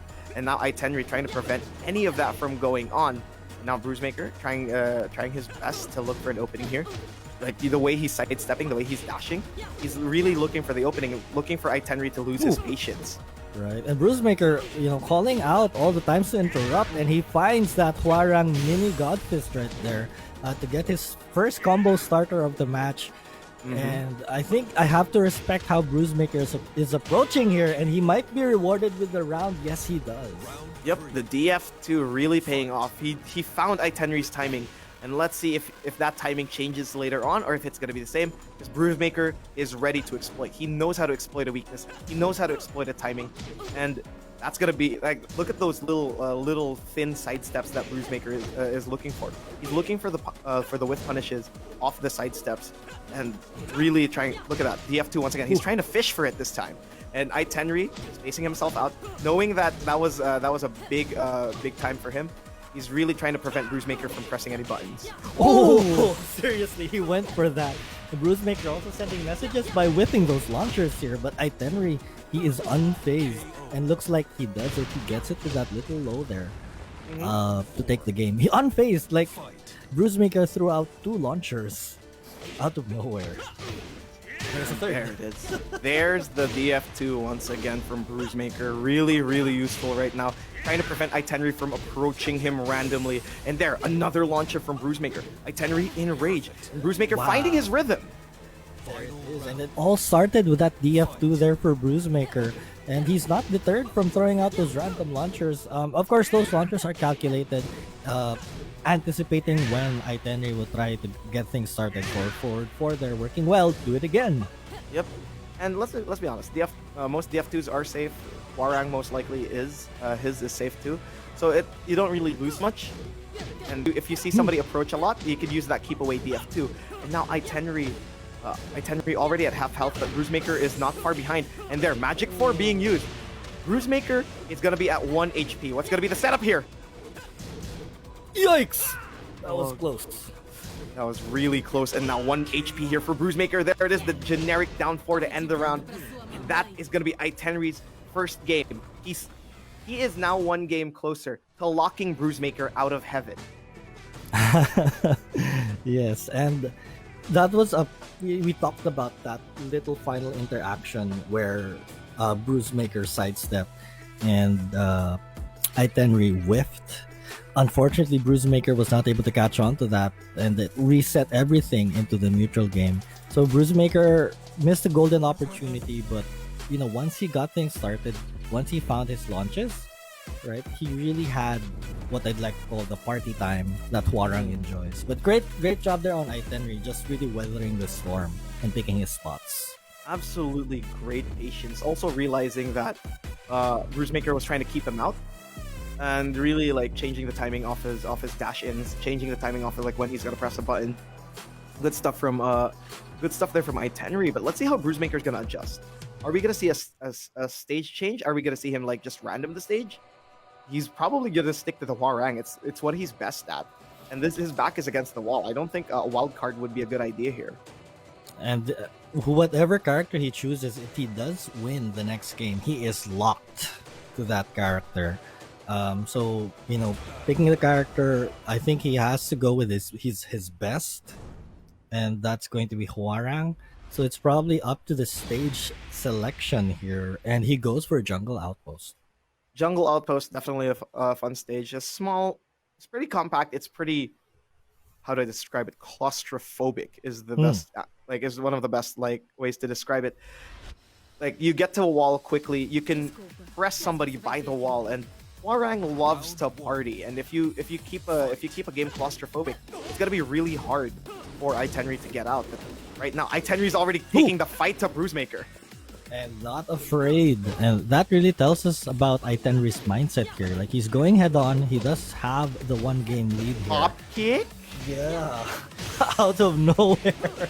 And again, this Devil May Cry mindset from iTenri working out for him there, dominating first round. Absolutely, and there. Woo! Once again, BruiseMaker finally utilizing those sidewalks and side steps to his favor. And now iTenri is by the wall. You see that, like Raph described it to me really perfectly, that disrespect stance that BruiseMaker has is an instant back turn, which puts Plasma Cutter at like near instant like launch. And you really have to keep track of it or else you will get launched. And what a whiff punish there from iTenri. He saw a jab and immediately hop kick. What eyes does this man have? I mean, he does have those glasses. Well, no, the character doesn't have glasses. But yeah, that was an amazing reaction there from him, and that has earned him the second round. Now BruiseMaker is back, is fully against the wall. He can easily be eliminated here, but let's see how he's gonna adjust. Throwing these keep away moves. DF2, trying to space himself out, changing side to side.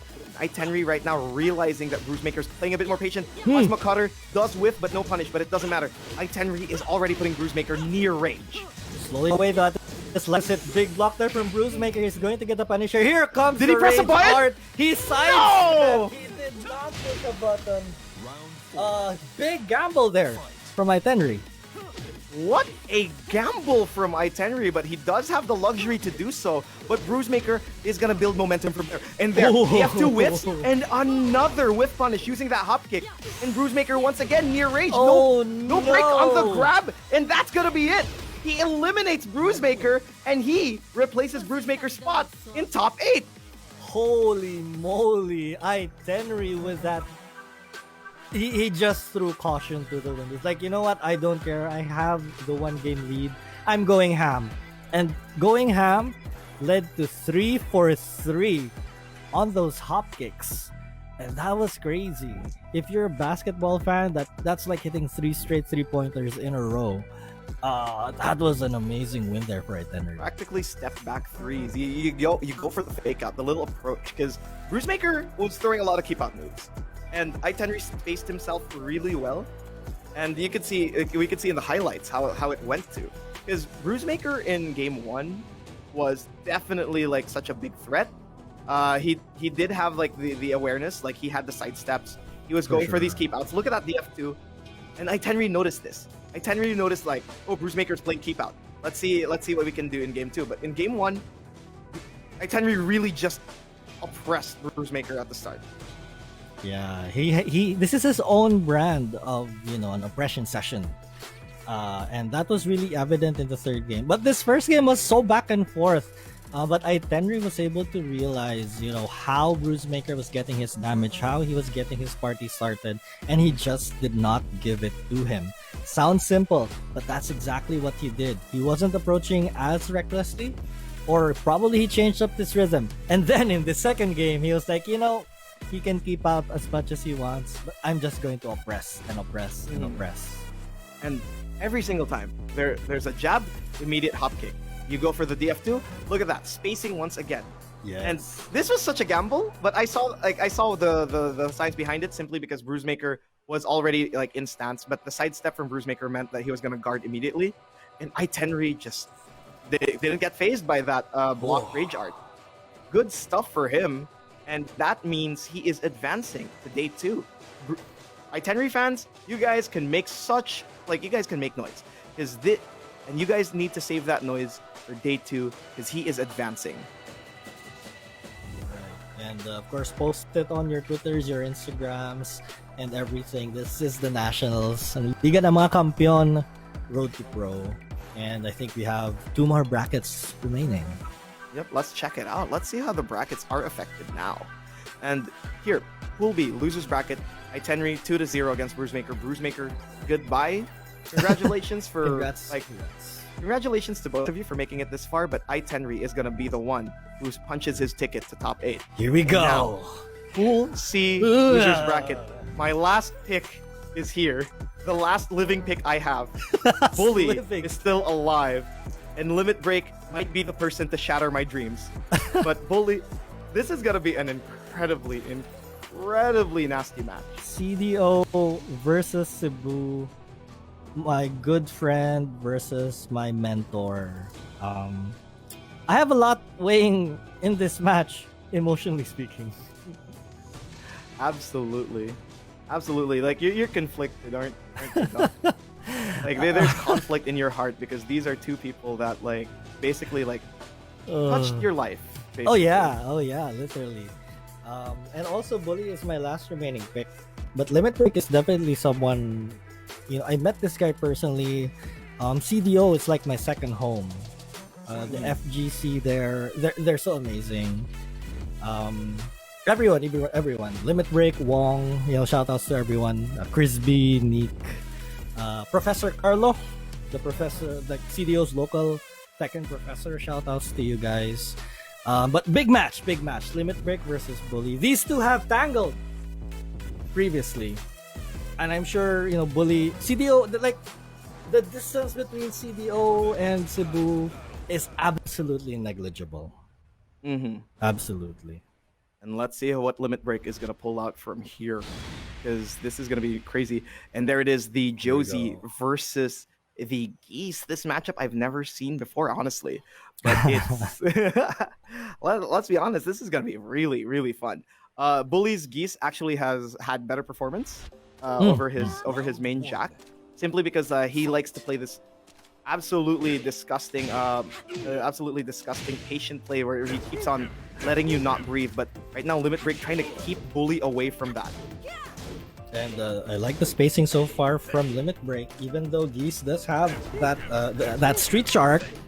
Limit Break playing it really well, has a slight life lead here, but still anyone's game. We're starting off really early. This is the feel out stage for both players. Oh wow, there it is, the swipe there from BuLLy, and this is gonna be a Jaken after, and the life lead that Limit Break had with all those pokes just gets neutralized. And let's see whose neutral is better, because this is an infinite stage after all. Counter hit off of that sidestep 3. Jaken to finish off the round, and BuLLy gets it.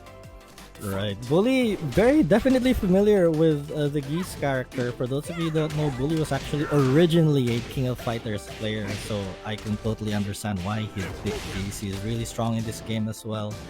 He has no problem with the commands, and he's doing pretty well so far. Good punish there from Limit Break, and caught BuLLy pressing a button after the punish. BuLLy, that's a little impatient, even for you. And okay, there's the max mode. Good stuff. This is going to be a lot of damage. Once again, Geese is just ridiculous with meter on, and BuLLy does spend the meter wisely. He capitalizes on it. He does have meter coming up next if he gets this right. Good stuff. Rage drive here from Limit Break. What's gonna be jumping away? You do have Shippukens if you go. You're trying to zone out with. Oh, there it is. Meter once again. DF1 afterwards, and BuLLy is one round away. One round away from game 1, but Limit Break is so close. Oh my goodness! What a whiff punish! I have to give props to BuLLy. He immediately switched up his game. That round, he was defense. Now he starts offense, but Limit Break fighting is here. Going to all things out and try to catch up in the life, and here he comes. Absolutely, and mid parry there. There is no meter though, so that was not gonna kill Limit Break, but it's gonna be a lot of damage. Good break here against BuLLy. He's so literally any single mix-up can kill him from here on out, but he can have a comeback. He has rage available. A single launch or a single rage art can change the game, and that is gonna be the round. Limit Break still having room. No game 1 going for BuLLy, and Limit Break might be able to rob this. Capping off right there for Limit Break, because had that been blocked, BuLLy would have taken the first game here, and he's given himself a lifeline, and probably a little bit of mental damage to BuLLy, because when you are a fundamental player like BuLLy, getting hit by that raw rage drive can be a little taxing mentally. Yep, absolutely. Like, I can't believe I can't believe like I let that through. He didn't keep that in his options, but of course. That's when your back is against the wall, but BuLLy does have a full stick of butter. He's going to use it now. Max mode is going to be used. Eagle Claw going to be utilized after that. 1-1-2. Good punish from Limit Break. BuLLy still has rage available. His life lead. The rage drive! He ducked! Oh! Wow, what an option there from Limit Break. I mean, that was probably his safest option, and such timing to catch BuLLy ducking. He takes the round and ties things up almost instantly. Good break there from Limit Break. Okay. What a block there from BuLLy. Fully aware that the lows here from Josie are dangerous. But aside from that, oh my goodness, trying it with that back 3 too. Now Limit Break is so close. He's 1 pixel away from rage.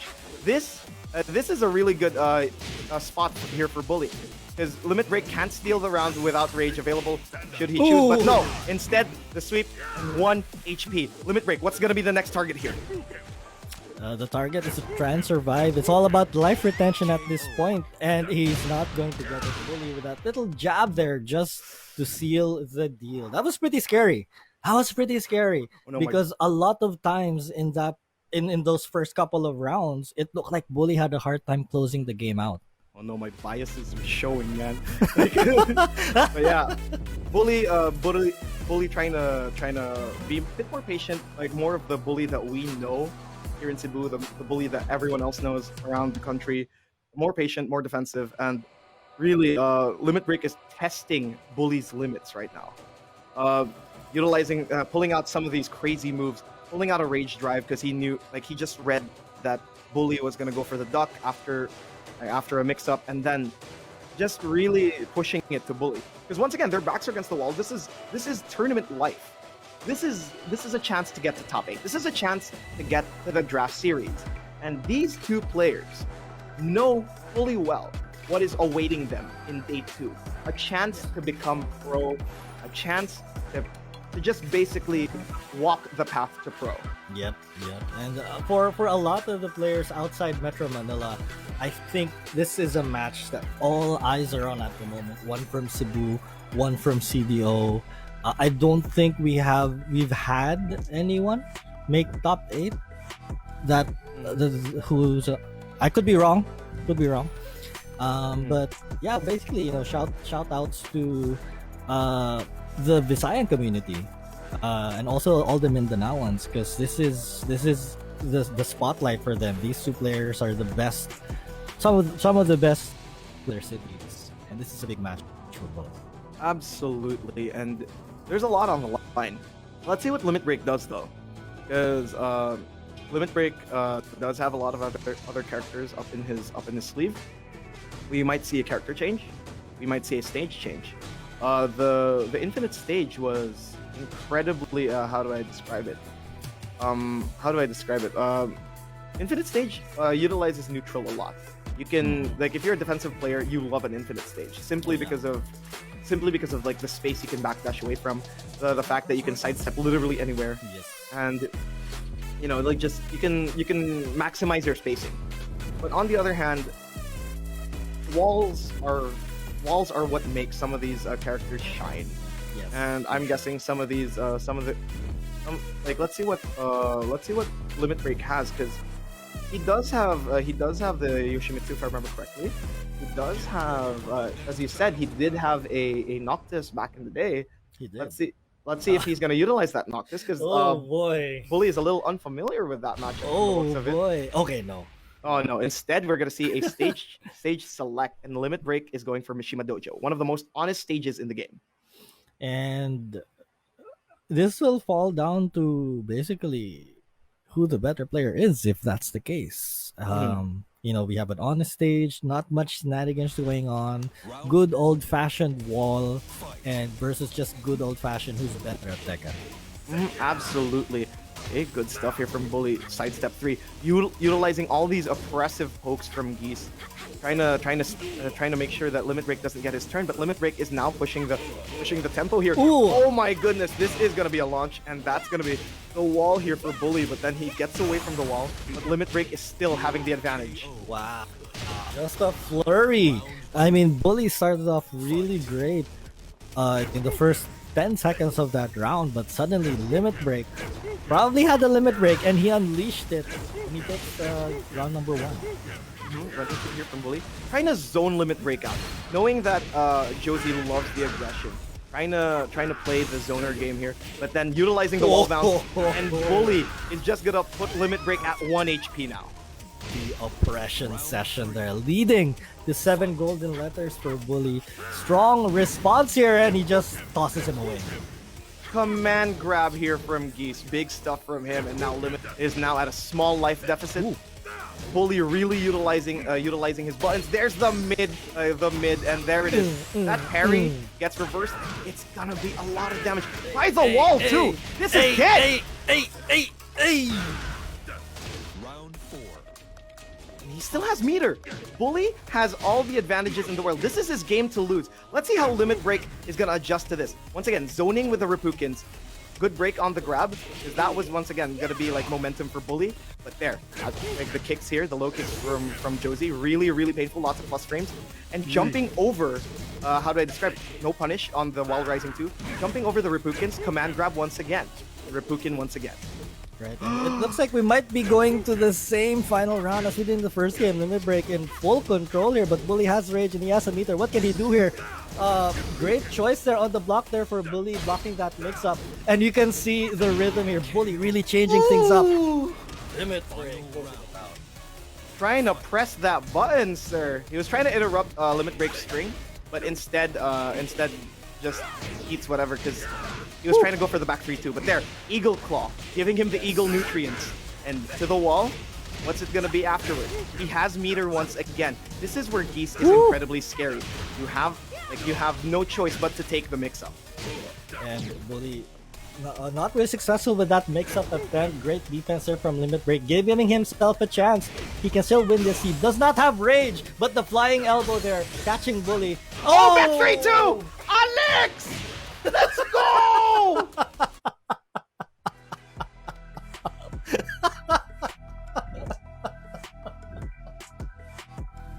Oh my god. that was crazy. It was like you were just waiting to explode, and that was the moment. 3-2. Really good stuff there from Limit Break. And Limit Break was doing so well too. Like, look at the highlights, guys. This was a close match between some of the best that Vismin has to offer. Wow. What a match. I'm still trying to recover from that outburst. Oh my goodness. But yeah, like you can see here, like BuLLy was really trying the litmus test here. He's trying to play the signature BuLLy patience, trying to zone Limit Break at the Kingdom Come, and really timing his parries right. And it was paying off really well. Utilizing, seeing how Limit Break would react to the Repukins, seeing how everything else. But Limit Break was not phased at all. He's playing Josie. He's gonna utilize the entire moveset that Josie has.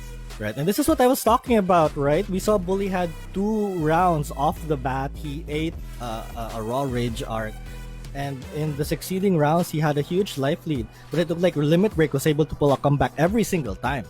So, you know, BuLLy able to hold that off. First round of the second game looked really great for him, but BuLLy just being clutch. Absolutely clutch. And really, BuLLy, my god, BuLLy. The thing is, like, with Limit Break, like, you could see that he was pushing BuLLy to the limit. There was a lot of things that, like, BuLLy couldn't do with how Limit Break was playing, just utilizing the trickiness that Josie has, not throwing any random punishable moves, and just trying to press. And there it is, that back 3-2. The whiff punish there was really well done from BuLLy. That was so clutch, like, all the way from downtown. And knowing BuLLy, he would probably be like, you know, that's him right now. And this is like my salute to him for winning that match. Again, I can't help but feel a bit more invested in this match because I know these two players so well. And there is a poll going on in chat, by the way. The question is, who inspired you to play Tekken or to play fighting games in general? My answer to that is BuLLy. Ooh, now that he really taught is me a lot. everything I know, so I can't be any more happier for this guy. Absolutely. And now let's see the brackets. Let's see the fight that he had to go through, and that was it. BuLLy had to go through Bacalo Nation, and now he faced off Limit Break. And Limit Break is not an easy match whatsoever. He is versatile, he is smart, he is aggressive, and that was him moving on to top 8. Now Pool D is going to be Lee Jin versus SideStepLance. This is going to be tricky. Legion's Julia has been amazing, has been phenomenal, and lots of really utilizing, really playing against like impatient players. But SideStepLance is playing Lee. Lee is a disciplined character, and you can't take that away from SideStepLance. Is you don't have really much tools to play around with. You don't have Boonga Boonga tools. You're gonna have to play Tekken fundamentally, and let's see how Legion is gonna play against such a patient player in comparison. SideStepLance, the pick of, I forgot to, but a bunch of the Nationals commentators also had him selected to go far in the tournament, and here he is, final match, as well as Legion. Legion, again, one of the players who did really well in the first Challenger Series. He's back here, and you have to think, you know what, this is it. This is my final chance to get into top 8, and I can't stress it enough. Everything is on the line right now. This is probably the final match of the day because we have no more pools. This is it. From over 212 players who registered and joined. So shout outs to the Philippine Tekken community for coming out strong here. 212, 53 players, each bracket times 4. That is 212 because 50 times 4 is 200. And 3 times 4 is 12. Add them together. It's 212. So this is where you got your doctorate, huh, Doc? So, like, absolutely. Like these players are ready. These guys joined this tournament for the love of the game and the chance to represent themselves and the rest of the community here in the Nationals. And honest to God, this has been such a treat for everyone involved. And right now, Challenger 2, the final match before our draft series, well, at least final tournament. Let's see who our top 8 is going to be. The last piece of the top 8 puzzle between Legion and SideStepLance here in Mishima Dojo. The last players standing right now at this tournament who need to play everything. All their training and preparation for the Nationals this year, it's coming down to this match. Oh my goodness, it's time. It's absolutely time. And now Mishima Dojo, a beautiful stage to start off with. But where it all started for Tekken is where it's all gonna end here for day 1 for the pools. Now look at the real estate. Look at that ridiculous real estate. Wow. Now, Legion's been doing lots of party crashers, and SideStepLance is already at the back foot with that wall. But then immediately, good sidesteps and good awareness, trying to space himself out, putting Legion by the wall instead. Living up to his name, a SideStepLance. There you go. He pulled out a sidestep right there. And he's looking to try and close out this round. He has Legion up against the wall pressure. An oppression session right now being handed out by SideStepLance. Great bow and arrow to fight out. A beautiful punish against that whiff slide. Now SideStepLance has to keep track of what's gonna be after. Because after that stomp, it's Oki City. And Legion utilizes that all the way with the mix-up. And now, once again, SideStepLance utilizing that slide again. Hitman stance being used. Beautiful sidestep there, but instead, Legion unfazed and presses a button, putting Lance by the wall. And it's been back and forth so far with Legion coming out on top in the first round. It looks like he might come out on top again here. Huge life lead. Spinning. The mix-ups once again from Legion. He does have the life lead. There it is, the hop kick. And there, the mad axes to end the round. And Legion is 1 round away from getting game, putting him closer to top 8. But SideStepLance needs to pull out his excellence if he's going to play this Lee right. Right, he might need to side run if he wants to make something happen. There you go, SideStepLance. He says he has no sidestep, but he actually does. Probably just not aware, because that's just pure instinct now coming from him. Counter hit combo. Not much. Not much there. Legion once again. Beautiful whiff punish on that wall tech. And now SideStepLance has to move away. Mad Axis does get broken. And there, good sweep there. And you are getting crazy. Wow.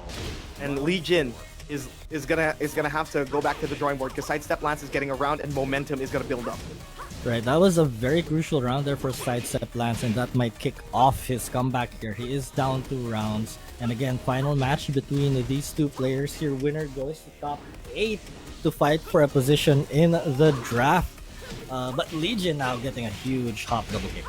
Oh, that hop kick is big for Legion. And now SideStepLance once again in the wrong spot. But, the wall tech! Gonna put Legion by the wall. Oh, no splat. And there it is, equalizing whatever life lead SideStepLance has. But no! That's gonna be the death! And that's gonna be Lee Jin getting the first game.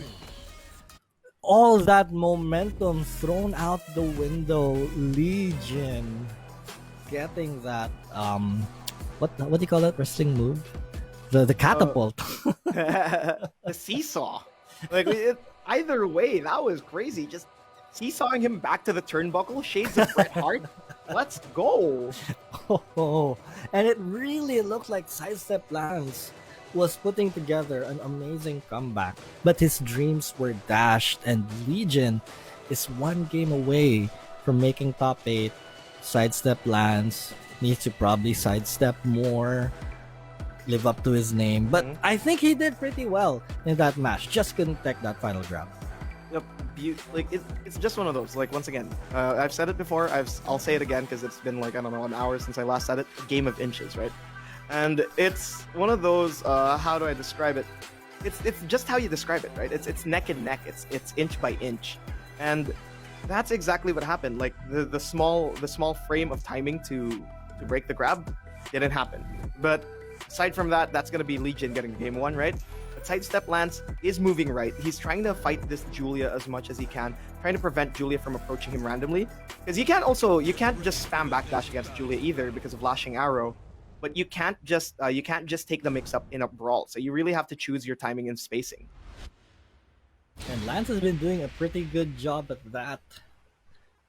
He just needs to remain confident. He just needs to maintain that mental fortitude, right? That I always talk about. It's so important when you're playing fighting games, when you're playing Tekken, when you're playing any video game, to be mentally strong and not get discouraged. Because there are times when you're playing games, any video game, where you make a mistake and it's like your entire being just drops to the floor. And that's probably one of the worst feelings in the world. Let's see if Lance has the mental capacity, the mental strength to keep that from happening. Yep, no mental overload here. Reduce the mental stack. Try to reduce your game plan to its bare essentials. And wow, Legion fully aware of the slide mix-up. Now putting SideStepLance near the wall. SideStepLance once again, beautiful timing on the sidestep, trying to move away from Legion, preventing this brawl from going out. And oh my goodness, good stuff from Lance, but pulls the trigger too early, and Legion gets the knockdown instead. Oh my goodness, and now SideStepLance gets taken down out of that one. That was a Matrix interaction right there. Just, you know how there are those fighting game videos where it's like a choreography, right? Yep. That moment was just like that. That was exactly one of those moments, and just the high crush on the low crush, really good stuff there. But after that, Legion wasn't phased by it, and instead like pressed the right button at the right time. And now, SideStepLance, oh my goodness, the power crush being utilized here. Is he gonna go for the floor break? Because the thing is here, he did choose Forgotten Realm, so he's probably gonna utilize the floor break as much as he can. And he's trying to catch Legion off of like nutty airs here. But there, once again, SideStepLance gaining the confidence, setting himself up for success. Right, we're tied at 1 game apiece here, and again, SideStepLance still with his back against the wall. He's probably going to try for the floor break. There you go, first floor, if I'm not mistaken, is broken. SideStepLance taking full advantage, even getting that reset damage there. Yep, and floor break again. No, he chooses not to. But then he has the life lead. Let's see what's going to go. Oh, beautiful block and perfect punish from SideStepLance, fully aware of that desperation bow and arrow. It is one of those moves that some people might pull out by instinct as a desperation move, and SideStepLance fully aware of it. And that was just the mental fortitude there being displayed by SideStepLance. Great block there in the low from Legion, really keeping things closer in this round. Trying to keep up here because SideStepLance has a bit of momentum now, and there it is, getting a read on his rhythm. Legion with a low parry, gonna take it down. Yep, and now SideStepLance is back against the wall again, and Legion, like, just having such a life lead, trying to go for that bow and arrow again, but doesn't pull the trigger since he saw the block. And now SideStepLance, beautiful grab. We haven't seen that grab at all being utilized, and that's why Legion wasn't aware.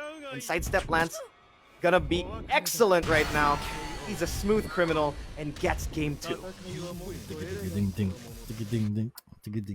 Yeah, that was a stylish way to end the round with the Rage Art. And SideStepLance showing that mental toughness why he made it all the way to this spot. And we could see it, right? Throughout all the interactions that he had in that game. He was being extra patient. He was letting Julia fly everywhere, picking his spots, being aware of the bow and arrows. And it earned him that victory and a chance here. We're going down to the third and final game. I would not have had it any other way. We want to see as much Tekken as we can. There's more Tekken tomorrow, but we're going to see who makes it into top 8. Definitely. And now game 3, final frontier for everyone involved here. It's not gonna be easy. It's not gonna be easy for any of them. The mental fortitude does have a limit. Mental capacity, you really have to reset. This is, once again, it's a best of 1 at this point. You have 1 game, he has 1 game. Think of it as the last living piece you have. This is tournament life. This is a chance to move to top 8 tomorrow, and a chance to be picked up for draft. If ever you succeed today, you have all the chances in the world tomorrow to become the best possible you of that day. Oh, the best you, the best version. Can you peak? Because, when we talk about fighting games, it's all about peaking at the right place at the right time. And the players that have made it to top 8 have all peaked today. And it could have come at a better time. Unfortunately, one of these two, between Legion and SideStepLance, is going to bow out of the tournament.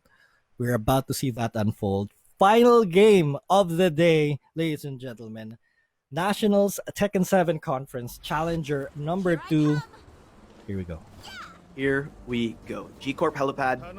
Really good stuff for both these players, simply because they have amazing wall carry. Lee, in general, naturally had amazing wall carry, and also Julia. So let's see who's gonna make the first move here.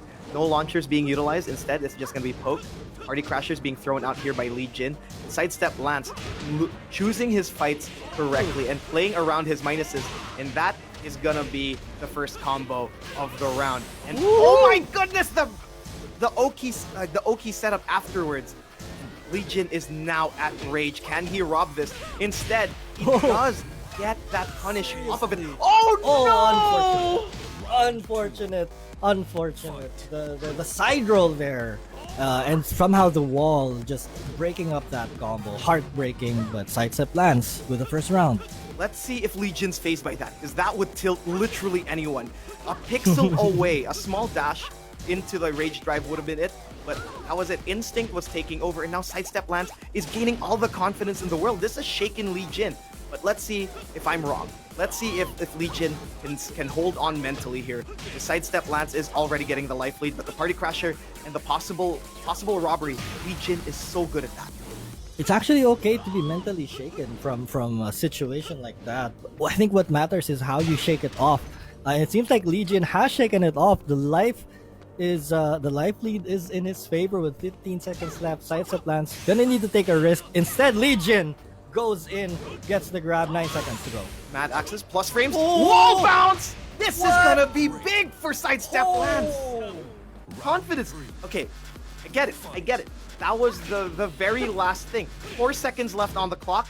You'd rather gamble it all. You do have the round lead after all. And now SideStepLance is one round away from moving into top 8. And Lee Jin is having a hard time trying to predict Lance because he's pulling out moves that we've never seen before. And Lance picked the perfect time to do that. But Legion here scrambling. Now we can see the desperation in his play right now. Pulling off all the moves, pressing all the buttons, getting the grab. Nice break there from SideStepLance. Rage Art going to get blocked. What's it going to be? Oh my goodness, it's getting close! SideStepLance advances in Pool D into top 8. Side roll Lance, wall bounce Lance, clutch out Lance. My God! What a finish! It all started from that second round where okay, Legion, I'm shaking off that mental damage from dropping that combo. But then Lance just pulls out the riskiest move of his life, and it has paid off. That Crazy. Was amazing stuff. It looked so close. Game 1, Game 2, they had a game each. These two were at equal footing. And then SideStepLance just breaks his own limit, activates, and we're gonna see it in the highlights now. What a final game here between those two players. Back and forth as close can be, despite the final score of this match. You talked about mix-up City there. He crouched, he waited, and then he still went low. That was just big brain play there from Legion. Yep. And Legion is no slouch. You could see how well he's playing this Julia. The awareness of his setups, the fact that he's like using a lot of these moves. He's aware when he can pull out the grabs, when he can pull out the Mad Axes, the Death Valley bombs, the setups afterwards. But SideStepLance, oh my goodness, that was unfortunate. Yeah, the little catapult there, chart, and SideStepLance gaining momentum here. Game 2, it was his stage. He loves Forgotten Realm, and just really catching out Legion at the most inopportune times for Legion. And SideStepLance, just fully aware of his character, like taking part of every weakness, blocking the right things at the right time, getting the right punishes, and there it is. Like, guys, we have a Lee in top 8. Wow. Congratulations. Okay, wait, before we say that, let's look at this final game here, because this is the moment here. 7 seconds left. He gets the wall bounce and closes it out. Who saw that coming? And we have this final play here. I'll let you call it. That should be a top 5 play of the tournament. Honestly, SideStepLance, I swear to God, you've done so much. And now you get to see the gates of top 8. A chance to be in the draft. Look at the bracket, see how many bodies you have taken out. I mean, this is carnage in fighting game metaphor, but this loser's bracket was so strong. I mean, you had Nick, you have Maiven, SideStepLance, Legion. Yeah. The dust has settled, and there he is with a score of 2-1. Doesn't get any closer than that. Absolutely, and really, SideStepLance getting these 2-1s, side adjustment lance, sidebar lance, side. What's the term in like that the card games? Sideboard lance. There we go. Like adjusting on the fly. There we go, and that's just the good stuff from him. And really, he just advances to top 8. He deserves it. The way he adjusts into that. Oh yes. I think every single player who made it this far deserves their spot.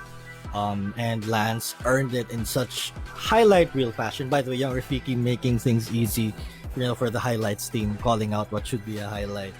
So shout outs to that. Yeah, shout outs to the highlight team. That wall bounce was the gamble of a lifetime. Yeah, man. Right?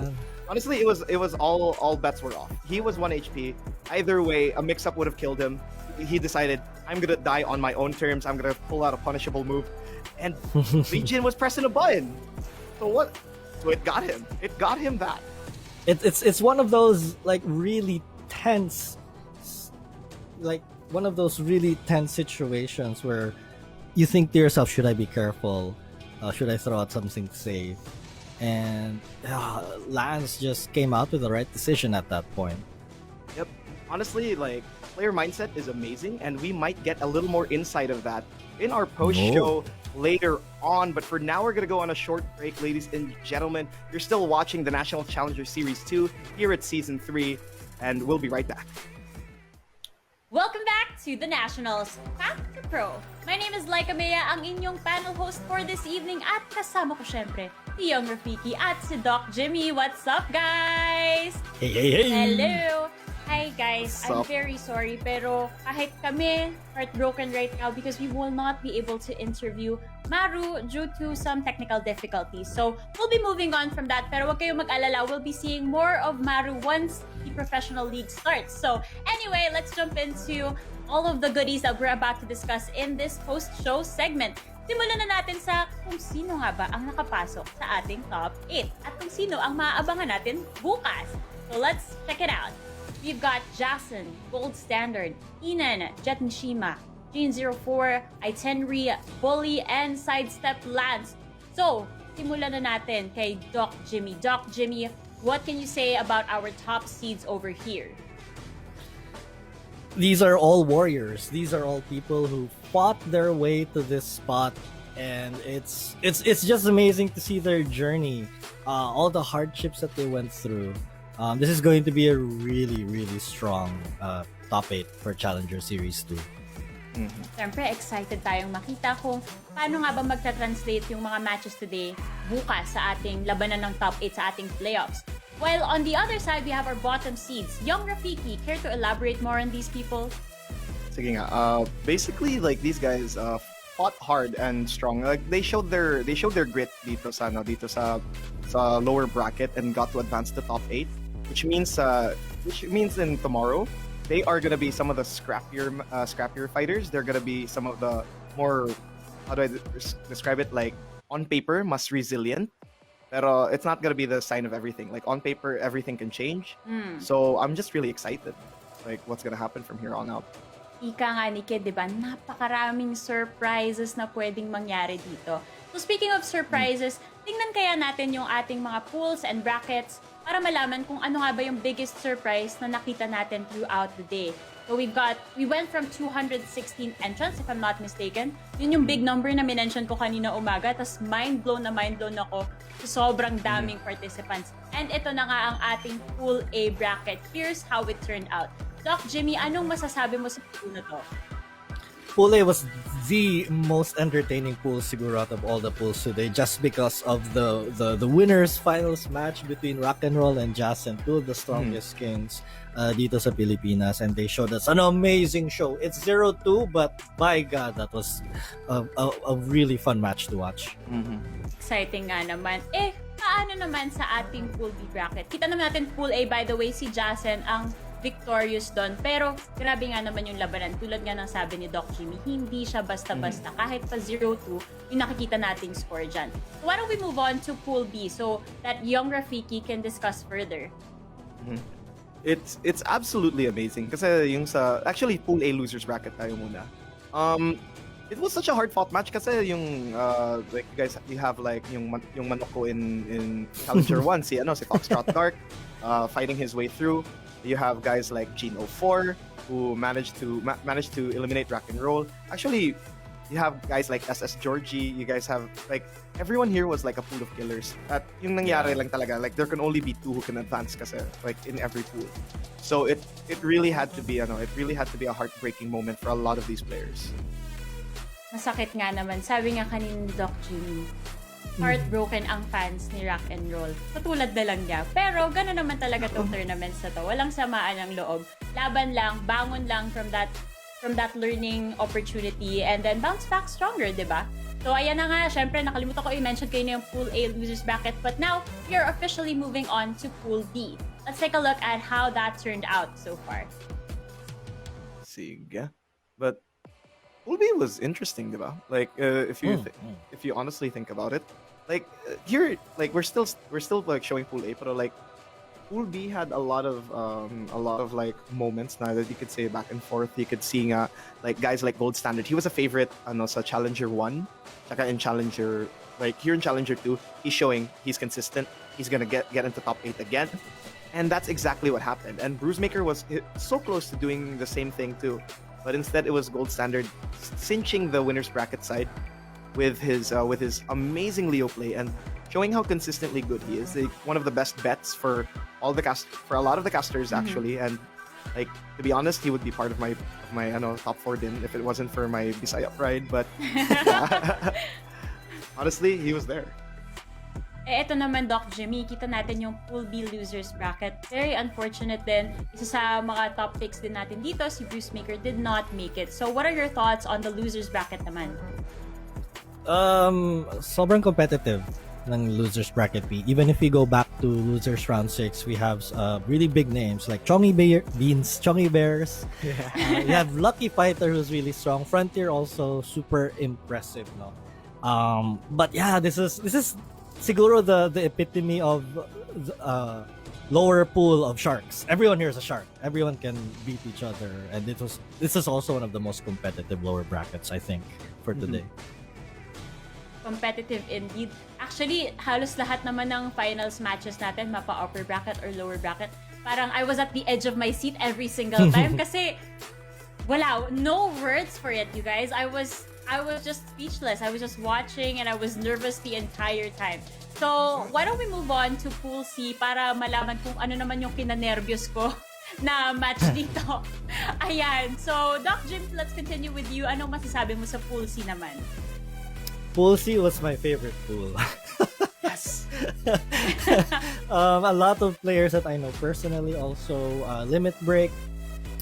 Keenan, I just watched his stream earlier siguro this week. He's super impressive. BuLLy, he's my teacher. He is the man who inspired me to play fighting games. So Keenan just really destroyed him, right? And he also outclassed. I mean, Limit Break is a high class player, but Keenan just outright, was able to beat him handily. So winners finals. Moving on to the losers bracket naman, Young Rafiki, anong masasabi mo dito? Siyempre, alam ko si Doc Jimmy kasi masaya kasi nakapasok nga yung kanyang inspiration na si BuLLy. Pero ikaw, ano namang thoughts mo dito sa losers bracket natin? I feel the same way. Kasi, I had like an emotional moment when BuLLy like beat Limit Break.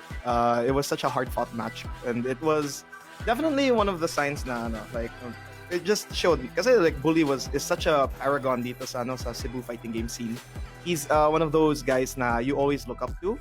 He's one of those guys that demands respect, and like it just feels so happy like for me and probably the rest of the Cebu community na naka-advance siya to top 8 and possibly getting into the draft. And like Pool C had a lot of representation from everyone outside Manila. You have Limit Break from outside from CDO. Yeah, you have BuLLy from Cebu, and like many more. Like it just showed, and like it felt so emotional seeing him like just win. Kumbaga parang, hey, that's my homeboy right there. Parang ganun yung feeling. Ang cute naman nun. I can get that feeling kasi alam mo naman when we watch international tournaments and whatnot, parang Pinoy pride yung nafe-feel natin, di ba? So, why don't we move on to Pool D? Syempre, last but not the least, very entertaining matches as well. Young Rafiki, what are your thoughts on this? Honestly, Jetmishima just showed like why he should be in top 8.